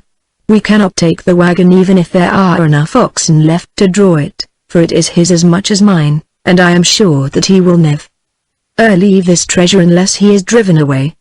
And I hope that he will not. But, father, the horses are our own, it was his that died, you remember. We can ride away on them. He stared at her and answered. Yes, we could ride away to our deaths. Suppose they got sick or lame, suppose we meet them at Haggard, or could find no game to shoot, suppose one of us fell ill. And 100 things. What then? Why, then it is just as well to perish in the wilderness as here, where our risks are almost as great. We must take our chance, and trust to God. Perhaps he will be merciful and help us. Listen now, father. Tomorrow is Sunday, when you and I do no work that we can help. Mr. Meyer is a Jew, and he won't waste Sunday. Well now, I will say that I want to go down to the outer wall to fetch some clothes which I left in the wagon, and to take others for the native women to wash, and of course you will come with me. Perhaps he will be deceived, and stay behind, especially as he has been there today. Then we can get the horses and guns and ammunition, and anything else that we can carry in the way of food, and persuade the old Malimo to open the gate for us. You know, the little side gate that cannot be seen from up here, and before Mr. Meyer misses us and comes to look, we shall be 20 miles away. And horses can't be overtaken by a man on foot. He will say that we have deserted him, and that will be true. You can leave a letter with the Malimo explaining that it was my fault, that I was getting ill and thought that I should die, and that you knew it would not be fair to ask him to come, and so to lose the treasure, to every halfpenny of which he is welcome when it is found. Oh, father, don't hesitate any longer, say that you will take me away from Mr. Meyer. So be it then, answered Mr. Clifford, and as he spoke, hearing a sound, they looked up and saw Jacob approaching them. Luckily he was so occupied with his own thoughts that he never noted the guilty air upon their faces, and they had time to compose themselves a little. But even thus his suspicions were aroused. "What are you talking of so earnestly?" he asked. "We were wondering how you were getting on with the Makalanga," answered Benita, fibbing boldly, "and whether you would persuade them to face their ghosts." "Did you?" "Not I," he answered with a scowl. "Those ghosts are our worst enemies in this place. The cowards swore that they would rather die. I should have liked to take some of them at their word and make ghosts of them, but I remembered the situation and didn't. Don't be afraid, Miss Clifford, I never even lost my temper, outwardly at any rate. Well, there it is, if they won't help us, we must work the harder. I've got a new plan, and we'll begin on it tomorrow." "Not tomorrow, Mr. Meyer," replied Benita with a smile. "It is Sunday, and we rest on Sunday, you know." "Oh, I forgot. The Makalanga with their ghosts and you with your Sunday, really I do not know which is the worse. Well, then, I must do my own share and yours too, I suppose," and he turned with a shrug of his shoulders. Chapter 14. Chapter 14. The Flight. The next morning, Sunday, Meyer went to work on his new plan. What it was Benita did not trouble to inquire, but she gathered that it had something to do with the measuring out of the chapel cave into squares for the more systematic investigation of each area. At 12 o'clock he emerged for his midday meal, in the course of which he remarked that it was very dreary working in that place alone, and that he would be glad when it was Monday, and they could accompany him.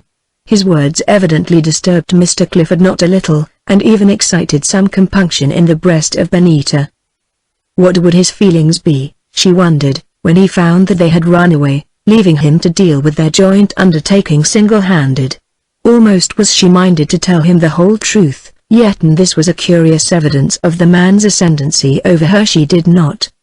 Perhaps she felt that to do so would be to put an end to their scheme, since then by argument, blandishments, threats, force, or appeal to their sense of loyalty, it mattered not which, he would bring about its abandonment.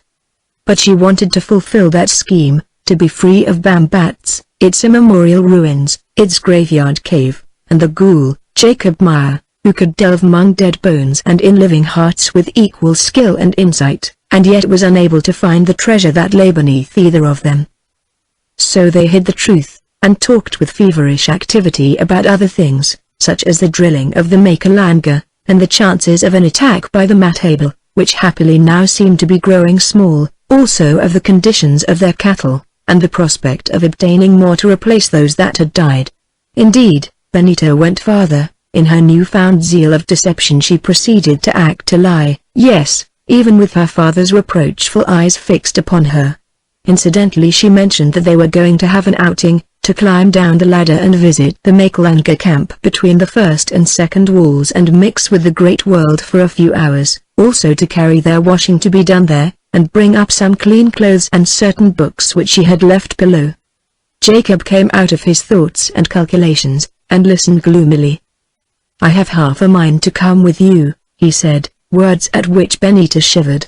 "It certainly is most cursed lonesome in that cave, and I seem to hear things in it, as through those old bones were rattling, sounds like sighs and whispers too, which are made by the draught." "Well, why don't you?" asked Benita. It was a bold stroke, but it succeeded. If he had any doubts they vanished, and he answered at once. "Because I have not the time. We have to get this business finished one way or another before the wet season comes on, and we are drowned out of the place with rain, or rotted by fever. Take your afternoon out, Miss Clifford. Every maid of all work is entitled to as much, and I am afraid that is your billet here. Only," he added, with that care for her safety which he always showed in his more temperate moods, "pray be careful, Clifford, to get back before sundown. That wall is too risky for your daughter to climb in the dusk. Call me from the foot of it, you have the whistle, and I will come down to help her up. I think I'll go with you after all." "No, I won't. I made myself so unpleasant to them yesterday that those Makalanga can't wish to see any more of me at present. I hope you will have a more agreeable afternoon than I shall. Why don't you take a ride outside the wall? Your horses are fat and want exercise, and I do not think that you need be afraid of the Matable." Then, without waiting for an answer, he rose and left them. Mr. Clifford looked after him doubtfully. "Oh, I know," said Benita, "it seems horribly mean, but one must do shabby things sometimes. Here are the bundles all ready, so let us be off." Accordingly they went, and from the top of the wall Benita glanced back to bid goodbye to that place which she hoped never to see again.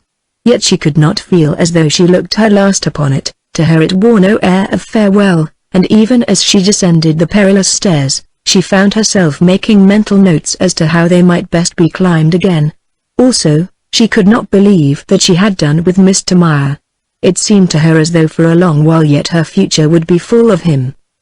They reached the outer fortifications in safety, and they were greeted with some surprise but with no displeasure by the Makalanga, whom they found still drilling with the rifles, in the use of which a certain number of them appeared to have become fairly proficient. Going to the hut in which the spare goods from the wagon had been stored, they quickly made their preparations. Here also, Mr. Clifford wrote a letter, one of the most unpleasant that he had ever been called upon to compose.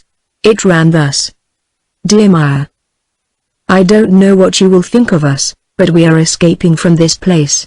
The truth is that I am not well, and my daughter can bear it no longer. She says that if she stops here, she will die, and that hunting for treasure in that ghastly graveyard is shattering her nerves.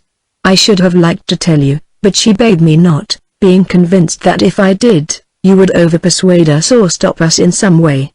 As for the gold, if you can find it, take it all. I renounce my share. We are leaving you the wagon and the oxen, and starting down country on our horses. It is a perilous business, but less so than staying here, under the circumstances. If we never meet again we hope that you will forgive us, and wish you all good for. Yours sincerely and with much regret, T. Clifford." The letter written, they saddled the horses which had been brought up for their inspection, and were found to be in good case, and fastened their scanty belongings, and as many cartridges as they could carry in packs behind their saddles. Then, each of them armed with a rifle, for during their long journeyings Benita had learned to shoot, they mounted and made for the little side entrance, as the main gate through which they had passed on their arrival was now built up. This side entrance, a mere slit in the great wall, with a precipitous approach, was open, for now that their fear of the Matable had to some extent passed off, The Makalanga used it to drive their sheep and goats in and out, since it was so constructed with several twists and turns in the thickness of the wall, that in a few minutes it could be effectually blocked by stones that lay at hand. Also, the ancient architect had arranged it in such a fashion that it was entirely commanded from the crest of the wall on either side. The Makalanga, who had been watching their proceedings curiously, made no attempt to stop them, although they guessed that they might have a little trouble with the sentries who guarded the entrances all day, and even when it was closed at night, with whom also Mr. Clifford proposed to leave the letter. When they reached the place, however, and had dismounted to lead the horses down the winding passage and the steep ascent upon its further side, it was to find that the only guard visible proved to be the old Malimo himself, who sat there, apparently half asleep. But as they came he showed himself to be very much awake, for without moving he asked them at once whither they were going. "To take a ride," answered Mr. Clifford. "The lady, my daughter, is weary of being cooped up in this fortress, and wishes to breathe the air without. Let us pass, friend, or we shall not be back by sunset." "If you be coming back at sunset, white man, why do you carry so many things upon your packs, and why are your saddlebags filled with cartridges?" he asked. "Surely you do not speak the truth to me, and you hope that never more will. You see the sun set upon Bambats." Now understanding that it was hopeless to deceive him, Benita exclaimed boldly, "It is so, but oh, my father, stay us not, for fear is behind us, and therefore we fly hence." "And is there no fear before you, maiden?" "Fear of the wilderness, where none wander save perchance the Amandable with their bloody spears, fear of wild beasts and of sickness that may overtake you so that, first one and then the other, you perish there. There is plenty, my father, but none of them so bad as the fear behind. Yonder place is haunted, and we give up our search and would dwell there no more." "It is haunted truly, maiden, but its spirits will not harm you whom they welcome as one appointed, and we are ever ready to protect you because of their command that has come to me in dreams. Nor, indeed, is it the spirits whom you fear, but rather the white man, your companion, who would bend you to his will. Deny it not, for I have seen it all." "Then knowing the truth, surely you will let us go," she pleaded, "for I swear to you that I dare not stay." "Who am I that I should forbid you?" he asked. "Yet I tell you that you would do well to stay and save yourselves much terror. Maiden, have I not said it days and day ago, that here and here only you must accomplish your fate? Go now if you will, but you shall return again," and once more he seemed to begin to doze in the sun. The two of them consulted hastily together. "It is no use turning back now," said Benita, who was almost weeping with doubt and vexation. "I will not be frightened by his vague talk. What can he know of the future more than any of the rest of us? Besides, all he says is that we shall come back again, and if that does happen, at least we shall have been free for a little while. Come, father." "As you wish," answered Mr. Clifford, who seemed too miserable and depressed to argue. Only he threw down the letter upon the Malimo's lap, and begged him to give it to Maya when he came to look for them. The old man took no notice, no, not even when Benita bade him farewell and thanked him for his kindness, praying that all good fortune might attend him and his tribe. Did he answer a single word or even look up? So they led their horses down the narrow passage where there was scarcely room for them to pass, and up the steep path beyond. On the further side of the ancient ditch they remounted them while the Makalanga watched them from the walls, and cantered away along the same road by which they had come. Now this road, or rather track, ran first through the gardens and then among the countless ruined houses that in bygone ages formed the great city whereof the Mount Bambats had been the citadel and sanctuary. The relics of a lost civilization extended for several miles, and were bounded by a steep and narrow neck or pass in the encircling hills, the same that Robert Seymour and his brother had found too difficult for their wagon at the season in which they visited the place some years before. This pass, or port as it is called in South Africa, had been strongly fortified, for on either side of it were the ruins of towers. Moreover, at its crest it was so narrow and steep-sided that a few men posted there, even if they were armed only with bows and arrows, could hold an attacking force in check for a considerable time. Beyond it, after the hill was descended, A bush-clad plain dotted with cottages and isolated granite pillars formed of boulders piled one upon another, rolled away for many miles. Mr. Clifford and Benita had started upon their mad journey about 3 o'clock in the afternoon, and when the sun began to set they found themselves upon this plain 15 or 16 miles from Bambatz, of which they had long lost sight, for it lay beyond the intervening hills. Near to them was a copse, where they had outspanned by a spring of water when on their recent journey, and since they did not dare to travel in the dark, here they determined to off-saddle, for round the spring was good grass for the horses. As it chanced, they came upon some hartebeest here which were trekking down to drink, but although they would have been glad of meat, they were afraid to shoot, fearing lest they should attract attention, nor for the same reason did they like to light a fire. So having halted their horses in such fashion that they could not wander far, and turned them loose to feed, they sat down under a tree, and made some sort of a meal off the biltong and cooked corn which they had brought with them. By the time this was finished darkness fell, for there was little moon, so that nothing remained to do except to sleep within a circle of a few dead thorn boughs which they had drawn about their camp. This, then, they did, and so weary were they both, that notwithstanding all the emotions through which they had passed, and their fears lest lions should attack them, for of these brutes there were many in this veldt, rested soundly and undisturbed till within half an hour of dawn. Rising somewhat chilled, for though the air was warm a heavy dew had soaked their blankets, once more they ate and drank by starlight, while the horses, which they had tied up close to them during the night, filled themselves with grass. At the first break of day they saddled them, and before the sun rose were on their road again. At length up it came, and the sight and warmth of it put new heart into Benita. Her fears seemed to depart with the night, and she said to her father that this successful start was of good augury, to which he only answered that he hoped so.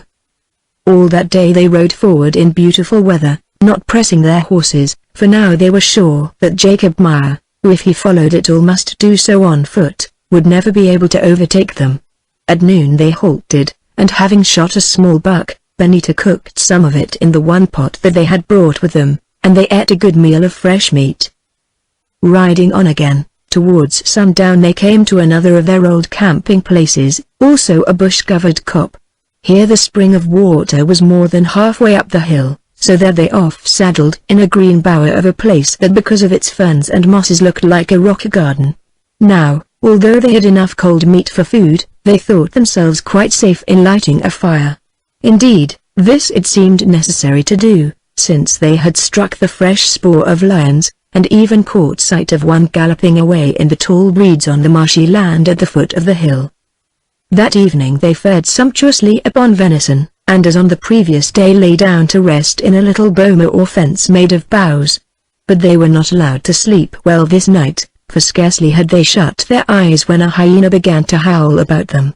They shouted and the brute went away, but an hour or two later, they heard ominous grunting sounds, followed presently by a loud roar, which was answered by another roar, whereat the horses began to whinny in a frightened fashion. "Lions," said Mr. Clifford, jumping up and throwing dead wood on the fire till it burned to a bright blaze. After that all sleep became impossible, for although the lions did not attack them, having once winded the horses they would not go away, but continued wandering round the copse, grunting and growling. This went on till about 3 o'clock in the morning, when at last the beasts took their departure, for they heard them roaring in the distance. Now that they seemed safe, having first made up the fire, they tried to get some rest. When, as it appeared to her, Benita had been asleep but a little while, she was awakened by a new noise. It was still dark, but the starlight showed her that the horses were quite quiet. Indeed, one of them was lying down, and the other eating some green leaves from the branches of the tree to which it was tethered. Therefore that noise had not come from any wild animal of which they were afraid. She listened intently, and presently heard it again. It was a murmur like to that of people talking somewhere at the bottom of the hill. Then she woke her father and told him. But although once or twice they thought they heard the sound of footsteps, nothing else could be distinguished. Still they rose, and having saddled and bridled their horses as noiselessly as might be, waited for the dawn. At last it came. Up on the side of the copse they were in clear air, above which shone the red lights of morning, but under them lay billows of dense, pearl-hued mist. By degrees this thinned beneath the rays of the risen sun, and through it, looking gigantic in that light, Benita saw a savage wrapped in a kaross, who was walking up and down and yawning, a great spear in his hand. "Look," she whispered, "look." And Mr. Clifford stared down the line of her outstretched finger. "The mat table," he said. "My God! The mat table." Chapter 15. The mat table it was, sure enough, there could be no doubt of it, for soon 3 other men joined the sentry and began to talk with him, pointing with their great spears at the side of the hill. Evidently they were arranging a surprise when there was sufficient light to carry it out. "They have seen our fire," whispered her father to Benita. "Now, if we wish to save our lives, there is only one thing to do: ride for it before they muster. The impi will be camped upon the other side of the hill, so we must take the road we came by." "That runs back to Bambat's," faltered Benita. "Bambat's is better than the grave," said her father. "Pray heaven that we may get there." To this argument there was no answer, so having drunk a sup of water, and swallowing a few mouthfuls of food as they went, they crept to the horses, mounted them, and as silently as possible began to ride down the hill. The sentry was alone again, the other 3 men having departed. He stood with his back towards them. Presently, when they were quite close onto him, he heard their horses' hoofs upon the grass, wheeled round at the sound, and saw them. Then with a great shout he lifted his spear and charged. Mr. Clifford, who was leading, held out his rifle at arm's length to raise it to his shoulder. He had no time and pulled the trigger. Benita heard a bullet clap upon a hide shield, and next instant saw the mat-table warrior lying on his back, beating the air with his hands and feet. Also, she saw beyond the shoulder of the cop, which they were rounding, hundreds of men marching, and behind them a herd of cattle, the dim light gleaming upon the stabbing spears and on the horns of the oxen. She glanced to the right, and there were more men. The 2 wings of the impi were closing upon them. Only a little lane was left in the middle. They must get through before it shut. "Come," she gasped, striking the horse with her heel and the butt of her gun, and jerking at its mouth. Her father saw also, and did likewise, so that the beasts broke into a gallop. Now from the point of each wing sprang out thin lines of men, looking like great horns, or nippers, whose business it was to meet and cut them off. Could they pass between them before they did meet? That was the question, and upon its answer it depended whether or no they had another 3 minutes to live.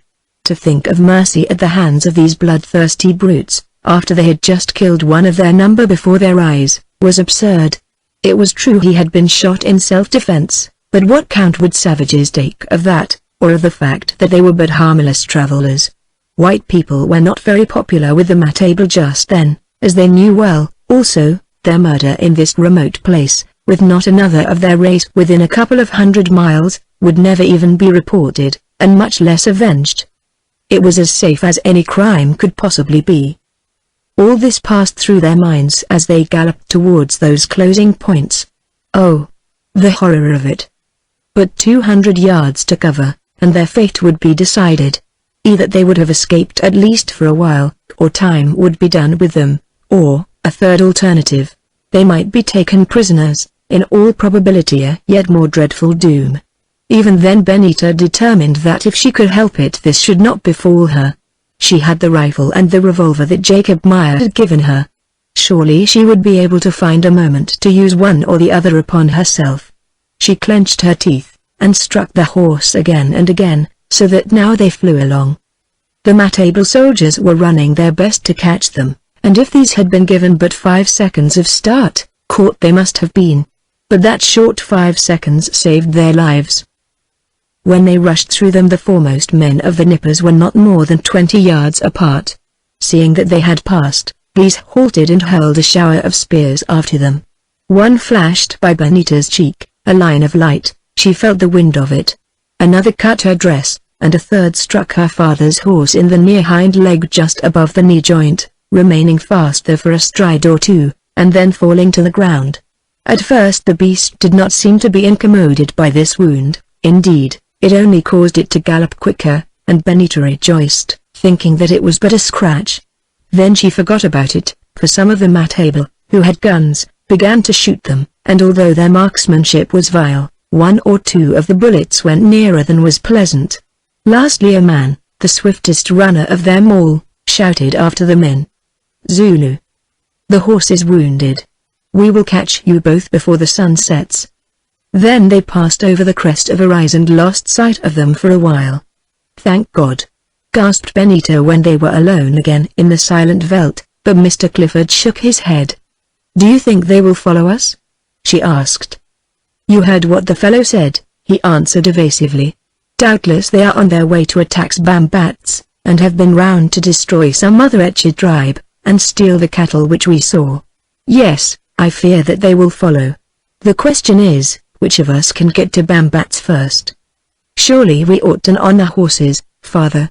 "Yes, if nothing happens to them," and as he spoke the words the mare which he was riding dropped sharply upon her hind leg, the same that had been struck with a spear, then recovered herself and galloped on. "Did you see that?" he asked. She nodded, then said, "Shall we get off and look at the cut?" "Certainly not," he answered. "Our only chance is to keep her moving. If once the wound stiffens, there's an end. The sinew cannot have been severed, or it would have come before now." So they pushed on. All that morning did they canter forward wherever the ground was smooth enough to allow them to do so, and notwithstanding the increasing lameness of Mr. Clifford's mare, made such good progress that by midday they reached the place where they had passed the first night after leaving Bambats. Here sheer fatigue and want of water forced them to stop a little while. They dismounted and drank greedily from the spring, after which they allowed the horses to drink also. Indeed it was impossible to keep them away from the water. Then they ate a little, not because they desired food, but to keep up their strength, and while they did so examined the mare. By now her hind leg was much swollen, and blood still ran from the gash made by the assegai. Moreover, the limb was drawn up so that the point of the hoof only rested on the ground. "We must get on before it sets fast," said Mr. Clifford, and they mounted again. Great heavens! What was this? The mare would not stir. In his despair Mr. Clifford beat it cruelly, whereupon the poor brute hobbled forward a few paces on 3 legs, and again came to a standstill. Either an injured sinew had given or the inflammation was now so intense that it could not bend its knee. Understanding what this meant to them, Benita's nerve gave out at last, and she burst into weeping. "Don't cry, love," he said. "God's will be done.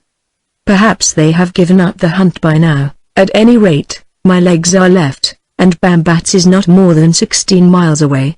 Forward now," and holding to her saddle strap they went up the long slope which led to the port in the hills around Bambats. They would have liked to shoot the mare, but being afraid to fire a rifle, could not do so. So they left the unhappy beast to its fate, and with it everything it carried, except a few of the cartridges. Before they went, however, at Benita's prayer, her father devoted a few seconds to unbuckling the girths and pulling off the bridle, so that it might have a chance of life.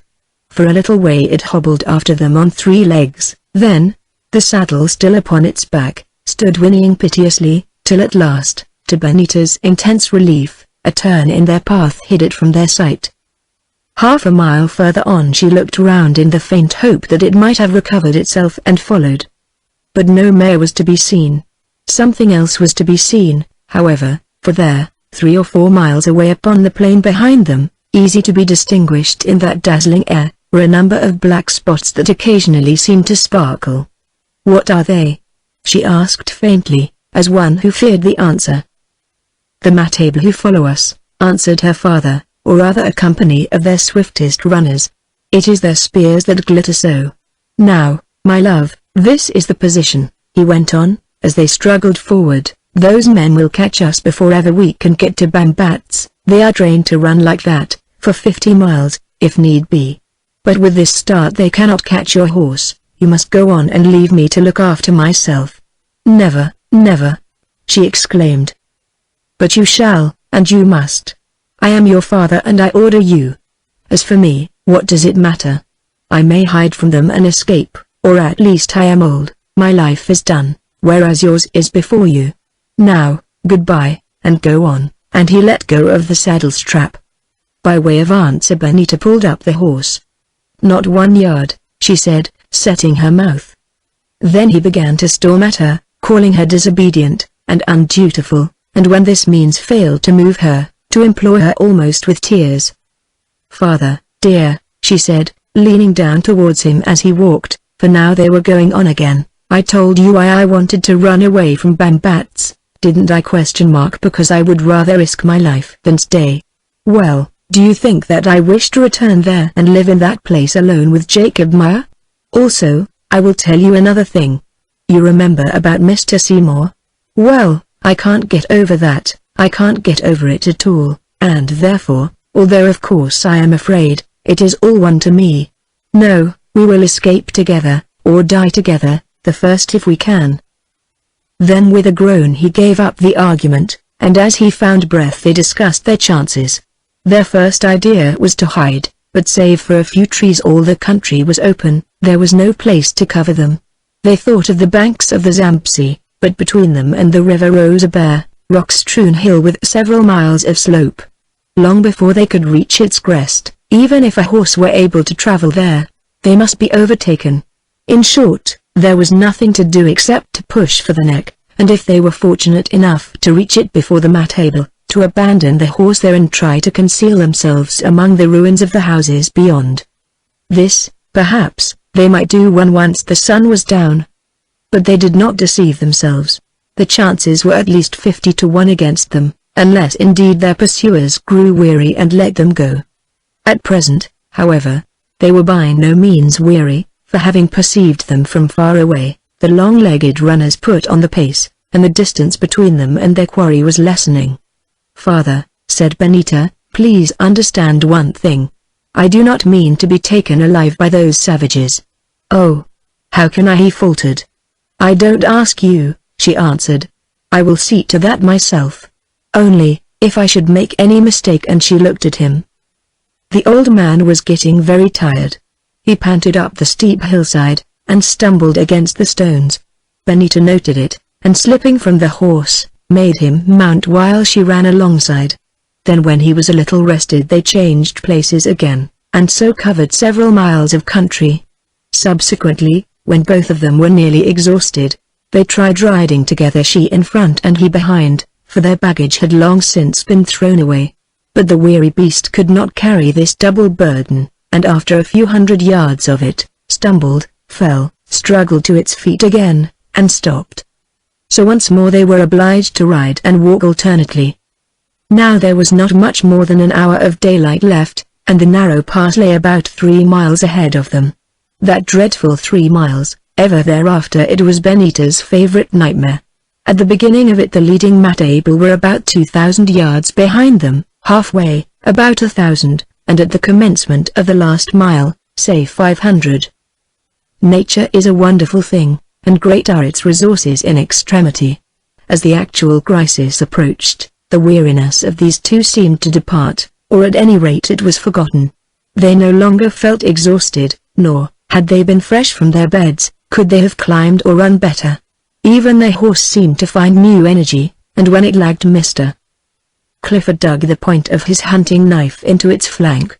Gasping, panting, now one mounted and now the other, they struggled on towards that crest of rock, while behind them came death in the shape of those sleuth-hounds of Mat-Table.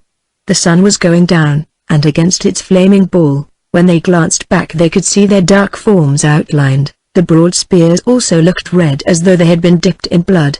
They could even hear their taunting shouts as they called to them to sit down and be killed, and save trouble. Now they were not 300 yards away, and the crest of the pass was still half a mile ahead. 5 minutes passed, and here, where the track was very rough, the horse blundered upwards slowly. Mr. Clifford was riding at the time, and Benita running at his side, holding to the stirrup leather. She looked behind her. The savages, fearing that their victims might find shelter over the hill, were making a rush, and the horse could go no faster. One man, a great tall fellow, quite outdistanced his companions. 2 minutes more and he was not over 100 paces from them, a little nearer than they were to the top of the pass. Then the horse stopped and refused to stir any more. Mr. Clifford jumped from the saddle, and Benita, who could not speak, pointed to the pursuing Mat-Table. He sat down upon a rock, cocked his rifle, took a deep breath, and aimed and fired at the soldier who was coming on carelessly in the open. Mr. Clifford was a good shot, and shaken though he was, at this supreme moment his skill did not fail him. The man was struck somewhere, for he staggered about and fell, then slowly picked himself up, and began to hobble back towards his companions, who, when they met him, stopped a minute to give him some kind of assistance. That halt proved their salvation, for it gave them time to make one last despairing rush, and gain the brow of the port. Not that this would have saved them, however, since where they could go the matable could follow, and there was still light by which the pursuers would have been able to see to catch them. Indeed, the savages, having laid down the wounded man, came on with a yell of rage, 50 or more of them. Over the pass father and daughter struggled, Benita riding after them. Perhaps 60 yards away, ran the matable, gathered in a knot now upon the narrow, ancient road, bordered by steep hillsides. Then suddenly from all about them, as it appeared to Benita, broke out the blaze and roar of rifles, rapid and continuous. Down went the matable by twos and threes, till at last it seemed as though but quite a few of them were left upon their feet, and those came on no more. They turned and fled from the neck of the narrow pass to the open slope beyond. Benita sank to the ground, and the next thing that she could remember was hearing the soft voice of Jacob Meyer, who said, "So you have returned from your ride, Miss Clifford, and perhaps it was as well that the thought came from you to me that you wished me to meet you here in this very place." Chapter 16. Chapter 16. Back at Bambat's. How they reached Bambat's Benita never could remember, but afterwards she was told that both she and her father were carried upon litters made of ox-hide shields. When she came to her own mind again, it was to find herself lying in her tent outside the mouth of the cave within the third enclosure of the temple fortress. Her feet were sore and her bones ached, physical discomforts that brought back to her in a flash all the terrors through which she had passed. Again she saw the fierce pursuing matable, again heard their cruel shouts and the answering crack of the rifles, again, amidst the din and the gathering darkness, distinguished the gentle, foreign voice of Meyer speaking his words of sarcastic greeting. Next oblivion fell upon her, and after it a dim memory of being helped up the hill with the sun pouring on her back and assisted to climb the steep steps of the wall by means of a rope placed around her. Then forgetfulness again. The flap of her tent was drawn aside and she shrank back upon her bed, shutting her eyes for fear lest they should fall upon the face of Jacob Meyer. Feeling that it was not he, or learning it perhaps from the footfall, she opened them a little, peeping at her visitor from between her long lashes. He proved to be not Jacob or her father, but the old Mulimo, who stood beside her holding in his hand a gourd filled with goat's milk. Then she sat up and smiled at him, for Benita had grown very fond of this ancient man, who was so unlike anyone that she had ever met. "Greeting, lady," he said softly, smiling back at her with his lips and dreamy eyes, for his old face did not seem to move beneath its 1,000 wrinkles. "I bring you milk. Drink, it is fresh and you need food." So she took the gourd and drank to the last drop, for it seemed to her that she had never tasted anything so delicious. "Good, good," murmured the Mulimo, "now you will be well again." "Yes, I shall get well," she answered, "but oh, what of my father?" "Fear not. He is still sick, but he will recover also. You shall see him soon." "I have drunk all the milk," she broke out, "there is none left for him." "Plenty, plenty," he answered, waving his thin hand. "There are 2 cups full, one for each. We have not many she-goats down below, but the best of their milk is saved for you. Tell me all that has happened, father," and the old priest, who liked her to call him by that name, smiled again with his eyes, and squatted down in the corner of the tent. "You went away, you remember that you would go, although I told you that you must come back. You refused my wisdom and you went, and I have learned all that befell you and how you two escaped the impi. Well, that night after sunset, when you did not return, came the Black One. Yes, I mean Meyer, whom we name so because of his beard, and," he added deliberately, "his heart. He came running down the hill asking for you, and I gave him the letter. He read it, and oh! Then he went mad. He cursed in his own tongue. He threw himself about, he took a rifle and wished to shoot me. but I sat silent and looked at him till he grew quiet. Then he asked why I had played him this trick, but I answered that it was no trick of mine, who had no right to keep you and your father prisoners against your will, and that I thought you had gone away because you were afraid of him, which was not wonderful if that was how he talked to you. I told him, too, I who am a doctor, that unless he was careful he would go mad, that already I saw madness in his eye, after which he became quiet, for my words frightened him. Then he asked what could be done, and I said that night, nothing, since you must be far away, so that it would be useless to follow you, but better to go to meet you when you came back. He asked what I meant by your coming back, and I answered that I meant what I said, that you would come back in great haste and peril, although you would not believe me when I told you so, for I had it from the Manly whose child you are. So I sent out my spies, and that night went by, and the next day and night went by, and we sat still and did nothing, though the Black One wished to wander out alone after you. But on the following morning, at the dawn, a messenger came in who reported that it had been called to him by his brethren who were hidden upon hilltops and in other places for miles and miles, that the Matablimpi, having destroyed another family of the Mikl and Gafar down the Zambesi, was advancing to destroy us also.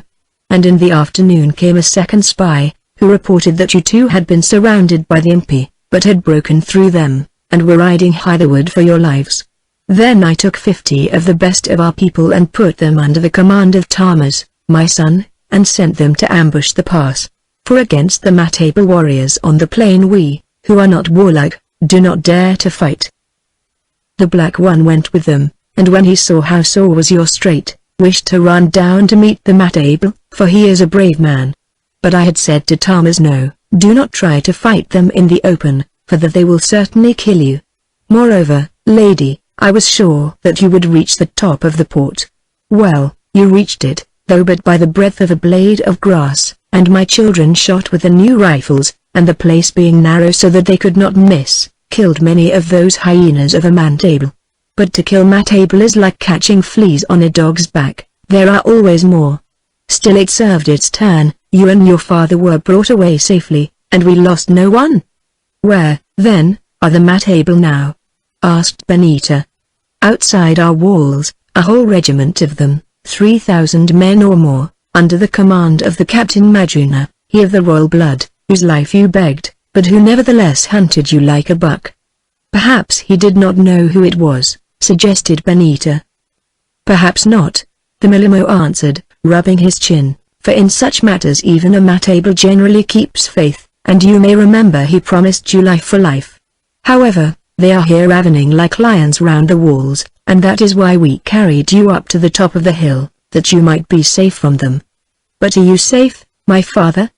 I think so, he replied with a dry little chuckle in his throat. Whoever built this fortress built it strong, and we have blocked the gates. Also, they caught no one outside, all are within the walls, together with the sheep and goats. Lastly, we have sent most of the women and children across the Zambesi in canoes, to hide in places we know of whither the Amandable cannot follow, for they dare not swim a river. Therefore, for those of us that remain we have food for 3 months, and before then the rains will drive the Impi out. Why did you not all go across the river, father? For 2 reasons, lady. The first is, that if we once abandoned our stronghold, which we have held from the beginning, Lobengula would take it, and keep it, so that we could never re-enter into our heritage, which would be a shame to us and bring down the vengeance of the spirits of our ancestors upon our heads. The second is, that as you have returned to us we stay to protect you. You are very good to me, murmured Benita. Nay, nay, we brought you here, and we do what I am told to do from above. Trouble may still come upon you, yes, I think that it will come, but once more I pray you, have no fear, for out of this evil root shall spring a flower of joy, and he rose to go. Stay, said Benita. Has the Chief Maya found the gold? No, he has found nothing, but he hunts and hunts like a hungry jackal digging for a bone. But that bone is not for him, it is for you, lady, you and you only. Oh, I know, you do not seek, still you shall find. Only the next time that you want help, do not run away into the wilderness. Hear the word of Mani given by his mouth, the Milimo of Bambats. And as he spoke, The old priest backed himself out of the tent, stopping now and again to bow to Benita. A few minutes later her father entered, looking very weak and shaken, and supporting himself upon a stick. Happy was the greeting of these two who, with their arms about each other's neck, gave thanks for their escape from great peril. "You see, Benita, we can't get away from this place," Mr. Clifford said presently. "We must find that gold." "Bother the gold," she answered with energy, "I hate its very name. Who can think of gold with 3,000 people waiting to kill us?" "Somehow I don't feel afraid of them anymore," said her father. "They have had their chance and lost it, and the MagneonBooks swear that now they have guns to command the gates, the fortress cannot be stormed. Still, I am afraid of someone." "Who?" "Jacob Meyer. I have seen him several times, and I think that he is going mad." The Milimo said that too, but why? "From the look of him. He sits about muttering and glowing with those dark eyes of his, and sometimes groans, and sometimes bursts into shouts of laughter. That is when the fit is on him, for generally he seems right enough. But get up if you think you can, and you shall judge for yourself." "I don't want to," said Benita feebly. "Father, I am more afraid of him now than ever." "Oh.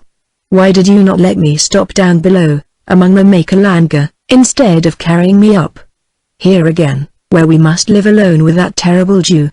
"I wished to, dear, but the Milimo said we should be safer above, and ordered his people to carry you up.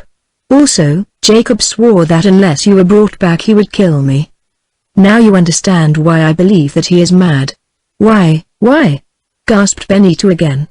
"God knows," he answered with a groan, "but I think that he is sure that we shall never find the gold without you, since the Milimo has told him that it is for you and you alone, and he says the old man has second sight, or something of the sort. Well, he would have murdered me. I saw it in his eye, so I thought it better to give in rather than that you should be left here sick and alone. Of course there was one way," and he paused. She looked at him and asked, "What way?" "To shoot him before he shot me," he answered in a whisper. "For your sake, dear, but I could not bring myself to do it." "No," she said with a shudder, not that. "Better that we should die than that his blood should be upon our hands. Now I will get up and try to show no fear. I am sure that is best, and perhaps we shall be able to escape somehow.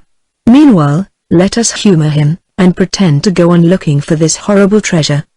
So Benita rose to discover that, save for her stiffness, she was but little the worse, and finding all things placed in readiness, set to work with her father's help to cook the evening meal as usual.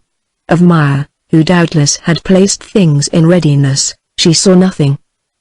Before nightfall he came, however, as she knew he would. Indeed, although she heard no step and her back was towards him, she felt his presence. The sense of it fell upon her like a cold shadow. Turning round she beheld the man. He was standing close by, but above her, upon a big granite boulder, in climbing which his soft felt scoons, or hide shoes, had made no noise, for Meyer could move like a cat. The last rays from the sinking sun struck him full, outlining his agile, nervous shape against the sky, and in their intense red light, which flamed upon him, he appeared terrible. He looked like a panther about to spring, his eyes shone like a panther's, and Benita knew that she was the prey whom he desired. Still, remembering her resolution, she determined to show no fear, and addressed him. "Good evening, Mr. Meyer." "Oh, I am so stiff that I cannot lift my neck to look at you," and she laughed. He bounded softly from the rock, like a panther again, and stood in front of her. "You should thank the God you believe in," he said, "that by now you are not stiff indeed, all that the jackals have left of you." "I do, Mr. Meyer, and I thank you, too. It was brave of you to come out to save us." "Father," she called, "come and tell Mr. Meyer how grateful we are to him." Mr. Clifford hobbled out from his hut under the tree, saying, "I have told him already, dear." "Yes," answered Jacob, "you have told me. Why repeat yourself? I see that supper is ready. Let us eat, for you must be hungry. Afterwards I have something to tell you." So they ate, with no great appetite, any of them. Indeed Meyer touched but little food, though he drank a good deal, first of strong black coffee and afterwards of square face and water. But on Benita he pressed the choicest morsels that he could find, eyeing her all the while, and saying that she must take plenty of nutriment or her beauty would suffer and her strength wane. Benita bethought her of the fairy tales of her childhood, in which the ogre fed up the princess whom he purposed to devour. "You should think of your own strength, Mr. Meyer," she said. "You cannot live on coffee and square face. It is all I need tonight. I am astonishingly well since you came back. I can never remember feeling so well, or so strong. I can do the work of 3 men, and not be tired. All this afternoon, for instance, I have been carrying provisions and other things up that steep wall, for we must prepare for a long siege together, yet I should never know that I had lifted a single basket. But while you were away then I felt tired." Benita changed the subject, asking him if he had made any discoveries. "Not yet, but now that you are back the discoveries will soon come. Do not be afraid, I have my plan which cannot fail.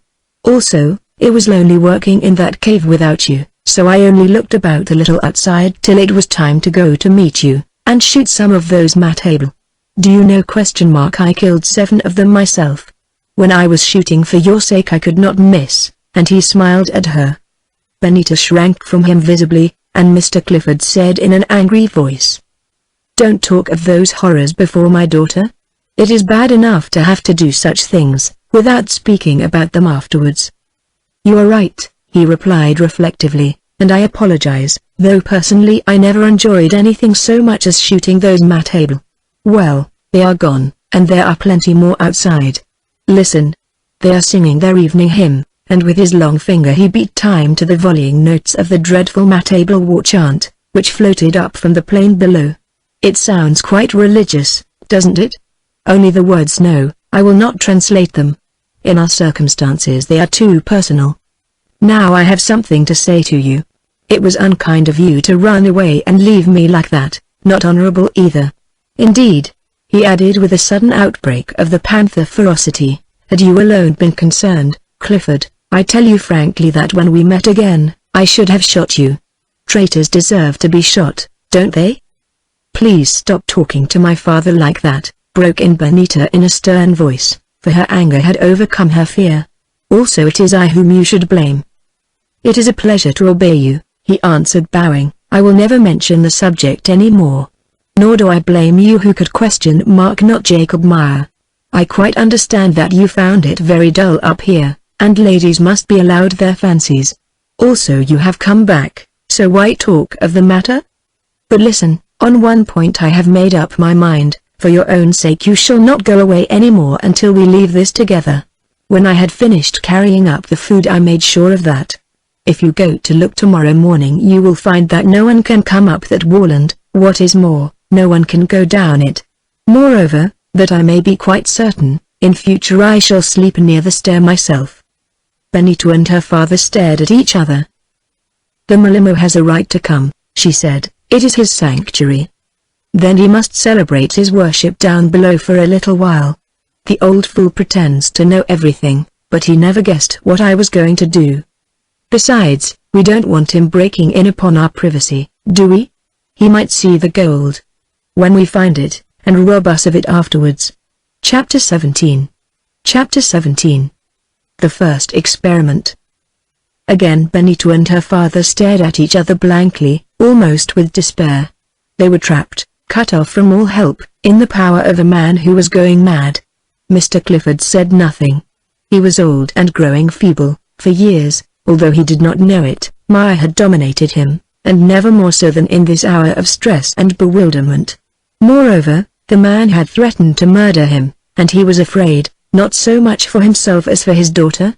If he were to die now, what would happen to her, left alone with Jacob Meyer? The knowledge of his own folly, understood too late, filled him with shame. How could he have been so wicked as to bring a girl upon such a quest in the company of an unprincipled Jew, of whose past he knew nothing except that it was murky and dubious? He had committed a great crime, led on by a love of lucre, and the weight of it pressed upon his tongue and closed his lips. He knew not what to say. For a little while Benita was silent also. Hope died within her. But she was a bold-spirited woman, and by degrees her courage reasserted itself. Indignation filled her breast and shone through her dark eyes. Suddenly she turned upon Jacob, who sat before them smoking his pipe and enjoying their discomfiture. "How dare you?" she asked in a low, concentrated voice. "How dare you, you coward?"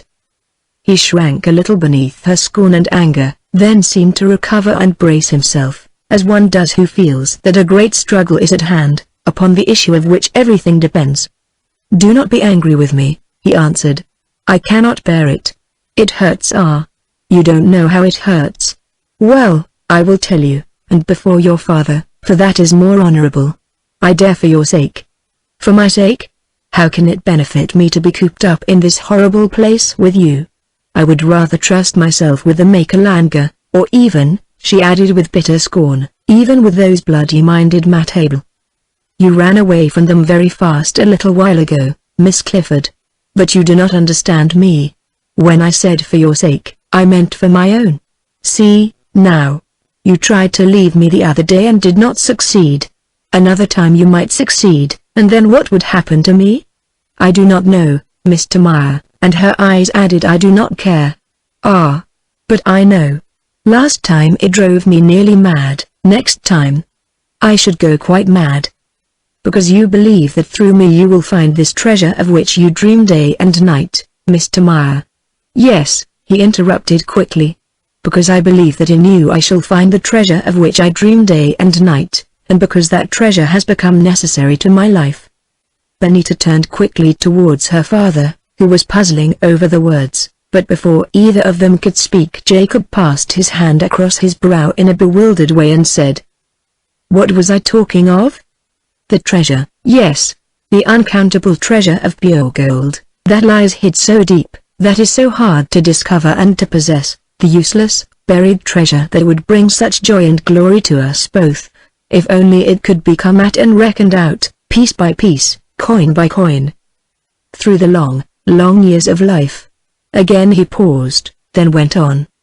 "Well, Miss Clifford, you are quite right. That is why I have dared to make you a prisoner, because, as the old Malimo said, the treasure is yours and I wish to share it.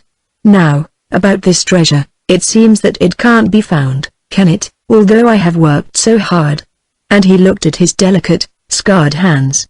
"Quite so, Mr. Meyer, it can't be found, so you had better let us go down to the Maker. But there is a way, Miss Clifford, there is a way. You know where it lies, and you can show me. If I knew I would show you soon enough, Mr. Meyer, for then you could take the stuff and our partnership would be at an end. Not until it is divided ounce by ounce and coin by coin. But first you must show me, as you say you will, and as you can." "How, Mr. Meyer? I am not a magician." "But you are. I will tell you how, having your promise. Listen now, both of you. I have studied. I know a great many secret things, and I read in your face that you have the gift. Let me look in your eyes a while, Miss Clifford, and you will go to sleep quite gently, and then in your sleep, which shall not harm you at all, you will see where that gold lies hidden, and you will tell us." "What do you mean?" asked Benita, bewildered. "I know what he means," broke in Mr. Clifford. "You mean that you want to mesmerize her as you did the Zulu chief?" Benita opened her lips to speak, but Meyer said quickly, No, hear me first before you refuse. You have the gift. The precious gift of clairvoyance, that is so rare. How do you know that, Mr. Meyer? I have never been mesmerized in my life." "It does not matter how. I do know it. I have been sure of it from the moment when first we met, that night by the kloof. Although, perhaps, you felt nothing then, it was that gift of yours working upon a mind in tune, my mind, which led me there in time to save you, as it was that gift of yours which warned you of the disaster about to happen to the ship. Oh, I have heard the story from your own lips. Your spirit can loose itself from the body, it can see the past and the future, it can discover the hidden things." "I do not believe it," answered Benita, "but at least it shall not be loosed by you." It shall," he cried with passion, his eyes blazing on her as he spoke. "Oh, I foresaw all this, and that is why I was determined you should come with us, so that, should other means fail, we might have your power to fall back upon. Well, They have failed. I have been patient. I have said nothing, but now there is no other way. Will you be so selfish, so cruel, as to deny me, you who can make us all rich in an hour, and take no hurt at all, no more than if you had slept a while? Yes, answered Benita. I refuse to deliver my will into the keeping of any living man, and least of all into yours, Mr. Meyer. He turned to her father with a gesture of despair. Cannot you persuade her, Clifford? She is your daughter, she will obey you. Not in that, said Benita. No, answered Mr. Clifford. I cannot, and I wouldn't if I could. My daughter is quite right. Moreover, I hate this supernatural kind of thing. If we can't find this gold without it, then we must let it alone, that is all. Meyer turned aside to hide his face, and presently looked up again, and spoke quite softly. I suppose that I must accept my answer. But when you talked of any living man just now, Miss Clifford, did you include your father? She shook her head. Then will you allow him to try to mesmerize you? Benita laughed. Oh, yes, if he likes, she said. But I do not think that the operation will be very successful. Good, we will see tomorrow. Now, like you, I am tired. I am going to bed in my new camp by the wall, he added significantly. Why are you so dead set against this business? Asked her father, when he had gone. Oh, father, she answered, can't you see, don't you understand? Then it is hard to have to tell you, but I must. In the beginning Mr. Meyer only wanted the gold. Now he wants more, me as well as the gold. I hate him. You know that is why I ran away. But I have read a good deal about this mesmerism, and seen it once or twice, and who knows? If once I allow his mind to master my mind, although I hate him so much, I might become his slave. I understand now, said Mr. Clifford. Oh, why did I ever bring you here? It would have been better if I had never seen your face again. On the morrow the experiment was made. Mr. Clifford attempted to mesmerize his daughter. All the morning Jacob, who, it now appeared, had practical knowledge of this doubtful art, tried to instruct him therein. In the course of the lesson he informed him that for a short period in the past, having great natural powers in that direction, he had made use of them professionally, only giving up the business because he found it wrecked his health. Mr. Clifford remarked that he had never told him that before. There are lots of things in my life that I have never told you, replied Jacob with a little secret smile. For instance, once I mesmerized you, although you did not know it, and that is why you always have to do what I want you to, except when your daughter is near you, for her influence is stronger than mine. Mr. Clifford stared at him. No wonder Benita won't let you mesmerize her, he said shortly. Then Jacob saw his mistake. You are more foolish than I thought, he said. How could I mesmerize you without your knowing it? I was only laughing at you. I didn't see the laugh, replied Mr. Clifford uneasily, and they went on with the lesson. That afternoon it was put to proof in the cave itself, where Meyer seemed to think that the influences would be propitious. Benita, who found some amusement in the performance, was seated upon the stone steps underneath the crucifix, one lamp on the altar and others one each side of her. In front stood her father, staring at her and waving his hands mysteriously in obedience to Jacob's directions. So ridiculous did he look indeed while thus engaged that Benita had the greatest difficulty in preventing herself from bursting into laughter. This was the only effect which his grimaces and gesticulations produced upon her, although outwardly she kept a solemn appearance, and even from time to time shut her eyes to encourage him. Once, when she opened them again, it was to perceive that he was becoming very hot and exhausted, and that Jacob was watching him with such an unpleasant intentness that she reclosed her eyes that she might not see his face. It was shortly after this that of a sudden Benita did feel something, a kind of penetrating power flowing upon her, something soft and subtle that seemed to creep into her brain like the sound of her mother's lullaby in the dim years ago. She began to think that she was a lost traveler among alpine snows wrapped round by snow, falling in 10 myriad flakes, every one of them with a little heart of fire. Then it came to her that she had heard this snow sleep was dangerous, the last of all sleeps, and that its victims must rouse themselves, or die. Benita roused herself just in time, only just, for now she was being borne over the edge of a precipice upon the wings of swans, and beneath her was darkness wherein dim figures walked with lamps where their hearts should be. Oh, how heavy were her eyelids! Surely a weight hung to each of them, a golden weight.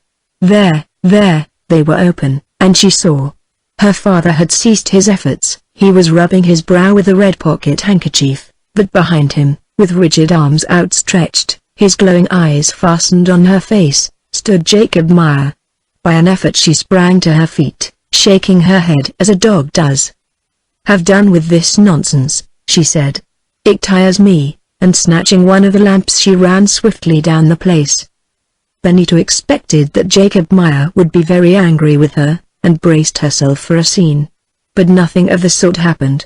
A while afterwards she saw the two of them approaching, engaged apparently in amicable talk. "Mr. Meyer says that I am no mesmerist, love," said her father, "and I can quite believe him.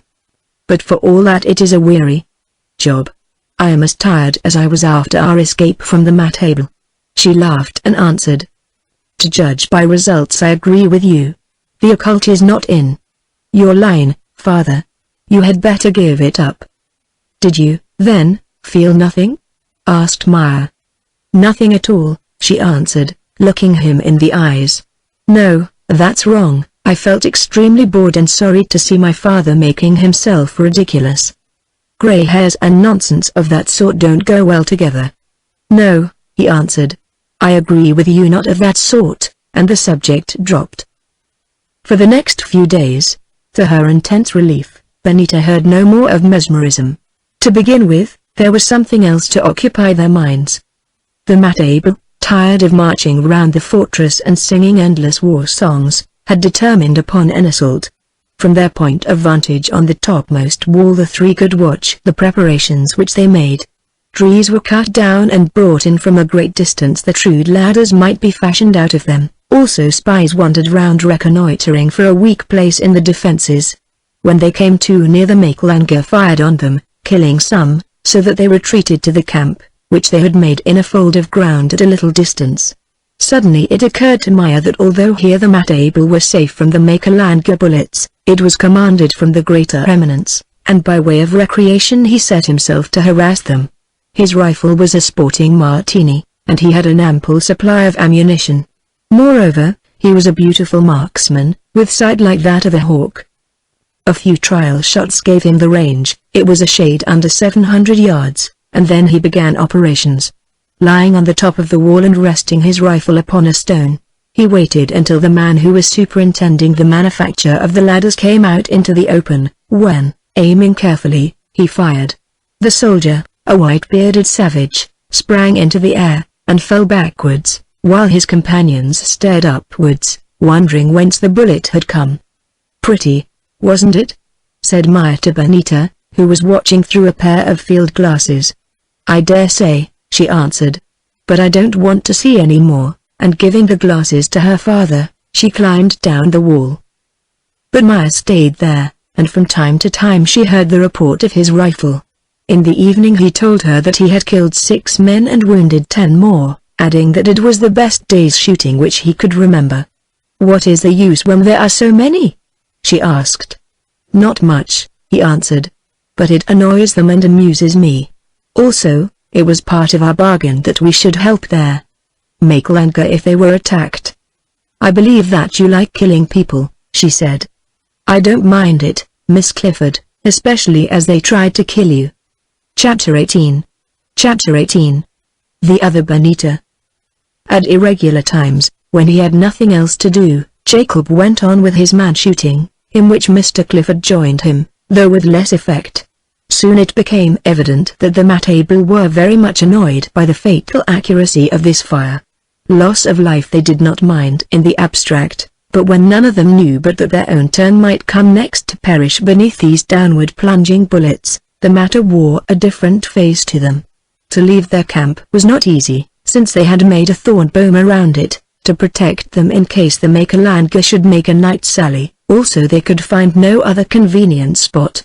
The upshot of it all was to hurry their assault, which they delivered before they had prepared sufficient ladders to make it effective. At the first break of dawn on the third day after Mr. Clifford's attempt at mesmerism, Benita was awakened by the sounds of shouts and firing. Having dressed herself hastily, she hurried in the growing light towards that part of the wall from below which the noise seemed to come, and climbing it, found her father and Jacob already seated there, their rifles in hand. "The fools are attacking the small gate through which you went out riding, Miss Clifford. The very worst place that they could have chosen, although the wall looks very weak there," said the latter. "If those Maklanger have any pluck they ought to teach them a lesson." Then the sun rose and they saw companies of Matable, who carried ladders in their hands, rushing onwards through the morning mist till their sight of them was obstructed by the swell of the hill.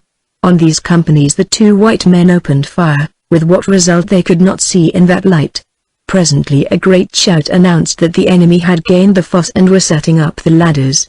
Up to this time the Maklanger appeared to have done nothing, but now they began to fire rapidly from the ancient bastions which commanded the entrance the MP was striving to storm, and soon through the thinning fog they perceived wounded Matable staggering and crawling back towards their camp.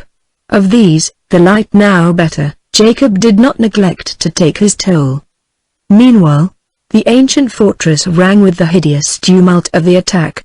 It was evident that again and again, as their fierce war shouts proclaimed, the Matable were striving to scale the wall, and again were beaten back by the raking rifle fire. Once a triumphant yell seemed to announce their success. The fire slackened and Benita grew pale with fear. "The Maklanger cowards are bolting," muttered Mr. Clifford, listening with terrible anxiety. But if so their courage came back to them, for presently the guns cracked louder and more incessant than before, and the savage cries of "Kill! Kill! Kill!" dwindled and died away.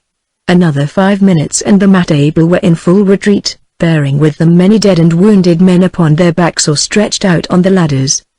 "Our Maklanger friends should be grateful to us for those 100 rifles," said Jacob as he loaded and fired rapidly, sending his bullets wherever the clusters were thickest. "Had it not been for them their throats would have been cut by now," he added, "for they could never have stopped those savages with the spear."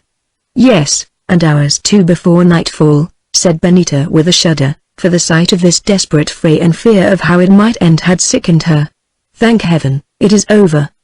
Perhaps they will give up the siege and go away." But, notwithstanding their costly defeat, for they had lost over 100 men, the Matable, who were afraid to return to Buluwayo except as victors, did nothing of the sort. They only cut down a quantity of reeds and scrub, and moved their camp nearly to the banks of the river, placing it in such a position that it could no longer be searched by the fire of the two white men.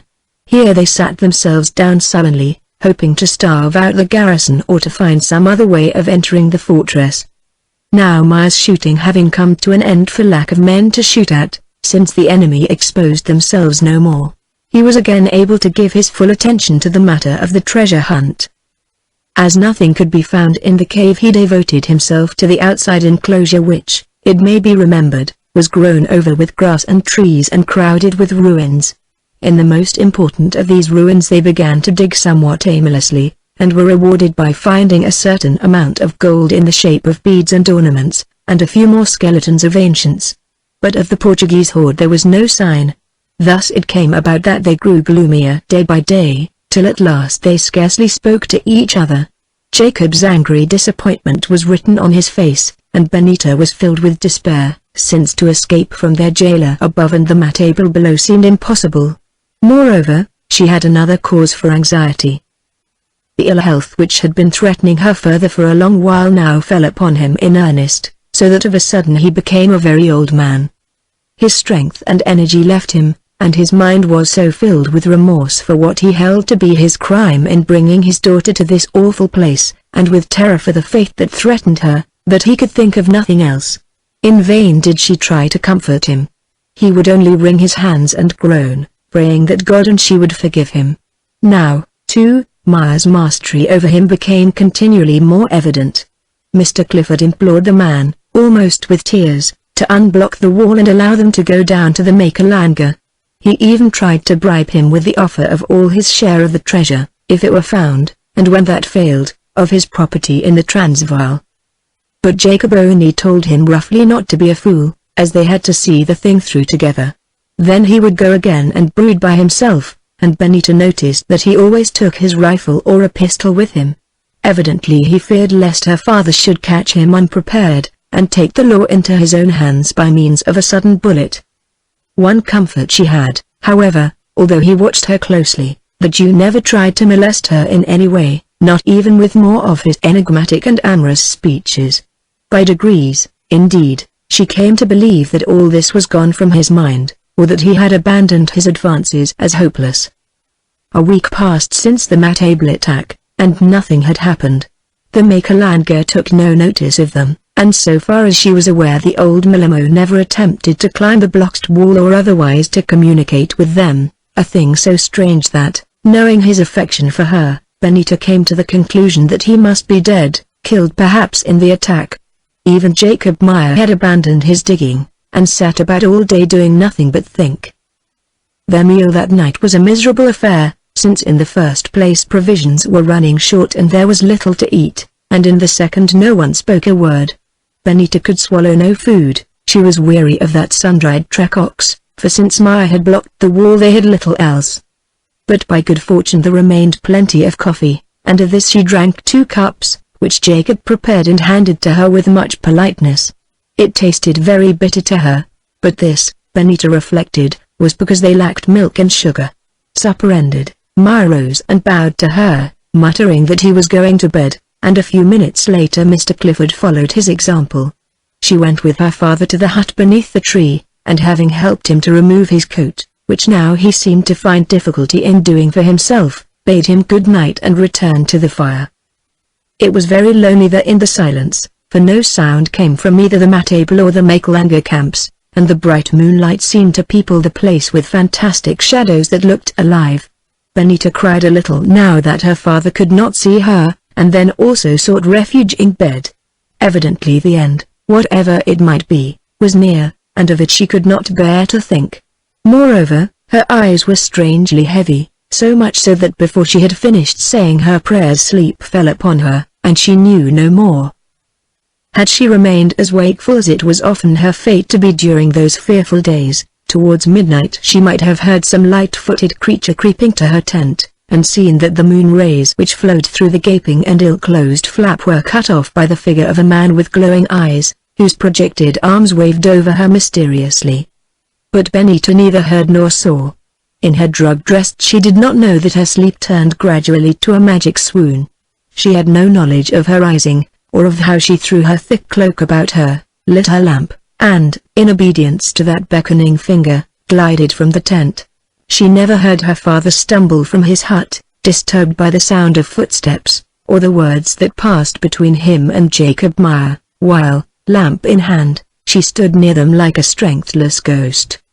"If you dare to wake her," hissed Jacob, "I tell you that she will die, and afterwards you shall die," and he fingered the pistol at his belt. "No harm shall come to her, I swear it. Follow. And see. Man, be silent, our fortunes hang on it." Then, overcome also by the strange fierceness of that voice and gaze, he followed. On they go to the winding neck of the cavern, first Jacob walking backwards like the herald of majesty, then majesty itself in the shape of this long-haired, death-like woman, cloaked and bearing in her hand the light, and last, behind, the old, white-bearded man, like time following beauty to the grave. Now they were in the great cavern, and now, avoiding the open tombs, the well-mouth and the altar, they stood beneath the crucifix. "Be seated," said Meyer, and the entranced Benita sat herself down upon the steps at the foot of the cross, placing the lamp on the rock pavement before her, and bowing her head till her hair fell upon her naked feet and hid them. He held his hands above her for a while, then asked, "Do you sleep?" "I sleep," came the strange, slow answer. "Is your spirit awake?" "It is awake." "Command it to travel backwards through the ages to the beginning, and tell me what you see here." "I see a rugged cave and wild folk dwelling in it. An old man is dying yonder," and she pointed to the right, "and a black woman with a babe at her breast tends him. A man, it is her husband, enters the cave. He holds a torch in one hand, and with the other drags a buck." "Cease," said Meyer. "How long is this ago?" 33,201 years, came the answer, spoken without any hesitation. Pass on, he said, pass on 30,000 years, and tell me what you see. For a long while there was silence. Why do you not speak? He asked. Be patient, I am living through those 30,000 years, many a life, many an age, but none may be missed. Again there was silence for a long while, till at length she spoke. They are done, all of them, and now 3,000 years ago I see this place changed and smoothly fashioned, peopled by a throng of worshippers clad in strange garments with clasps upon them. Behind me stands the graven statue of a goddess with a calm and cruel face. In front of the altar burns a fire, and on the altar white-robed priests are sacrificing an infant which cries aloud. Pass on, Maya said hurriedly, as though the horror of that scene had leapt to his eyes. Pass on 2,700 years and tell me what you see. Again there was a pause, while the spirit he had evoked in the body of Benita lived through those ages. Then slowly she answered. Nothing, the place is black and desolate, only the dead sleep beneath its floor. Wait till the living come again, he commanded, then speak. They are here, she replied presently. Tonsured monks, one of whom fashions this crucifix, and their followers who bow before the host upon the altar.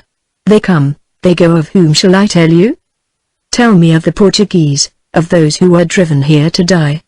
I see them all, she answered, after a pause. 203 of them.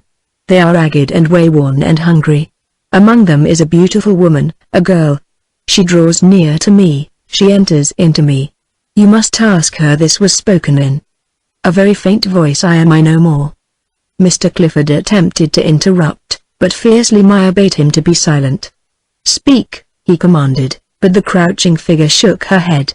Speak, he said again, whereon another voice, not that of Benita, answered in another tongue. I hear, but I do not understand your language. Great heaven, said Maya, it is Portuguese, and for a while the terror of the thing struck him dumb, for he was aware that Benita knew no Portuguese.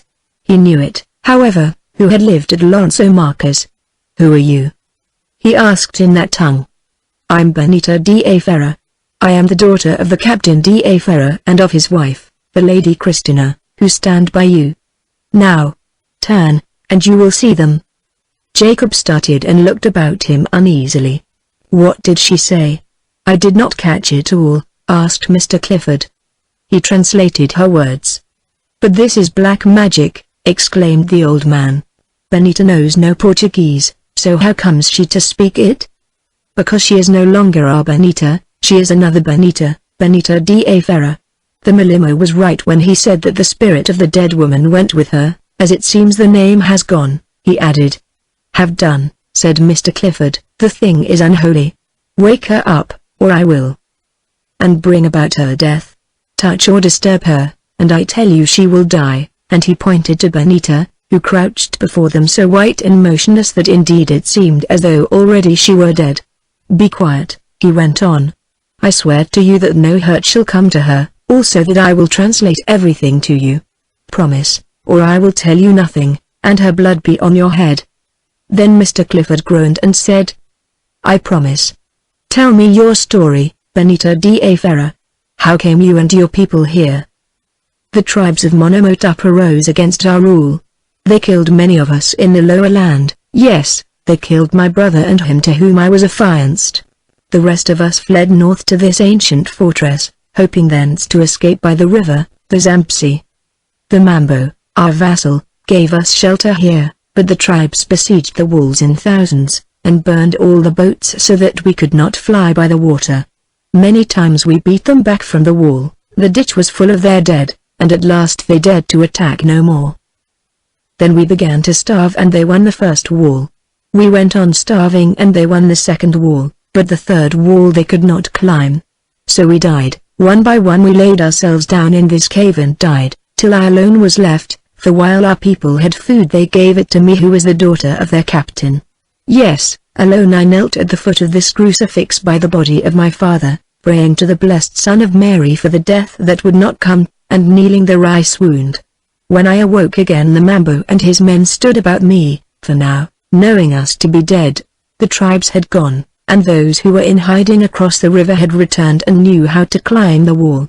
They bore me from among the dead, they gave me food so that my strength came back, but in the night I, who in my wickedness would not live, escaped from them and climbed the pillar of black rock, so that when the sun rose they saw me standing there. They begged of me to come down, promising to protect me.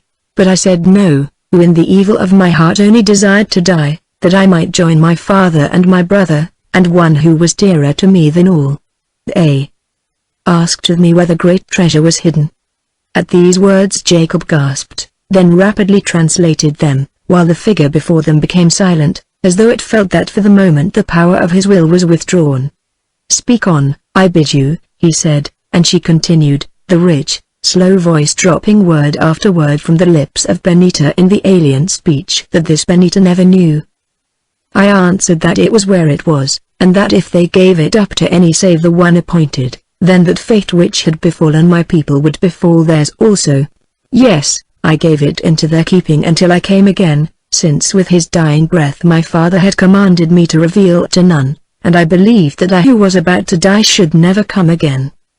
Then I made my last prayer, I kissed the golden crucifix that now hangs upon this breast wherein I dwell, and the hand of the living Benita was lifted, and moving like the hand of a dead thing, slowly drew out the symbol from beneath the cloak, held it for a moment in the lamplight, and let it fall to its place again.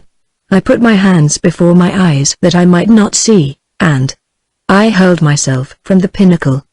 Now the voice ceased, but from the lips came a dreadful sound, such as might be uttered by one whose bones are shattered upon rocks, followed by other sounds like those of one who chokes in water. They were so horrible to hear that Mr. Clifford nearly fainted, and even Jacob Meyer staggered and turned white as the white face of Benita. "Wake her.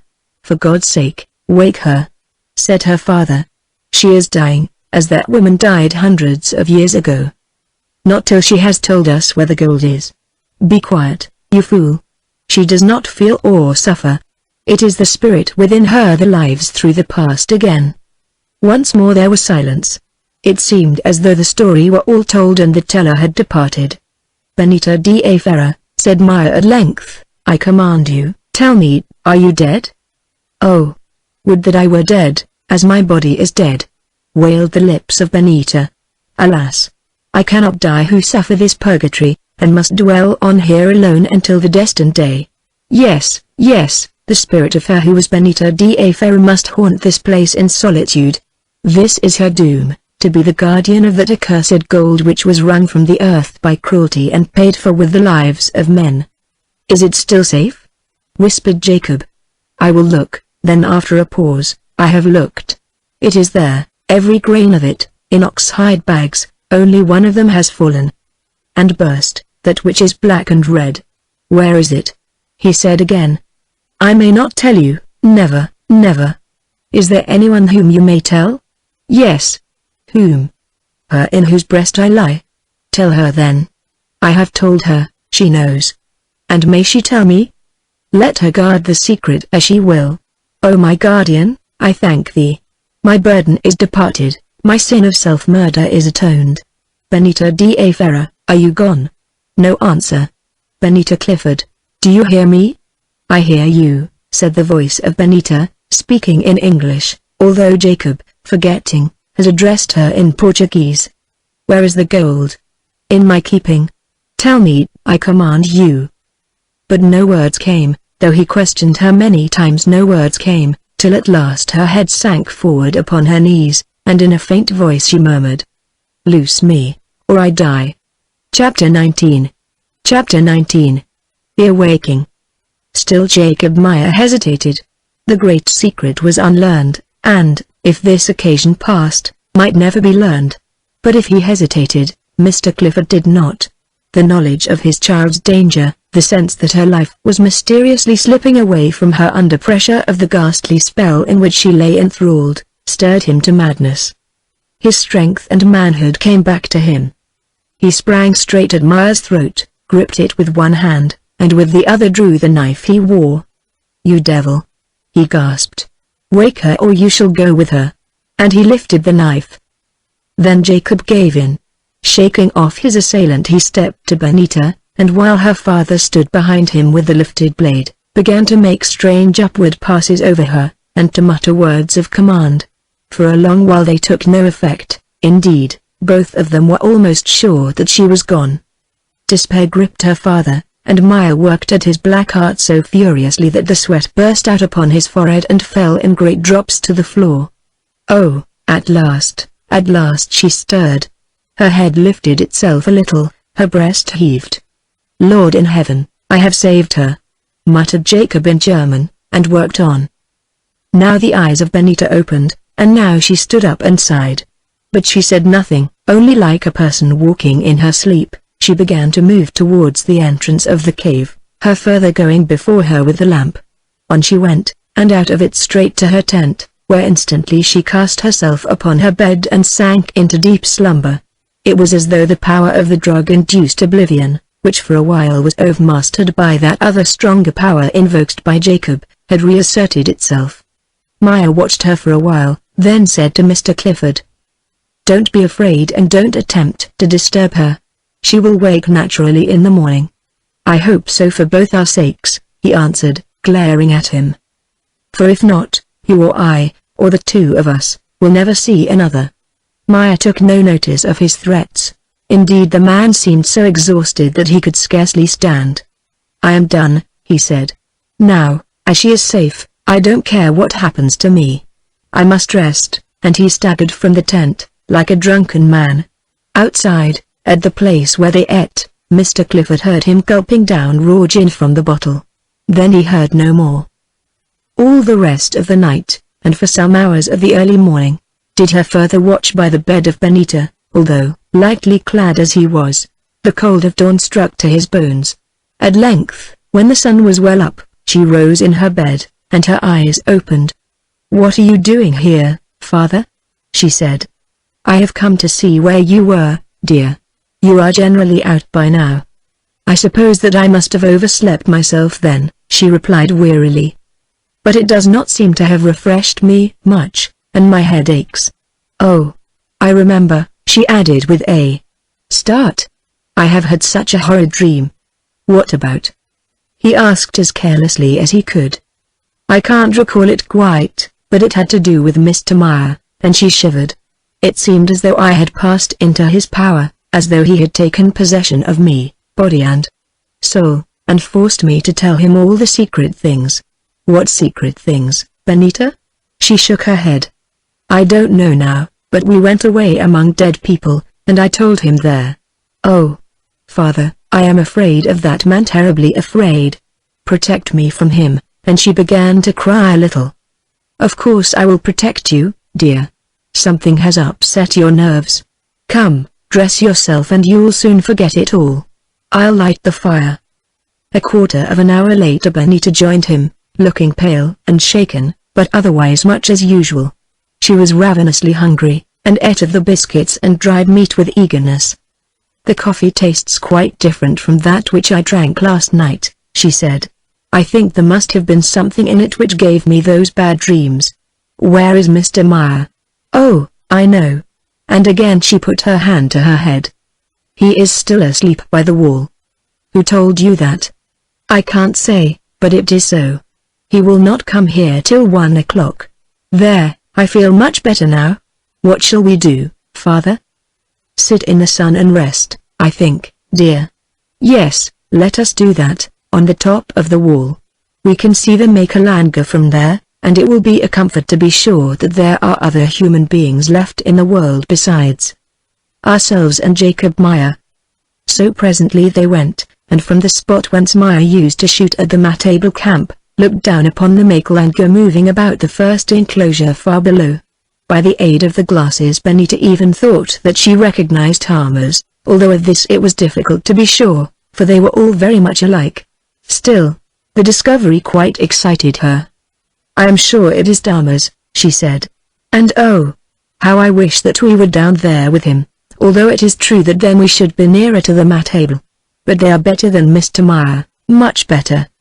Now for a while they were silent, till at length she said suddenly, "Father, you are keeping something back from me, and things begin to come back Tell me, did I go anywhere last night with Mr. Meyer, you and he and I together? He hesitated and looked guilty. Mr. Clifford was not a good actor. I see that we did. I am sure that we did. Father, tell me. I must know. I will know. Then he gave way. I didn't want to speak, dear, but perhaps it is best. It is a very strange story. Will you promise not to be upset?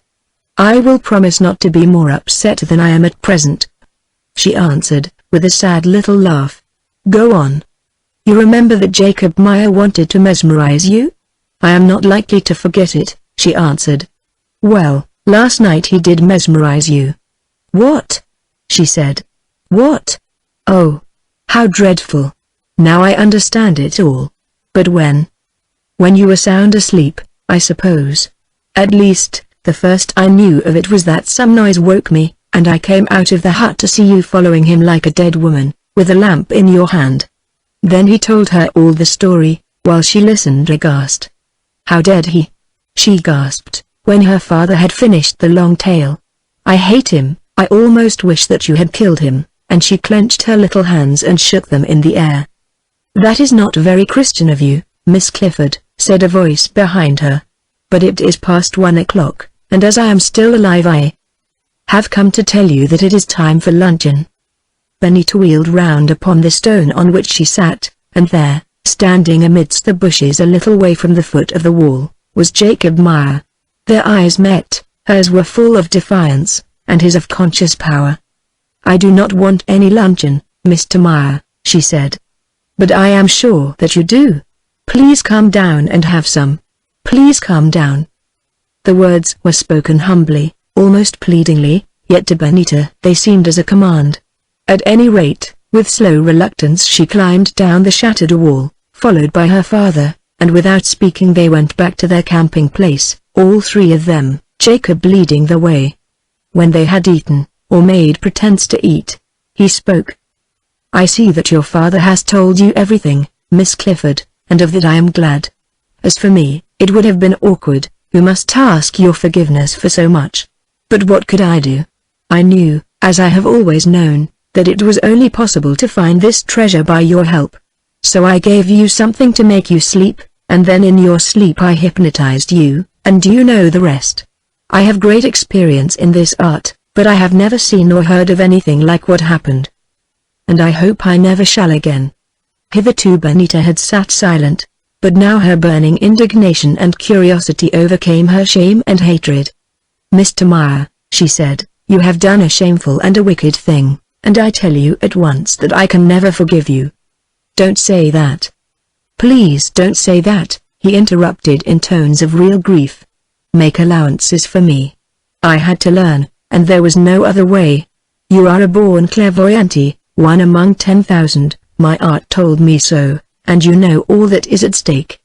By which you mean so many ounces of gold, Mr. Meyer. By which I mean the greatness that gold can give, Miss Clifford.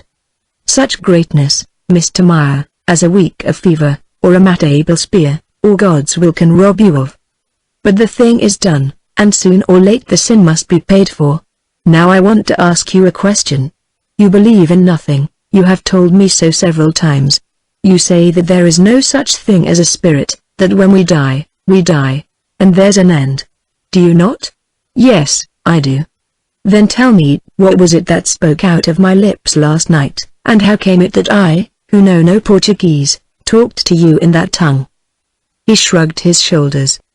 You have put a difficult question, but one I think that can be answered. There is no such thing as a spirit, an identity that survives death. But there is such a thing as this subconscious self, which is part of the animating principle of the universe, and, if only its knowledge can be unsealed, knows all that has passed and all that is passing in that universe. One day perhaps you will read the works of my compatriot, Haggard, and you will find it spoken of. You explain nothing. I am about to explain, Miss Clifford. Last night I gave to your subconscious self that which knows all the strength of liberty, so that it saw the past as it happened in this place. Already you knew the story of the dead girl, Benita de Ferrer, and that story you reenacted, talking the tongue she used as you would have talked Greek or any other tongue, had it been hers. It was not her spirit that animated you, although at the time I called it so for shortness, but your own buried knowledge, tricked out and furnished by the effort of your human imagination. That her name, Benita, should have been yours also is no doubt a strange coincidence, but no more. Also we have no proof that it was so, only what you said in your trance. Perhaps, said Benita, who was in no mood for philosophical argument. Perhaps also one day you will see a spirit, Mr. Meyer, and think otherwise. When I see a spirit and know that it is a spirit, then doubtless I shall believe in spirits. But what is the good of talking of such things? I do not seek spirits, I seek Portuguese gold. Now, I am sure you can tell where the gold lies. You would have told us last night, had not your nervous strength failed you, who are unaccustomed to the state of trance. Speaking as Benita da Ferra, you said that you saw it and described its condition.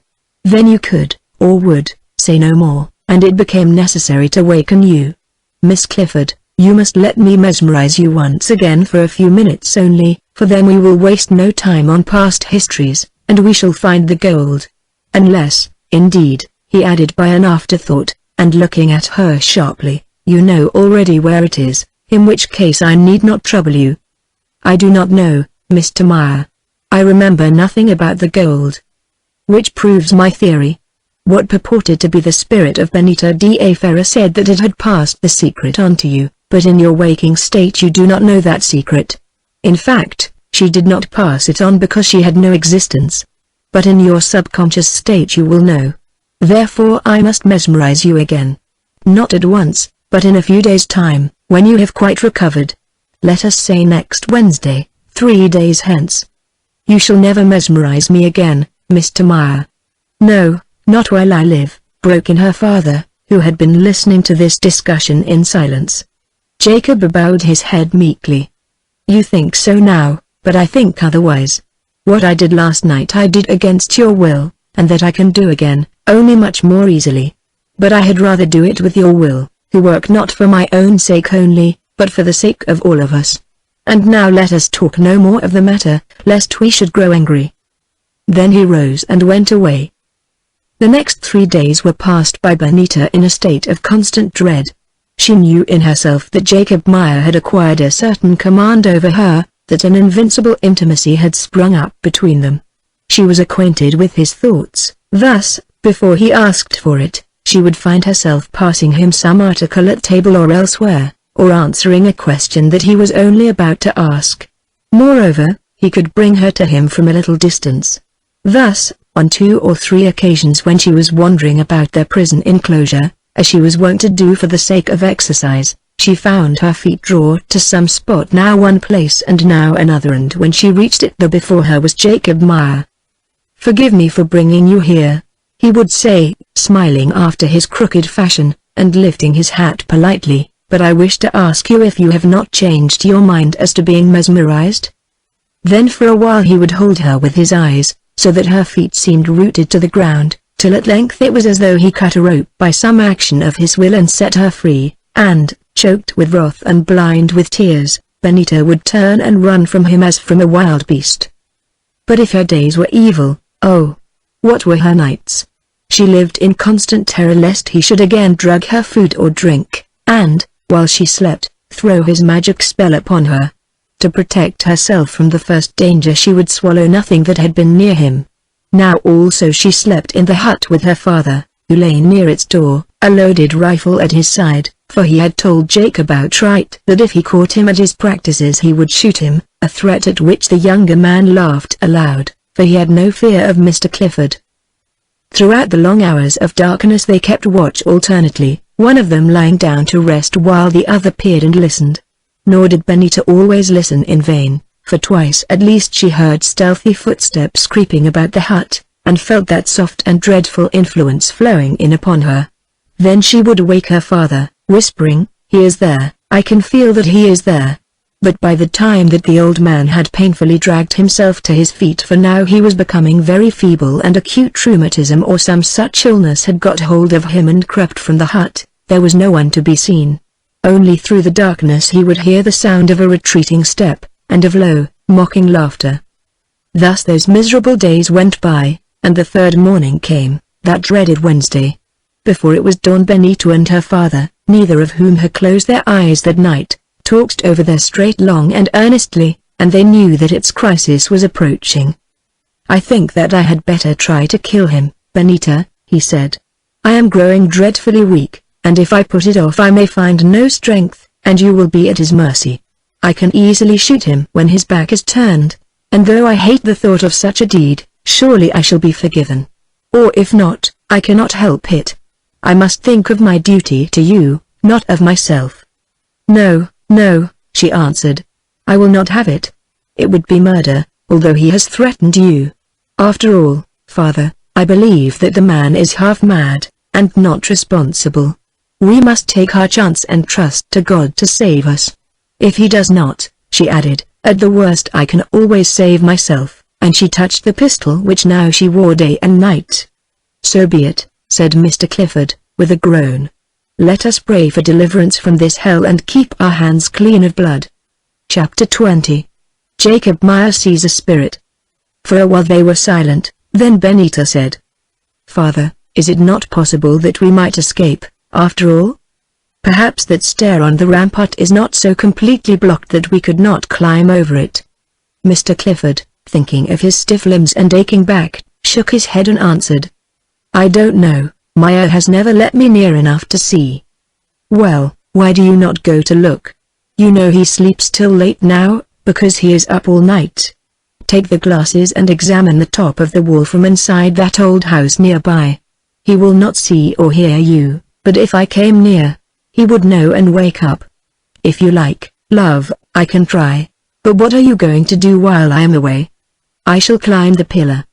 "You don't mean—" and he stopped. "No, no, nothing of that sort. I shall not follow the example of Benita da Ferrer unless I am driven to it. I want to look, that is all. One can see far from that place, if there is anything to see. Perhaps the Matable are gone now, we have heard nothing of them lately." So they dressed themselves, and as soon as the light was sufficiently strong, came out of the hut and parted, Mr. Clifford, rifle in hand, limping off towards the wall, and Benita going towards the great cone. She climbed it easily enough, and stood in the little cup-like depression on its dizzy peak, waiting for the sun to rise and disperse the mists which hung over the river and its banks. Now whatever may have been the exact ceremonial use to which the ancients put this pinnacle, without doubt it had something to do with sun worship. This, indeed, was proved by the fact that, at any rate at this season of the year, the first rays of the risen orb struck full upon its point. Thus it came about that, as she stood there waiting, Benita of a sudden found herself suffused in light so vivid and intense that, clothed as she was in a dress which had once been white, it must have caused her to shine like a silver image. For several minutes, indeed, this golden spear of fire blinded her so that she could see nothing, but stood quite still, afraid to move, and waiting until, as the sun grew higher, its level rays passed over her. This they did presently, and plunging into the valley, began to drive away the fog. Now she looked down, along the line of the river. The Matable camp was invisible, for it lay in a hollow almost at the foot of the fortress. Beyond it, however, was a rising swell of ground. It may have been half a mile from where she stood, and on the crest of it she perceived what looked like a wagon tent with figures moving round it.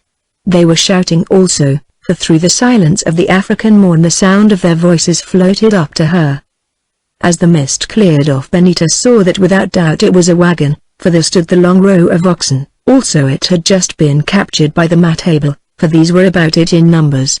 At the moment, however, they appeared to be otherwise occupied, for they were pointing with their spears to the pillar on bambats. Then it occurred to Benita that, placed as she was in that fierce light with only the sky for background, she must be perfectly visible from the plain below, and that it might be her figure perched like an eagle between heaven and earth which excited their interest. Yes, and not theirs only, for now a white man appeared, who lifted what might have been a gun, or a telescope, towards her. She was sure from the red flannel shirt and the broad hat which he wore that he must be a white man, and oh! how her heart yearned towards him, whoever he might be. The sight of an angel from heaven could scarcely have been more welcome to Benita in her wretchedness. Yet surely she must be dreaming. What should a white man and a wagon be doing in that place? And why had not the matable killed him at once? She could not tell, yet they appeared to have no murderous intentions, since they continued to gesticulate and talk whilst he stared upwards with the telescope, if it were a telescope. So things went on for a long time, for meanwhile the oxen were outspanned, until, indeed, more matable arrived, who led off the white man, apparently against his will, towards their camp, where he disappeared. Then there was nothing more to be seen. Benita descended the column. At its foot she met her father, who had come to seek her. "What is the matter?" he asked, noting her excited face. "Oh," she said, or rather sobbed, "there is a wagon with a white man below. I saw the matable capture him."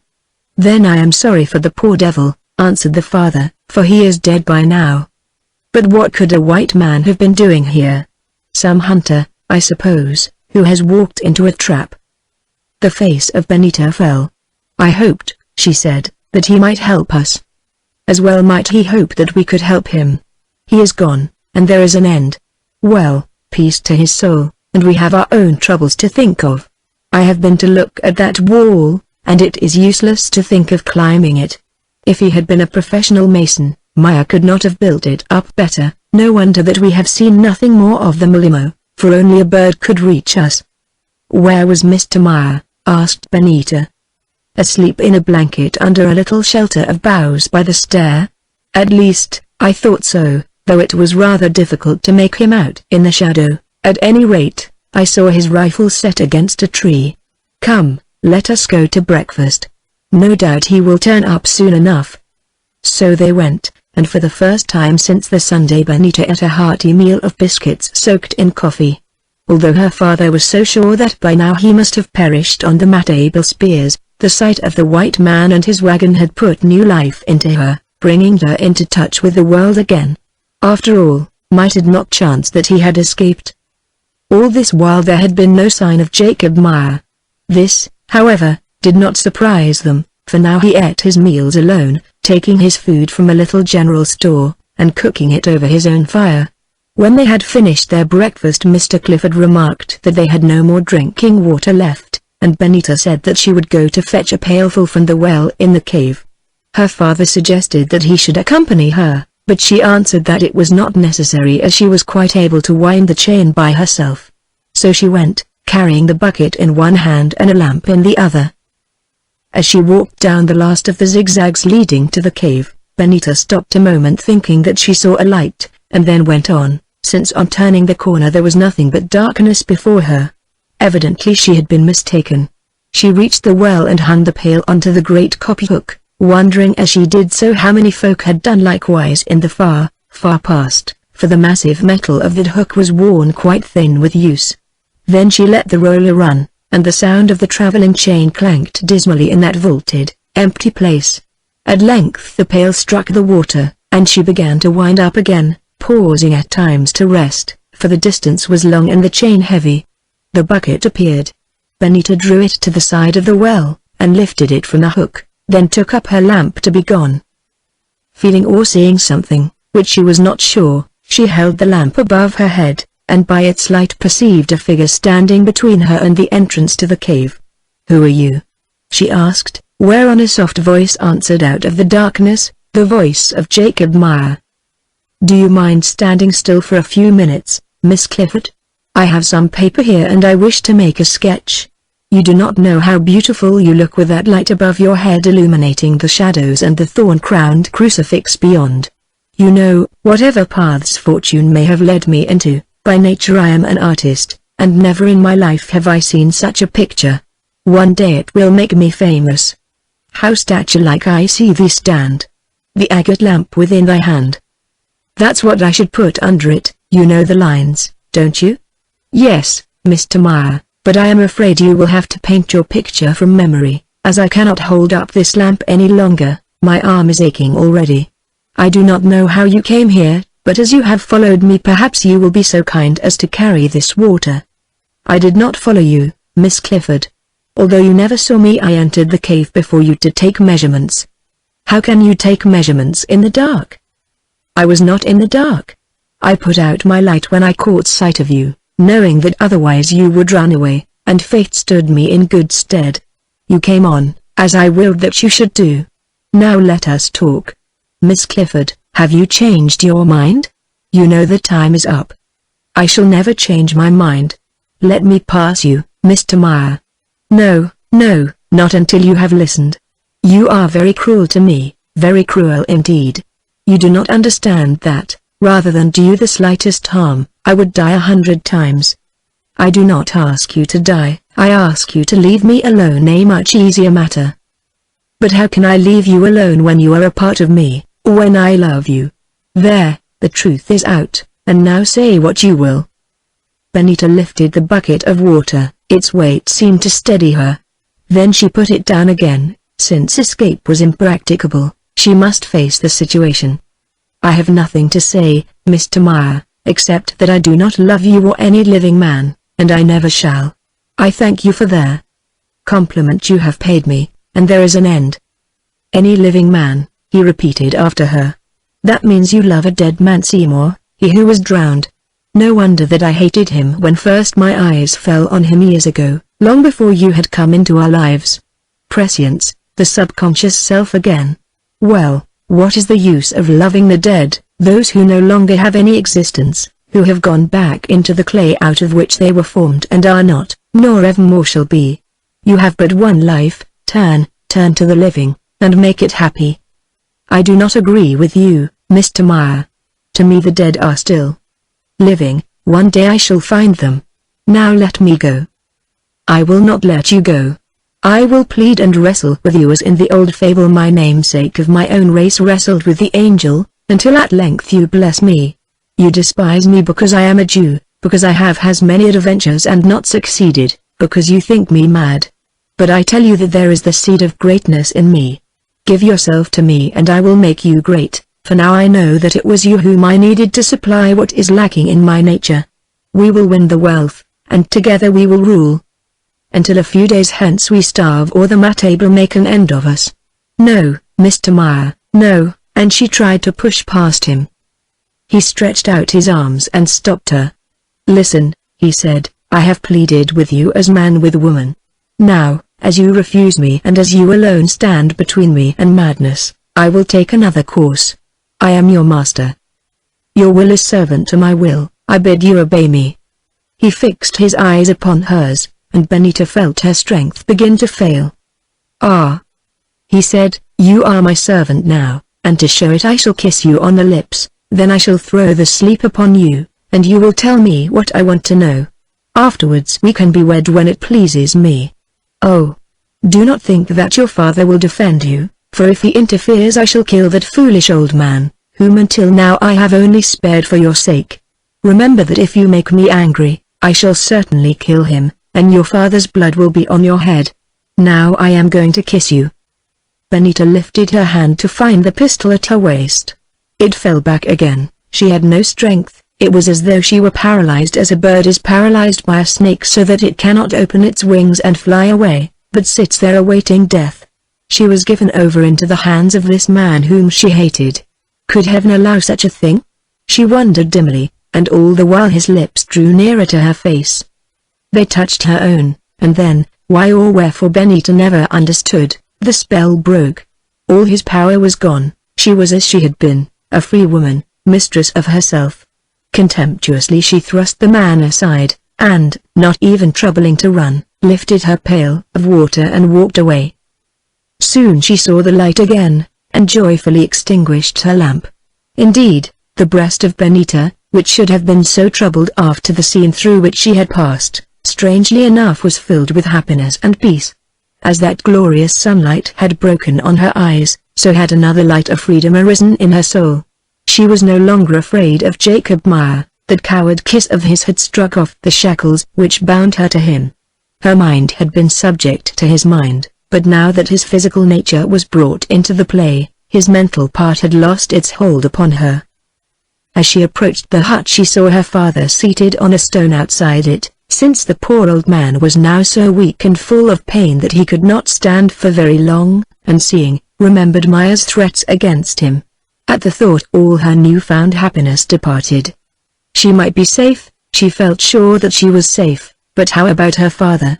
If Maya could not get his way, probably he would be as good as his word, and kill him. She shivered at the thought, then, recovering herself, walked forward steadily with her bucket of water. "You have been a long while gone, my love," said Mr. Clifford. "Yes, father, Mr. Maya was in the cave, and kept me." "How did he get there, and what did he want?" "I don't know how he got there. Crept in when we were not looking, I suppose. But as for what he wanted, listen, dear," and word for word she told him what had passed. Before she had finished, her father was almost choking with wrath. "The dirty Jew! The villain!" he gasped. "I never dreamed that he would dare to attempt such an outrage. Well, thank heaven, I can still hold a rifle, and when he comes out—" "Father," she said gently, "that man is mad. He is not responsible for his actions, and therefore, except in self-defense, you must not think of such a thing. As for what he said about you, I believe it was only an empty threat, and for me you need have no fear. His power over me is gone. It went like a flash when his lips touched me," and she rubbed her own as though to wipe away some stain. "I am afraid of nothing more. I believe, yes, I believe the old Malimo was right, and that all will end well." As she was speaking, Benita heard a shuffling sound behind her, and turned to learn its cause. Then she saw a strange sight. Jacob Maya was staggering towards them, dragging one foot after the other through the grass and stones. His face was ghastly pale, his jaw had dropped like that of a dead man, and his eyes were set wide open and full of horror. "What is the matter with you, man?" asked Mr. Clifford. I have seen a ghost," he whispered. "You did not come back into the cave, did you?" he added, pointing at Benita, who shook her head. "What ghost?" asked Mr. Clifford. "I don't know, but my lamp went out, and then a light began to shine behind me. I turned, and on the steps of that crucifix I saw a woman kneeling. Her arms clasped the feet of the figure, her forehead rested upon the feet, her long black hair flowed down, she was dressed in white, and the light came from her body and her head.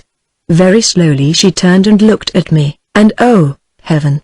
That face!" and he put his hand before his eyes and groaned. "It was beautiful, yes, yes, but fearful to see, like an avenging angel. I fled, and only the light came with me down the cave. Even at the mouth of it there was a little. I have seen a spirit, I who did not believe in spirits, I have seen a spirit, and I tell you that not for all there gold in the world will I enter that place again." Then before they could answer, suddenly as though his fear had got some fresh hold of him, Jacob sprang forward and fled away, crashing through the bushes and leaping from rock to rock like a frightened buck. Chapter 21. The Message from the Dead. "Maya always said that he did not believe in spirits," remarked Mr. Clifford reflectively. "Well, he believes in them now," answered Benita with a little laugh. "But, father, the poor man is mad, that is the fact of it, and we must pay no attention to what he says. The old Malimo and some of his people Damas, for instance, declared that they have seen the ghost of Benita da Ferrer. Are they mad also, Benita?" "I don't know, father. Who can say? All these things are a mystery. All I do know is that I have never seen a ghost, and I doubt if I ever shall." "No, but when you were in that trance something that was not you spoke out of your mouth, which something said that it was your namesake, the other Benita. Well, as you say, we can't fathom these things, especially in a haunted kind of place like this, but the upshot of it is that I don't think we have much more to fear from Jacob." "I am not so sure, father. Mad people change their moods very suddenly." As it happened, Benita was quite right. Towards supper time Jacob Maya reappeared, looking pale and shaken, but otherwise much as usual. "I had a kind of fit this morning," he explained, "the result of an hallucination which seized me when my light went out in that cave. I remember that I thought I had seen a ghost, whereas I know very well that no such thing exists. I was the victim of disappointment, anxieties, and other still stronger emotions," and he looked at Benita. "Therefore, please forget anything I said or did, and would you give me some supper?" Benita did so, and he ate in silence. with some heartiness. When he had finished his food, and swallowed 2 or 3 tots of Squareface, he spoke again. "I have come here, where I know I am not welcome, upon business," he said in a calm, matter-of-fact voice. "I am tired of this place, and I think it is time that we attain the object of our journey here, namely, to find the hidden gold. That, as we all know, can only be done in a certain way, through the clairvoyant powers of one of us and the hypnotic powers of another. Miss Clifford, I request that you will allow me to throw you into a state of trance. You have told us everything else, but you have not yet told us where the treasure is hidden, and this it is necessary that we should know. And if I refuse, Mr. Meyer? Then I am sorry, but I must take means to compel your obedience. Under those circumstances, much against my will, I shall be obliged," here his eye blazed out wildly, "to execute your father, whose obstinacy and influence stand between us and splendid fortunes. No, Clifford," he added, "don't stretch out your hand towards that rifle, for I am already covering you with the pistol in my pocket, and the moment your hand touches it I shall fire.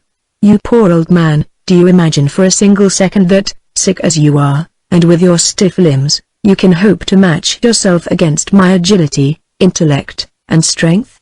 Why, I could kill you in a dozen ways before you could lift a finger against me, and by the God I do not believe in, unless your daughter is more compliant, kill you I will." "That remains to be seen, my friend," said Mr. Clifford with a laugh, for he was a brave old man. "I am not certain that the God whom you do not believe in will not kill you first." Now Benita, who had been taking counsel with herself, looked up and said suddenly, "Very well, Mr. Meyer, I consent because I must. Tomorrow morning you shall try to mesmerize me, if you can, in there same place, before the crucifix in the cave." "No," he answered quickly. "It was not there, it was here, and here it shall be again. The spot you mention is unpropitious to me, the attempt would fail." "It is the spot that I have chosen," answered Benita stubbornly. "And this is the spot that I have chosen, Miss Clifford, and my will must prevail over yours. Because you who do not believe in spirits are afraid to re-enter the cave, Mr. Meyer, lest you should chance." "Never mind what I am or am not afraid of," he replied with fury. "Make your choice between doing my will and your father's life. Tomorrow morning I shall come for your answer, and if you are still obstinate, within half an hour he will be dead, leaving you and me alone together. Oh, you may call me wicked and a villain, but it is you who are wicked, you who force me to this deed of justice." Then without another word he sprang up and walked away from them backwards, as he went covering Mr. Clifford with the pistol which he had drawn from his pocket. The last that they saw of him were his eyes, which glowered at them through the darkness like those of a lion. "Father," said Benita, when she was sure that he had gone, "that madman really means to murder you, there is no doubt of it." "None whatever, dear, if I am alive tomorrow night I shall be lucky, unless I can kill him first or get out of his way." "Well," she said hurriedly, "I think you can. I have an idea. He is afraid to go into that cave, I am sure. Let us hide ourselves there. We can take food and shall have plenty of water, whereas, unless rain falls, he can get nothing to drink." "But what then, Benita? We can't stop in the dark forever." "No, but we can wait there until something happens. Something must and will happen. His disease won't stand still. He may go raving mad and kill himself. Or he may attempt to attack us, though that is not likely, and then we must do what we can in self-defense. Or help may reach us from somewhere. At the worst we shall only die as we should have died outside. Come, let us be quick, lest he should change his mind, and creep back upon us." So Mr. Clifford gave way, knowing that even if he could steel himself to do the deed of attempting to kill Jacob, he would have little chance against that strong and agile man. Such a struggle would only end in his own death, and Benita must then be left alone with Meyer and his insane passions. Hurriedly they carried their few belongings into the cave. First they took most of the little store of food that remained, the 3 hand lamps and all the paraffin, there was but one tin. Then returning they fetched the bucket, the ammunition, and their clothes. Afterwards, As there was still no sign of Maya, they even dared to drag in the wagon tent to make a shelter for Benita, and all the wood that they had collected for firing. This proved a wearisome business, for the logs were heavy, and in his crippled state Mr. Clifford could carry no great burden. Indeed, towards the end Benita was forced to complete the task alone, while he limped beside her with his rifle, lest Jacob should surprise them. When at length everything was done it was long past midnight, and so exhausted were they that, notwithstanding their danger, they flung themselves down upon the canvas tent, which lay in a heap at the end of the cave near the crucifix, and fell asleep. When Benita woke the lamp had gone out, and it was pitch dark. Fortunately, however, she remembered where she had put the matches and the lantern with a candle in it. She lit the candle and looked at her watch. It was nearly 6 o'clock. The dawn must be breaking outside. Within an hour or two Jacob Meyer would find that they had gone. Suppose that his rage should overcome his fear and that he should creep upon them. They would know nothing of it until his face appeared in the faint ring of light. Or he might even shoot her further out of the darkness. What could she do that would give them a warning? A thought came to her. Taking one of the tent ropes and the lantern, for her father still slept heavily, she went down to the entrance of the cave, and at the end of the last zigzag where once a door had been, managed to make it fast to a stone hinge about 18 inches above the floor, and on the other side to an eye opposite that was cut in the solid rock to receive a bolt of wood or iron. Maya, she knew, had no lamps or oil, only matches and perhaps a few candles. Therefore if he tried to enter the cave it was probable that he would trip over the rope and thus give them warning. Then she went back, washed her face and hands with some water that they had drawn on the previous night to satisfy their thirst, and tidied herself as best she could. This done, as her father still slept, she filled the lamps, lit one of them, and looked about her, for she was loath to wake him. Truly it was an awful place in which to dwell. There above them towered the great white crucifix, there in the corner were piled the remains of the Portuguese. A skull with long hair still hanging to it grinned at her, a withered hand was thrust forward as though to clutch her. Oh, no wonder that in such a spot Jacob Meyer had seen ghosts. In front, too, was the yawning grave where they had found the monk. Indeed, his bones wrapped in dark robes still lay within, for Jacob had tumbled them back again. Then beyond and all around deep, dark, and utter silence. At last her father woke, and glad enough was she of his human company. They breakfasted upon some biscuits and water, and afterwards, while Mr. Clifford watched near the entrance with his rifle, Benita set to work to arrange their belongings. The tent she managed to prop up against the wall of the cave by help of some of the wood which they had carried in. Beneath it she spread their blankets, that it might serve as a sleeping place for them both, and outside placed the food and other things. While she was thus engaged she heard a sound at the mouth of the cave. Jacob Meyer was entering and had fallen over her rope. Down it she ran, lantern in hand, to her father, who, with his rifle raised, was shouting, "If you come in here, I put a bullet through you." Then came the answer in Jacob's voice, which rang hollow in that vaulted place.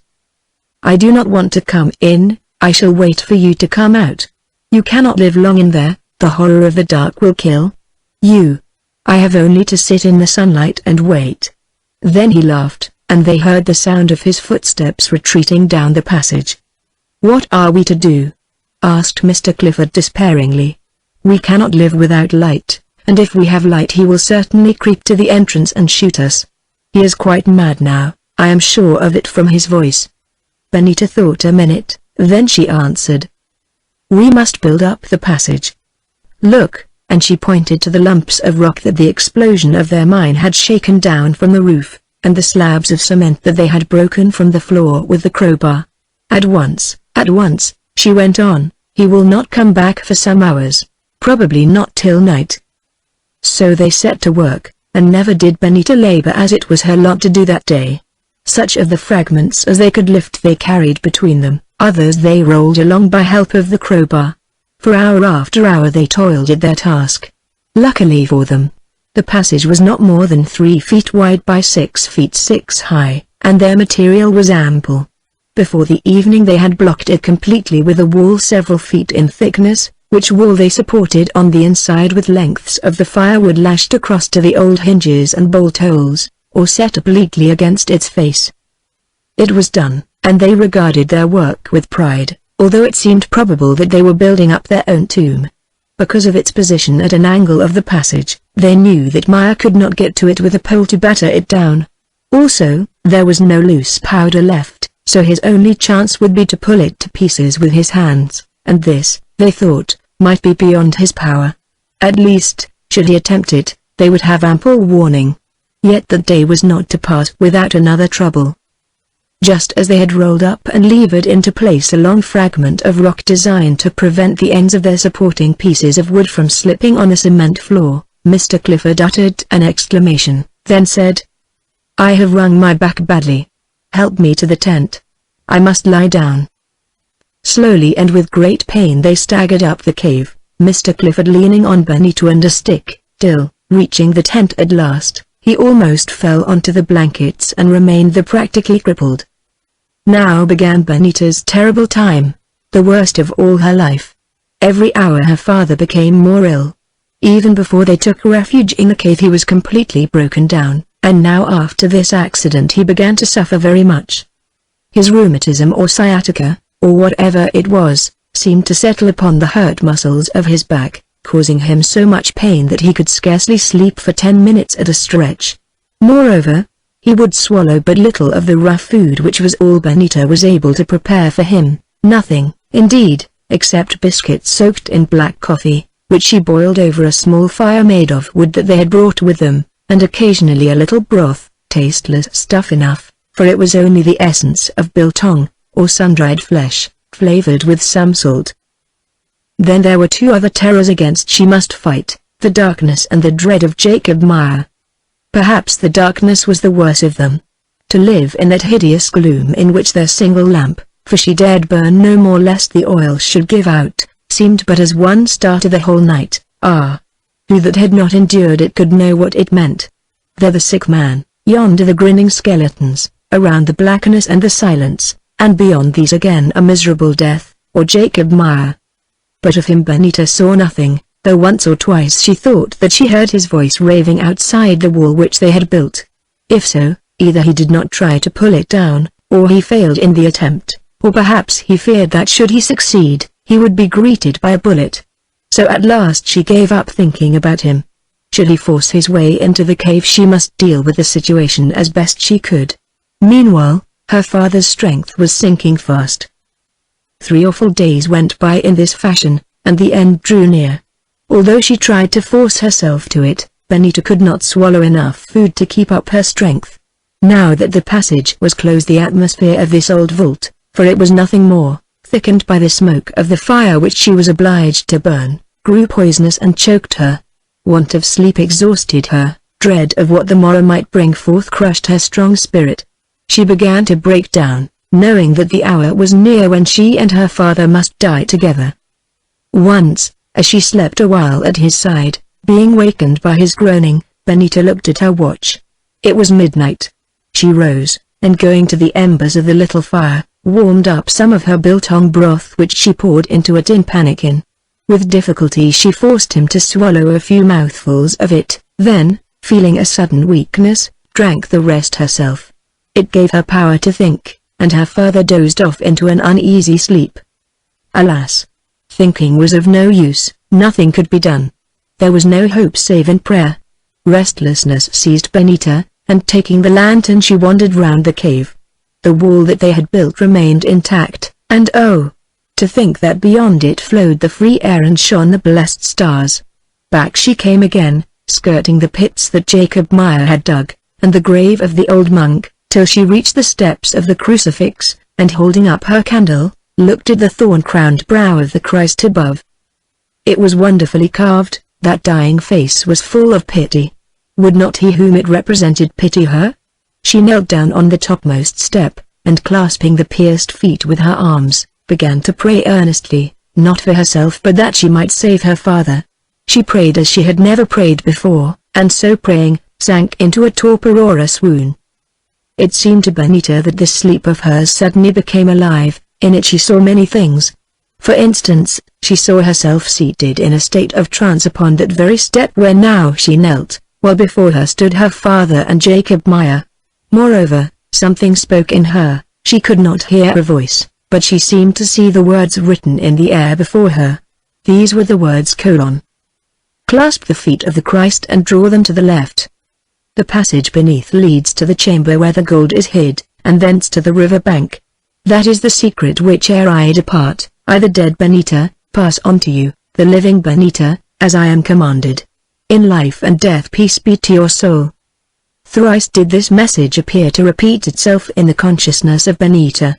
Then, suddenly as she had slept, she woke again with every letter of it imprinted on her mind. Doubtless it was a dream, nothing but a dream bred by the fact that her arms were clasping the feet of the crucifix. What did it say? Draw them to the left. She did so, but nothing stirred. Again she tried, and still nothing stirred. Of course it was a dream. Why had such been sent to mock her? In a kind of mad irritation she put out all her remaining strength and wrestled with those stony feet. They moved a little, then of a sudden, without any further effort on her part, swung round as high as the knees where drapery hung, concealing the join in them. Yes, they swung round, revealing the head of a stair, up which blew a cold wind that it was sweet to breathe. Benita rose, gasping. Then she seized her lantern and ran to the little tent where her father lay. Chapter 22. Chapter 22. The Voice of the Living. Mr. Clifford was awake again now. "Where have you been?" he asked querulously in a thin voice. "I wanted you." Then as the light from the candle shone upon it, he noted the change that had come over her pale face, and added, "What has happened? Is Meyer dead? Are we free?" Benita shook her head. "He was alive a few hours ago, for I could hear him raving and shouting outside the wall we built. But, father, it has all come back to me. I believe that I have found it." "What has come back? What have you found? Are you mad, too, like Jacob?" "What something told me when I was in the trance which afterwards I forgot, but now remember. And I have found the passage which leads to where they hid the gold.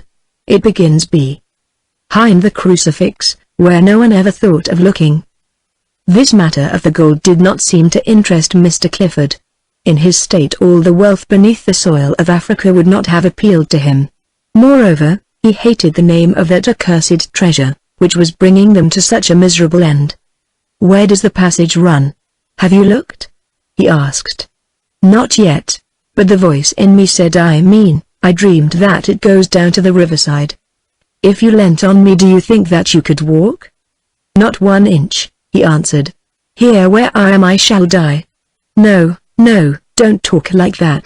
We may be saved now that I have found a way. Oh, if only you could walk, or if I had the strength to carry you." And she wrung her hands and began to weep, so weak was she. Her father looked at her searchingly. Then he said, "Well, love, I cannot, so there's an end." "But you can, and you had better go." "What? And leave you?" "Never." "Yes, and leave me. Look, there is but a little oil left and only a few candles. The biscuits are done and neither of us can swallow that biltong any more. I suppose that I am dying, and your health and strength are failing you quickly in this darkness. If you stop here you must soon follow me. And what is the alternative?" "The madman outside, that is, if you could find strength to pull down the wall, which I doubt. You had best go." Benita. But still she said she would not. "Do you not see," he added, "that it is my only chance of life? If you go you may be able to bring me help before the end comes. Should there be a passage, the probability is that, although they know nothing of it, it finishes somewhere by the wall of the first enclosure where the Makelanga are.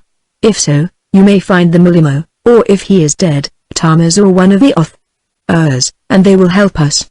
Go, Benita, go at once."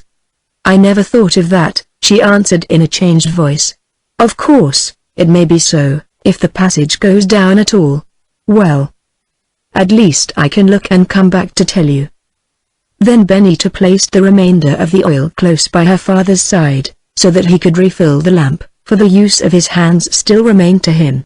Also, she set there such crumbs of biscuit as were left, some of the biltong, a flask of Hollands, and a pail of water. This done, she put on her long cloak, filled one of its pockets with biltong, and the other with matches and 3 of the 4 remaining candles. The 4th she insisted on leaving beside her father's bed. When everything was ready she knelt down at his side, kissed him, and from her heart put up a prayer that they might both live to meet again, although she knew well that this they could scarcely hope to do. Had 2 people ever been in a more dreadful situation, she wondered, as she looked at her father lying there, whom she must leave to fight with death alone in that awful place, while she went forth to meet him in the unknown bowels of the earth. Mr. Clifford read her thoughts. "Yes," he said, "it is a strange parting and a wild errand. But who knows? It may please Providence to take you through, and if not, why, our troubles will soon be over." Then once more they kissed, and not daring to try to speak, Benita tore herself away. Passing into the passage whereof the lower half of the crucifix formed the door, she paused for a moment to examine it and to place a fragment of rock in such fashion that it could not shut again behind her. Her idea was that it worked by aid of some spring, but now she saw that this was not so, as the whole mass hung upon 3 stone hinges beautifully concealed. The dust and corrosion of ages which had made this door so hard to open, by filling up the tiny spaces between it and its framework, had also rendered these cracks subtly imperceptible to the eye. So accurately was it fashioned, indeed, that no one who did not know its secret would have discovered it if they searched for months or years. Though at the time Benita took little note of such details, the passage beyond and the stair descending from it showed the same perfect workmanship. Evidently this secret way dated not from the Portuguese period, but from that of the Phoenicians or other ancients, to whose treasure chamber it was the approach, opening as it did from their Holy of Holies, to which none were admitted save the head priests. The passage, which was about 7 feet high by 4 wide, had been hewn out of the live rock of the mountain, for thousands of little marks left by the workmen's chisels were still discernible upon its walls. So it was with the stair, that had been but little used, and remained fresh as the day when it was finished. Down the steps, candle in hand, flitted Benita, counting them as she went. The 30th brought her to a landing. Here it was that she saw the first traces of that treasure which they had suffered so much to find. Something glittered at her feet. She picked it up. It was a little bar of gold weighing 2 or 3 ounces that doubtless had been dropped there. Throwing it down again she looked in front of her, and to her dismay saw a door of wood with iron bolts. But the bolts had never been shot, and when she pulled at it the door creaked upon its rusty hinges and opened. She was on the threshold of the treasure chamber. It was square and of the size of a small room, packed on either side almost to the low, vaulted roof with small bags of rawhide, carelessly arranged. Quite near to the door one of these bags had slipped down and burst open. It was filled with gold, some in ingots and some in raw nuggets, for they lay in a shining, scattered heap. As she stooped to look it came into the mind of Benita that her father had said that in her trance she had told them that one of the bags of treasure was burst, and that the skin of which it had been made was black and red. Behold! Before her lay the burst bag, and the color of the hide was black and red. She shivered. The thing was uncanny, terrible. Uncanny was it also to see in the thick dust, which in the course of 20 or more of centuries had gathered on the floor, the mark of footprints, those of the last persons who had visited this place. There had been 2 of them, a man and a woman, and they were no savages, for they wore shoes. Benita placed her foot in the print left by that dead woman. It filled it exactly, it might have been her own. Perhaps, she thought to herself, that other Benita had descended here with her father, after the Portuguese had hidden away their wealth, that she might be shown where it was, and of what it consisted. One more glance at all this priceless, misery-working gold, and on she went, she who was seeking the gold of life and liberty for herself and him who lay above. Supposing that the stairway ended there? She stopped, she looked round, but could see no other door. To see the better she halted and opened the glass of her lantern. Still she could perceive nothing, and her heart sank. Yet why did the candle flicker so fiercely? And why was the air in this deep place so fresh? She walked forward a pace or 2, then noticed suddenly that those footprints of the dead that she was following disappeared immediately in front of her, and she stopped. It was but just in time. One step more and she would have fallen down the mouth of a deep pit. Once it had been covered with a stone, but this stone was removed, and had never been replaced. Look! There it stood against the wall of the chamber. Well was this for Benita, since her frail strength would not have sufficed to stir that massive block, even if she had discovered its existence beneath the dust. Now she saw that down the pit ran another ladder-like stair of stone, very narrow and precipitous. Without hesitation she began its descent. Down she went and down 100 steps, 200 steps, 275 steps, and all the way wherever the dust had gathered the man's and the woman's footprints ran before her. There was a double line of them, one line going down and the other line returning. Those that returned were the last, for often they appeared over those that descended. Why had these dead people returned, Benita wondered. The stair had ended. Now she was in a kind of natural cave, for its sides and roof were rugged. Moreover, water trickled and dripped from them. It was not very large, and it smelt horribly of mud and other things. Again she searched by the feeble light of her candle, but could see no exit. Suddenly she saw something else, however, for stepping on what she took to be a rock. To her horror it moved beneath her. She heard a snap as of jaws. A violent blow upon the leg nearly knocked her off her feet, and as she staggered backwards she saw a huge and loathsome shape rushing away into the darkness. The rock that she had trodden on was a crocodile which had its den here. With a little scream she retreated to her stair. Death she had expected, but to be eaten by crocodiles. Yet as Benita stood there panting, a blessed hope rose in her breast. If a crocodile came in there it must also get out, and where such a great creature could go, a woman would be able to follow. Also, she must be near the water, since otherwise it could never have chosen this hole for its habitation. She collected her courage, and having clapped her hands and waved the lantern about to scare any alligators that might still be lurking there, hearing and seeing nothing more, she descended to where she had trodden upon the reptile. Evidently this was its bed, for its long body had left an impress upon the mud, and all about lay the remains of creatures that it had brought in for food. Moreover, a path ran outwards, its well-worn trail distinct even in that light. She followed this path, which ended apparently in a blank wall. Then it was that Benita guessed why those dead folks' footprints had returned, for here had been a doorway which in some past age those who used it built up with blocks of stone and cement. How, then, did the crocodile get out?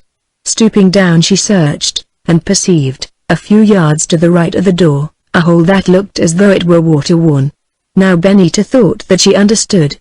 The rock was soft to here, and centuries of flood had eaten it away, leaving a crack in the stratum which the crocodiles had found out and enlarged. Down she went on her hands and knees, and thrusting the lantern in front of her, crept along that noisome drain, for this was what it resembled.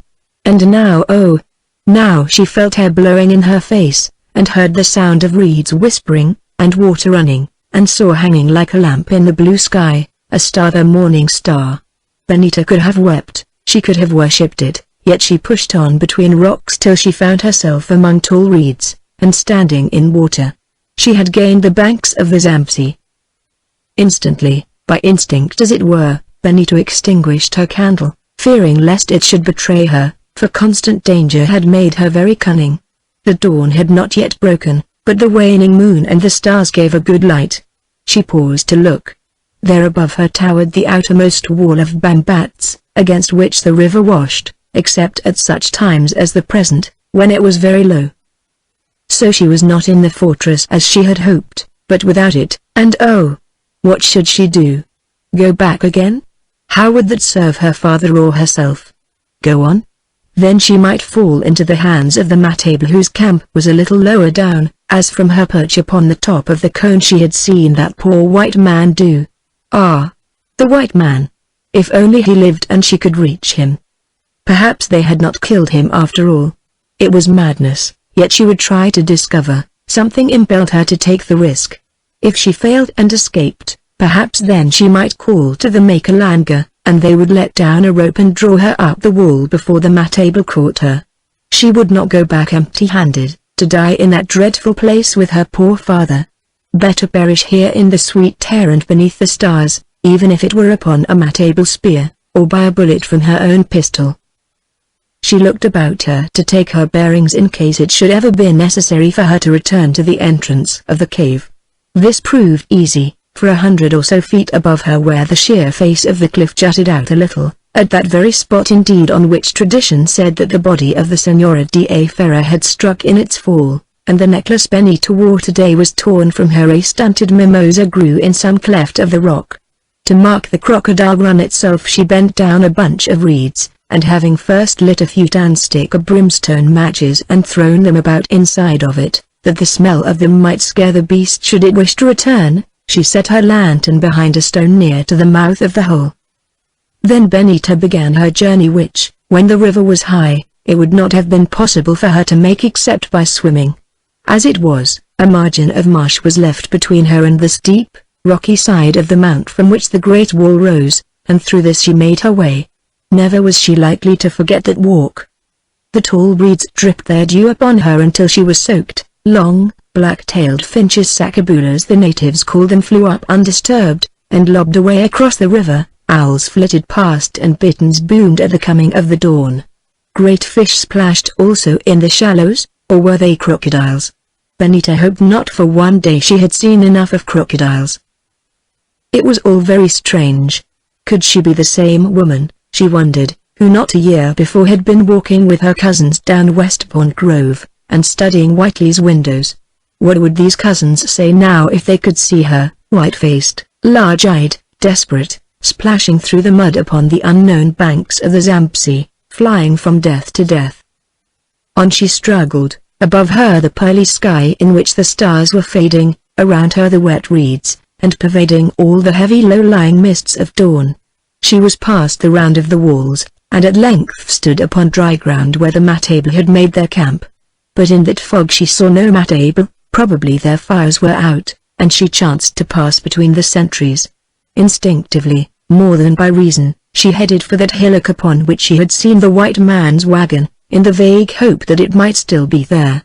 On she struggled, still on, till at length she blundered against something soft and warm, and perceived that it was an ox tied to a trapdoor, beyond which were other oxen and a white wagon cap.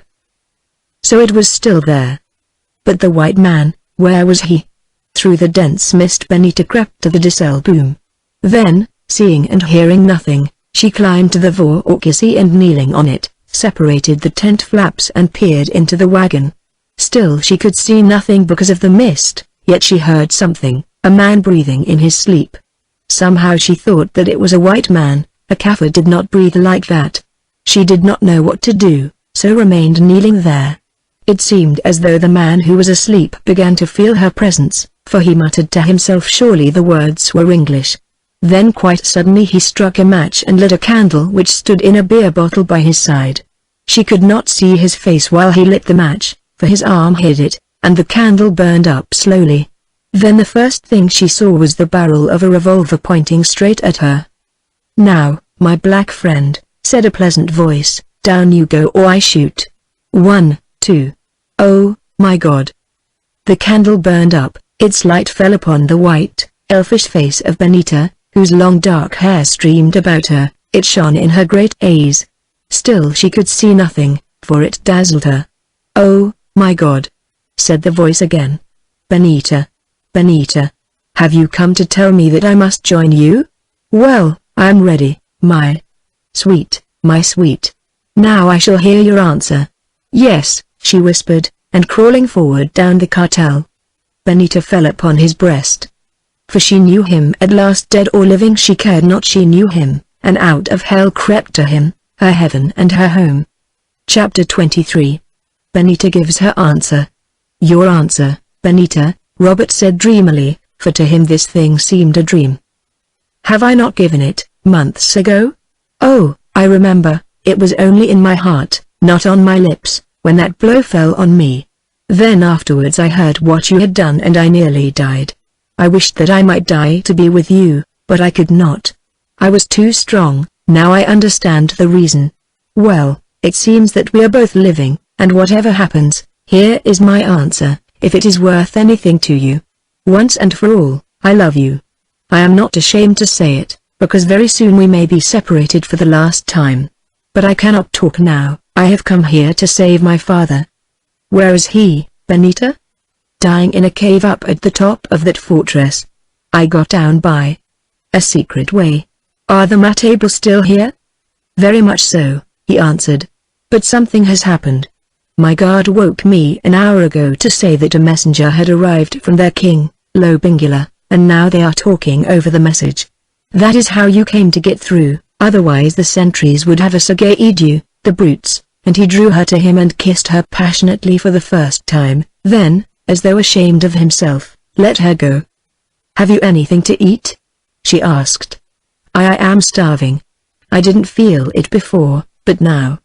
Starving, you starving, while I look, here is some cold meat which I could not get down last night, and put by for the Kaffirs. Great heavens! That I should feed you with Kaffirs' leavings. But it is good, eat it.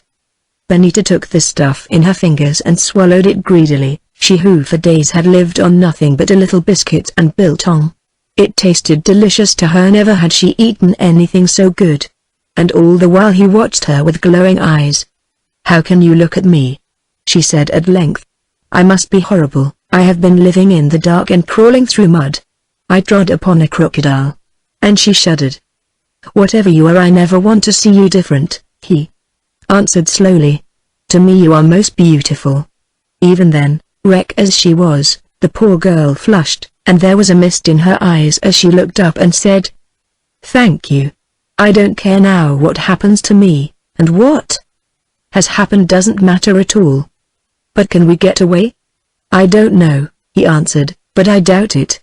Go and sit on the wagon box for a few minutes while I dress, and we will see. Benita went. The mist was thinning now, and through it she saw a sight at which her heart sank, for between her and the Mount Bambat's Matable were pouring towards their camp on the river's edge. They were cut off. A couple of minutes later Robert joined her, and as he came she looked at him anxiously in the growing light. He seemed older than when they had parted on the Zanzibar, changed, too, for now his face was serious, and he had grown a beard, also, he appeared to limp. I am afraid there is an end, she said, pointing to the Matable below. Yes, it looks like it. But like you, I say, what does it matter now? And he took her hand in his, adding, let us be happy while we can, if only for a few minutes. They will be here presently. What are you? She asked. A prisoner. That's it. I was following you when they captured me, for I have been here before and knew the way. They were going to kill me on general principles, only it occurred to one of them who was more intelligent than the rest that I, being a white man, might be able to show them how to storm the place. Now I was sure that you were there, for I saw you standing on that point, though they thought you were the spirit of Bambats. So I wasn't anxious to help them, for then you know what happens when the Matable are the stormers. But as you still lived I wasn't anxious to die either. So I set them to work to dig a hole with their assegais and sharp axes, through granite. They have completed exactly 20 feet of it, and I reckon that there are 140 to go. Last night they got tired of that tunnel and talked of killing me again, unless I could show them a better plan. Now all the fat is in the fire, and I don't know what is to happen. Hello. Here they come. Hide in the wagon, quick. Benita obeyed, and from under cover of the tent where the Matable could not see her, watched and listened. The party that approached consisted of a chief and about 20 men, who marched behind him as a guard. Benita knew the chief. He was the Captain Majuna, he of the royal blood whose life she had saved. By his side was a natal Zulu, Robert Seymour's driver, who could speak English and acted as interpreter. White man, said Majuna, a message has reached us from our king. Lobingula makes a great war and has need of us. He summons us back from this petty fray, this fight against cowards who hide behind walls, whom otherwise we would have killed, everyone, yes, if we sat here till we grew old. So for this time we leave them alone. Robert answered politely that he was glad to hear it, and wished them a good journey. Wish yourself a good journey, white man, was the stern reply. Why? Do you desire that I should accompany you to Lobingula? No, you go before us to the kraal of the Black One who is even greater than the child of Moslikats, to that king who is called Death. Robert crossed his arms and said, say on. White man, I promised you life if you would show us how to pierce or climb those walls. But you have made fools of us. You have set us to cut through rock with spears and axes. Yes, to hoe at rock as though it were soil. You who with the wisdom of your people could have taught us some better way. Therefore we must go back to our king disgraced, having failed in his service, and therefore you who have mocked us shall die. Come down now, that we may kill you quietly, and learn whether or no you are a brave man. Then it was, while her lover's hand was moving towards the pistol hidden beneath his coat, that Benita, with a quick movement, emerged from the wagon in which she crouched, and stood up at his side upon the driving box. "Ow!" said the captain. "It is the White Maiden. Now how came she here? Surely this is great magic. Can a woman fly like a bird?" And they stared at her amazed. "What does it matter how I came, Chief Maguna?" she answered in Zulu. "Yet I will tell you why I came. It was to save you from dipping your spear in the innocent blood, and bringing on your head the curse of the innocent blood. Answer me now. Who gave you and your brother yonder your lives within that wall when the Makalanga would have torn you limb from limb, as hyenas tear a buck? Was it I or another?" "Inkosika's chieftainess," replied the great captain, raising his broad spear in salute. "It was you and no other." "And what did you promise me then, Prince Maguna? Maiden of high birth, I promised you your life and your goods, should you ever fall into my power. Does a leader of the Amandable, one of the royal blood, lie like a Mashona or a Makalanga slave? Does he do worse, tell half the truth only, like a cheat who buys and keeps back half the price?" she asked contemptuously. "Maguna, you promised me not one life, but two lives and the goods that belong to both. Ask of your brother there, who was witness of the words." "Great heavens!" muttered Robert Seymour to himself, as he looked at Benita standing with outstretched hand and flashing eyes. Who would have thought that a starved woman could play such a part with death on the hazard? "It is as this daughter of white chiefs says," answered the man to whom she had appealed. "When she freed us from the fangs of those dogs, you promised her 2 lives, my brother, 1 for yours and 1 for mine." "Hear him," went on Benita. "He promised me 2 lives, and how did this prince of the royal blood keep his promise? When I and the old man, my father, rode hence in peace, he loosed his spears upon us. He hunted us. Yet it was the hunters who fell into the trap, not the hunted." "Maiden," replied Maguna, in a shamed voice, "that it was your fault, not mine. If you had appealed to me I would have let you go. But you killed my sentry, and then the chase began, and ere I knew who you were my runners were out of call. Little time had I to ask your mercy, but so be it," said Benita. "I accept your word, and I forgive you the defense. Now, fulfill your oath. Begone and leave us in peace." Still Maguna hesitated. "I must make report to the king," he said. "What is this white man to you that I should spare him? I give you your life and your father's life, not that of this white man who has tricked us. If he were your father, or your brother, it would be otherwise. But he is a stranger, and belongs to me, not to you." "Maguna," she asked, "do women such as I am share the wagon of a stranger? This man is more to me than father or brother. He is my husband, and I claim his life." "Ow!" said the spokesman of the audience, "we understand now. She is his wife, and has a right to him. If she were not his wife she would not be in his wagon. It is plain that she speaks the truth, though how she came here we do not know, unless, as we think, she is a witch," and he smiled at his own cleverness. "Inkosikas," said Maguna, "you have persuaded me. I give you the life of that white fox, your husband, and I hope that he will not trick you as he has tricked us, and set you to hoe rock instead of soil," and he looked at Robert wrathfully. "I give him to you and all his belongings. Now, is there anything else that you would ask?" "Yes," replied Benita coolly, "you have many oxen there which you took from the other Makalanga. Mine are eaten and I need cattle to draw my wagon. I ask a present of 20 of them, and," she added by an afterthought, 2 cows with young calves, for my father is sick yonder, and must have milk." "Oh, give them to her. Give them to her," said Maguna, with a tragic gesture that in any other circumstances would have made Benita laugh. "Give them to her and see that they are good ones, before she asks our shields and spears also, for after all she saved my life."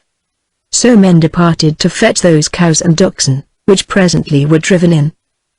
While this talk was in progress, the great impi of the table was massing for the march, on the flat ground a little to the right of them.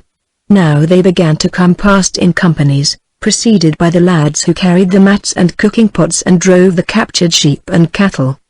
By this time the story of Benita, the witch woman whom they could not kill, and who had mysteriously flown from the top of the peak into their prisoner's wagon, had spread among them. They knew also that it was she who had saved their general from the Makalanga, and those who had heard her admired the wit and courage with which she had pleaded and won her cause.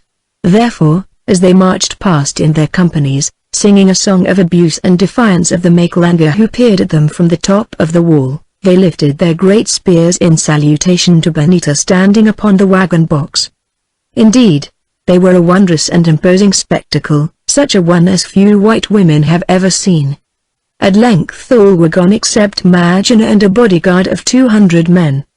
He walked to the front of the wagon and addressed Robert Seymour. "Listen, you fox who set us to hoe granite," he said indignantly. "You have outwitted us this time, but if ever I meet you again, then you die.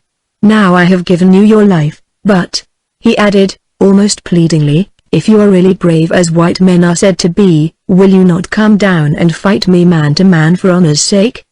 "I think not," answered Robert, when he understood this challenge, "for what chance should I have against so brave a warrior? Also this lady my wife needs my help on her journey home."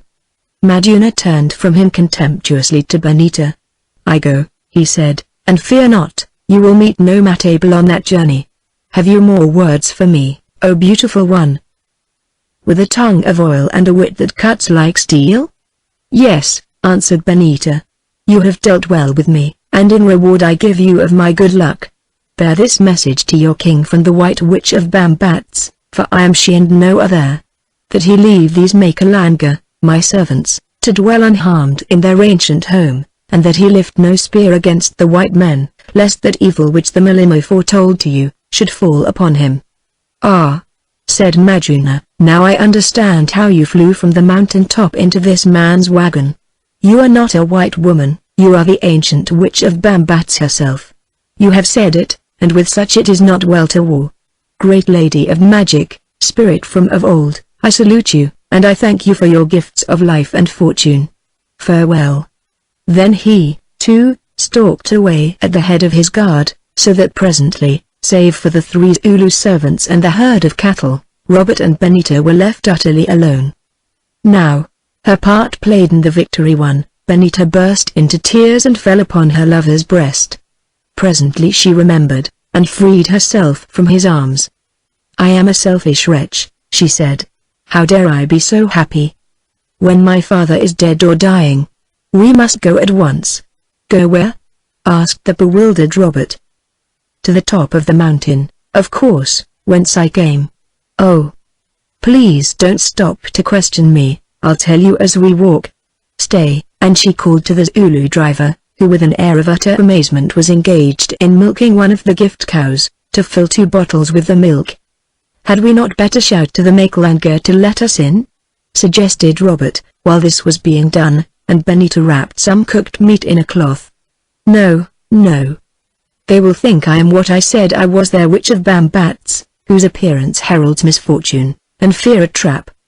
Besides, we could not climb the top wall. You must follow my road, and if you can trust them, bring 2 of those men with you with lanterns. The lad can stop to herd the cattle." 3 minutes later, followed by the 2 Zulus, they were walking or rather, running along the banks of the Zambesi. "Why do you not come quicker?" she asked impatiently. "Oh, I beg your pardon, you are lame." "Robert, what made you lame, and oh, why are you not dead, as they all swore you were, you hero, for I know that part of the story?" "For a very simple reason, Benita, because I didn't die. When that Kaffir took the watch from me I was insensible, that's all. The sun brought me to life afterwards. Then some natives turned up, good people in their way, although I could not understand a word they said. They made a stretcher of boughs and carried me for some miles to their kraal inland. It hurt awfully, for my thigh was broken, but I arrived at last. There a Kaffir doctor set my leg in his own fashion. It has left it an inch shorter than the other, but that's better than nothing. In that place I lay for 2 solid months, for there was no white man within 100 miles, and if there had been I could not have communicated with him. Afterwards I spent another month limping up towards Natal, until I could buy a horse. The rest is very short.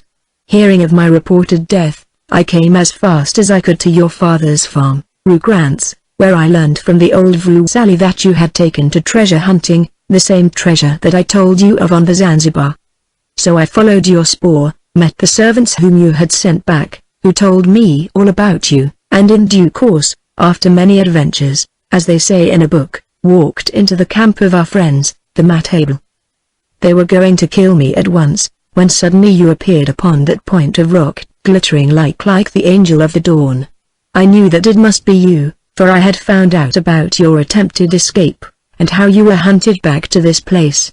But the Matable all thought that it was the spirit of Bambats, who has a great reputation in these parts. Well, that took off their attention, and afterwards, as I told you, it occurred to them that I might be an engineer. You know the rest, don't you? Yes, answered Benita softly. I know the rest. Then they plunged into the reeds and were obliged to stop talking, since they must walk in single file. Presently Benita looked up and saw that she was under the thorn which grew in the cleft of the rock. Also, with some trouble she found the bunch of reeds that she had bent down, to mark the inconspicuous hole through which she had crept, and by it her lantern. It seemed weeks since she had left it there. Now, she said, light your candles, and if you see a crocodile, please shoot. Chapter 24. Chapter 24. The True Gold. Let me go first, said Robert. No, answered Benita. I know the way, but please do watch for that horrible crocodile. Then she knelt down and crept into the hole, while after her came Robert, and after him the 2 Zulus, who protested that they were not ant bears to burrow underground. Lifting the lantern she searched the cave, and as she could see no signs of the crocodile, walked on boldly to where the stair began. Be quick, she whispered to Robert, for in that place it seemed natural to speak low. My father is above and near his death. I am dreadfully afraid lest we should be too late. So they toiled up the endless steps, a very strange procession, for the 2 Zulus, bold men enough outside, were shaking with fright, till at length Benita clambered out of the trapdoor onto the floor of the treasure chamber, and turned to help Robert, whose lameness made him somewhat slow and awkward. What's all that? He asked, pointing to the hide sacks, while they waited for the 2 scared Kaffirs to join them. Oh, she answered indifferently, gold, I believe. Look, there is some of it on the floor, over Benita da Ferra's footsteps. Gold. Why, it must be worth.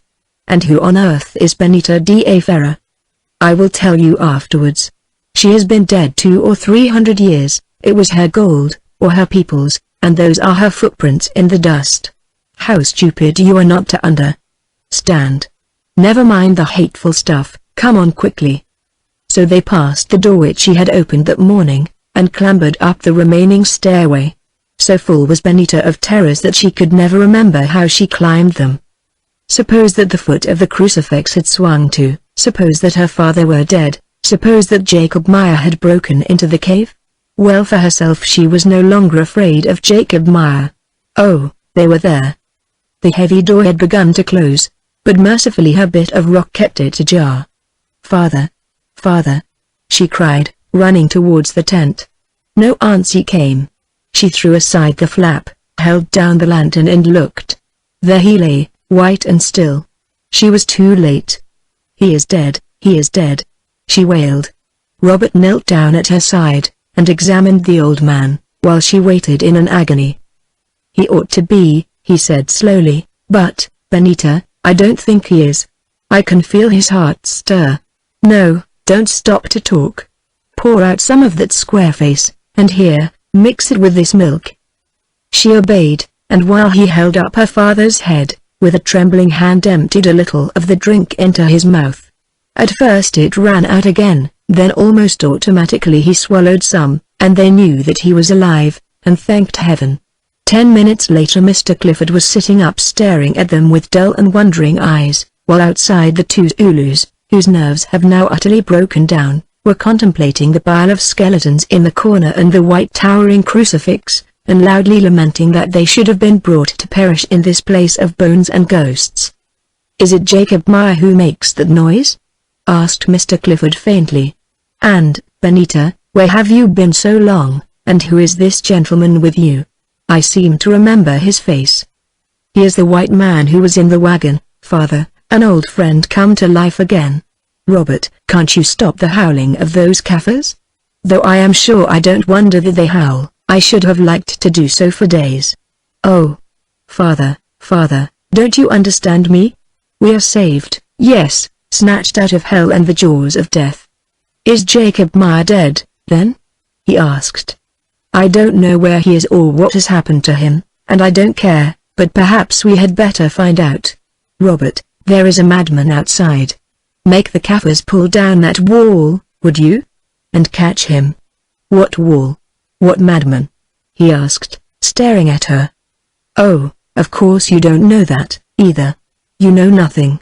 I'll show you, and you must be prepared, for probably he will shoot at us." "It all sounds a little risky, doesn't it?" asked Robert doubtfully. "Yes, but we must take the risk. We cannot carry my further down that place, and unless we can get him into light and air soon, he will certainly die. The man outside is Jacob Meyer, his partner. You remember him. All these weeks of hardship and treasure hunting have sent him off his head, and he wanted to mesmerize me and what? Make love to you?" She nodded, then went on. "So when he could not get his way about the mesmerism and so forth, he threatened to murder my father, and that is why we had to hide in this cave and build ourselves up, till at last I found the way out." "Amiable gentleman, Mr. Jacob Meyer, now as always," said Robert flushing. "To think that you should have been in the power of a scoundrel like that. Well, I hope to come square with him. Don't hurt him, dear, unless you are obliged. Remember he is not responsible. He thought he saw a ghost here the other day. Unless he behaves himself he is likely to see a good many soon," muttered Robert. Then they went down the cave, and as silently as possible began to work at the wall, destroying in a few minutes what had been built up with so much labor. When it was nearly down the Zulus were told that there was an enemy outside, and that they must help to catch him if necessary, but were not to harm him. They assented gladly enough. Indeed, to get out of that cave they would have faced half a dozen enemies. Now there was a hole right through the wall, and Robert bade Benita stand to one side. Then as soon as his eyes became accustomed to the little light that penetrated there, he drew his revolver and beckoned the Kaffirs to follow. Down the passage they crept, slowly, lest they should be blinded when they came to the glare of the sunshine, while Benita waited with a beating heart. A little time went by, she never knew how long, till suddenly a rifle shot rang through the stillness. Benita was able to bear no more. She rushed down the winding passage, and presently, just beyond its mouth, in a blurred and indistinct fashion saw that the two white men were rolling together on the ground, while the Kaffirs sprang round watching for an opportunity to seize one of them. At that moment they succeeded, and Robert rose, dusting his hands and knees. "Amiable gentleman, Mr. Jacob Meyer," he repeated. "I could have killed him as his back was towards me, but didn't because you asked me not. Then I stumbled with my lame leg, and he whipped round and let drive with his rifle. Look," and he showed her where the bullet had cut his ear. "Luckily I got hold of him before he could loose off another." Benita could find no words, her heart was too full of thankfulness. Only she seized Robert's hand and kissed it. Then she looked at Jacob. He was lying upon the broad of his back, the two big Zulus holding his arms and legs. His lips were cracked, blue and swollen, his face was almost black, but his eyes still shone bright with insanity and hate. "I know you," he screamed hoarsely to Robert. "You are another ghost, the ghost of that man who was drowned. Are there? Wise my bullet would have killed you." "Yes, Mr. Meyer," Seymour answered, "I am a ghost." "Now, "You boys, here's a bit of rope. Tie his hands behind his back. And search him. There is a pistol in that pocket." They obeyed, and presently Maya was disarmed and bound fast to a tree. "Water," he moaned. "For days I have had nothing but the dew I could lick off the leaves." Pitying his plight, Benita ran into the cave and returned presently with a tin of water. One of the Kaffirs held it to his lips, and he drank greedily. Then, leaving one Zulu to watch him, Robert, Benita, and the other Zulu went back, and as gently as they could carried out Mr. Clifford on his mattress, placing him in the shade of a rock, where he lay blessing them feebly, because they had brought him into the light again. At the sight of the old man Maya's rage blazed up afresh.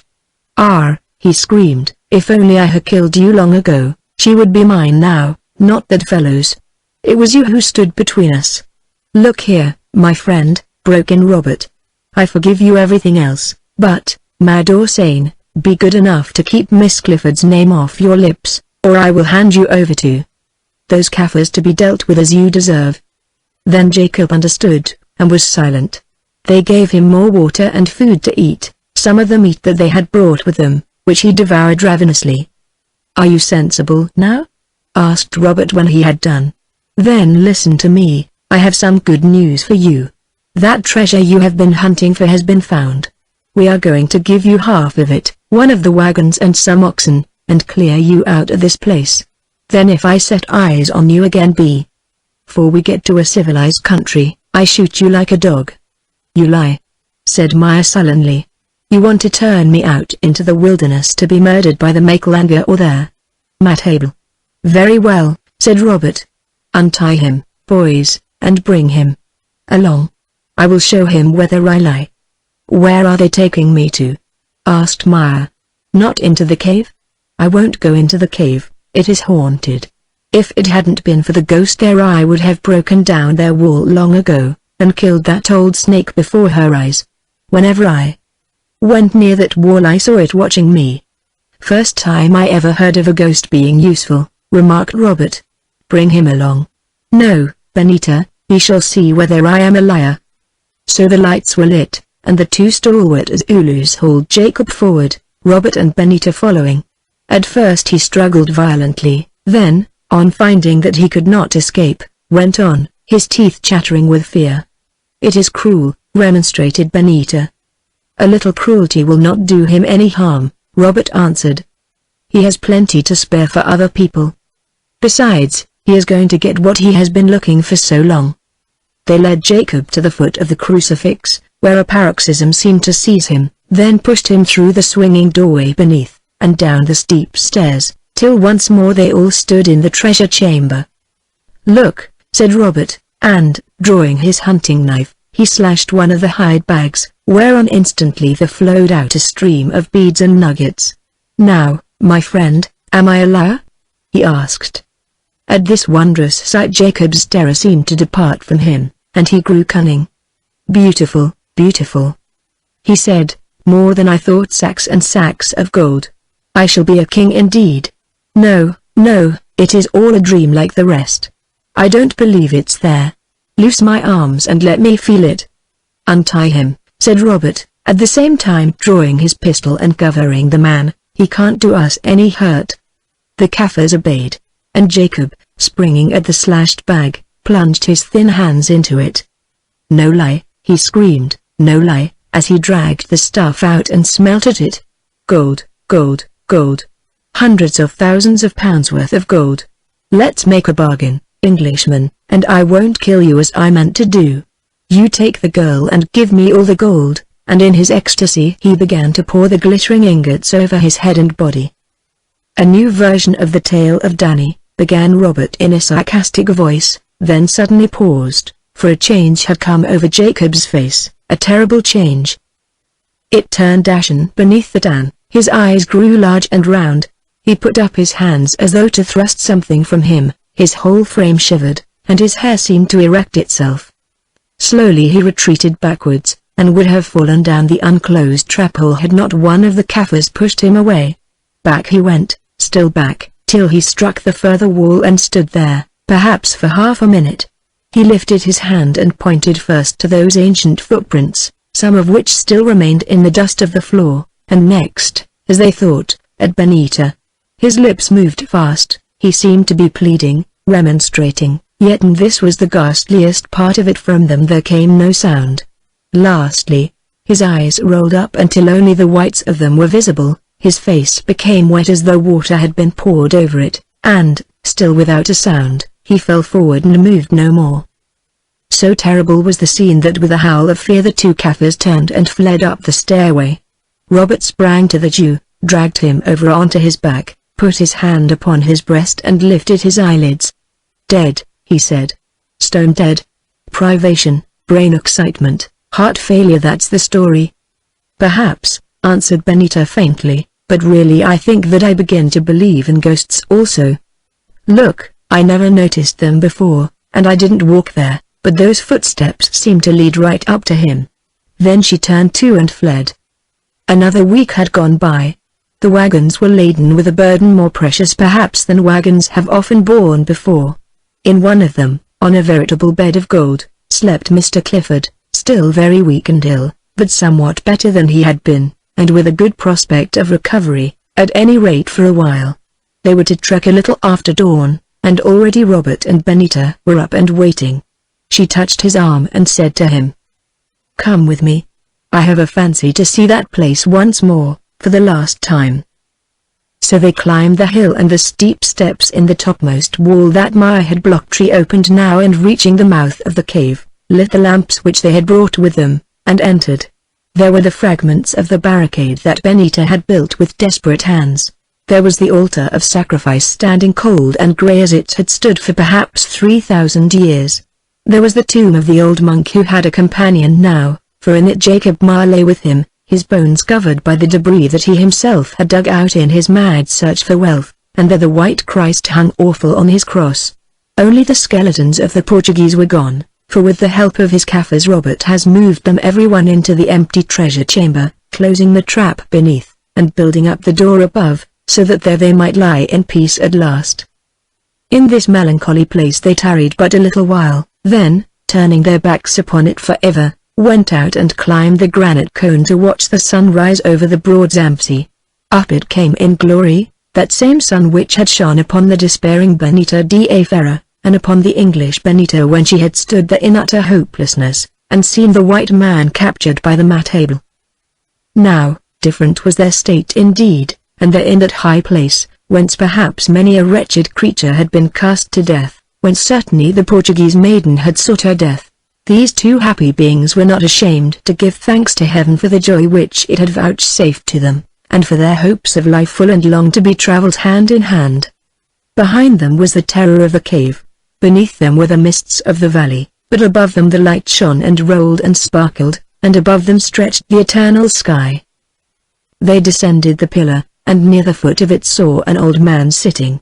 It was Mambo, the Milimo of the Makalanga. Even when they were still far away from him they knew his snow-white head and thin, ascetic face. As they drew near Benita perceived that his eyes were closed, and whispered to Robert that he was asleep. Yet he had heard them coming, and even guessed her thought. "Maiden," he said in his gentle voice, "maiden who soon shall be a wife, I do not sleep, although I dream of you as I have dreamt before. What did I say to you that day when first we met? That for you I had good tidings, that though death was all about you, you need not fear, that in this place you who had known great sorrow should find happiness and rest. Yet, maiden, you would not believe the words of the Munli, spoken by his prophet's lips, as he at your side, who shall be your husband, would not believe me in years past when I told him that we should meet again." "Father," she answered, "I thought your rest was that which we find only in the grave." "You would not believe," he went on without heeding her, "and therefore you tried to fly, and therefore your heart was torn with terror and with agony, when it should have waited for the end in confidence and peace. Father, my trial was very sore. Maiden, I know it, and because it was so sore that patient spirit of Bambat's bore with you, and through it all guided your feet aright. Yes, with you has that spirit gone, by day, by night, in the morning and in the evening. Who was it that smote the man who lies dead yonder with horror and with madness when he would have bent your will to his and made you a wife to him? Who was it that told you the secret of the treasure pit, and what footsteps went before you down its stair? Who was it that led you past the sentries of the Amandable and gave you wit and power to snatch your lord's life from Magneon's bloody hand? Yes, with you it has gone and with you it will go. No more shall the White Witch stand upon the pillar point at the rising of the sun, or in the shining of the moon. Father, I have never understood you, and I do not understand you now, said Benita. What has this spirit to do with me? He smiled a little, then answered slowly. That I may not tell you, that you shall learn one day, but never here. When you also have entered into silence, then you shall learn. But I say to you that this shall not be till your hair is as white as mine, and your years are as many. Ah! You thought that I had deserted you, when fearing for your father's life you wept and prayed in the darkness of the cave. Yet it was not so, for I did but suffer the doom which I had read to fulfill itself as it must do. He rose to his feet and, resting on his staff, laid one withered hand upon the head of Benita. Maiden, he said, we meet no more beneath the sun. Yet because you have brought deliverance to my people, because you are sweet and pure and true, take with you the blessing of Manly, spoken by the mouth of his servant Mambo, the old Milamo of Bambats. Though from time to time you must know tears and walk in the shade of sorrows, long and happy shall be your days with him whom you have chosen. Children shall spring up about you, and children's children, and with them also shall the blessing go. The gold you white folk love is yours, and it shall multiply and give food to the hungry and raiment to those that are cold. Yet in your own heart lies a richer store that cannot melt away, the countless treasure of mercy and of love. When you sleep and when you wake love shall take you by the hand, till at length he leads you through life's dark cave to that eternal house of purest gold which soon or late those that seek it shall inherit, and with his staff he pointed to the glowing morning sky wherein one by one little rosy clouds floated upwards and were lost. To Robert and to Benita's misty eyes they looked like bright winged angels throwing wide the black doors of night, and heralding that conquering glory at whose advent despair and darkness flee away.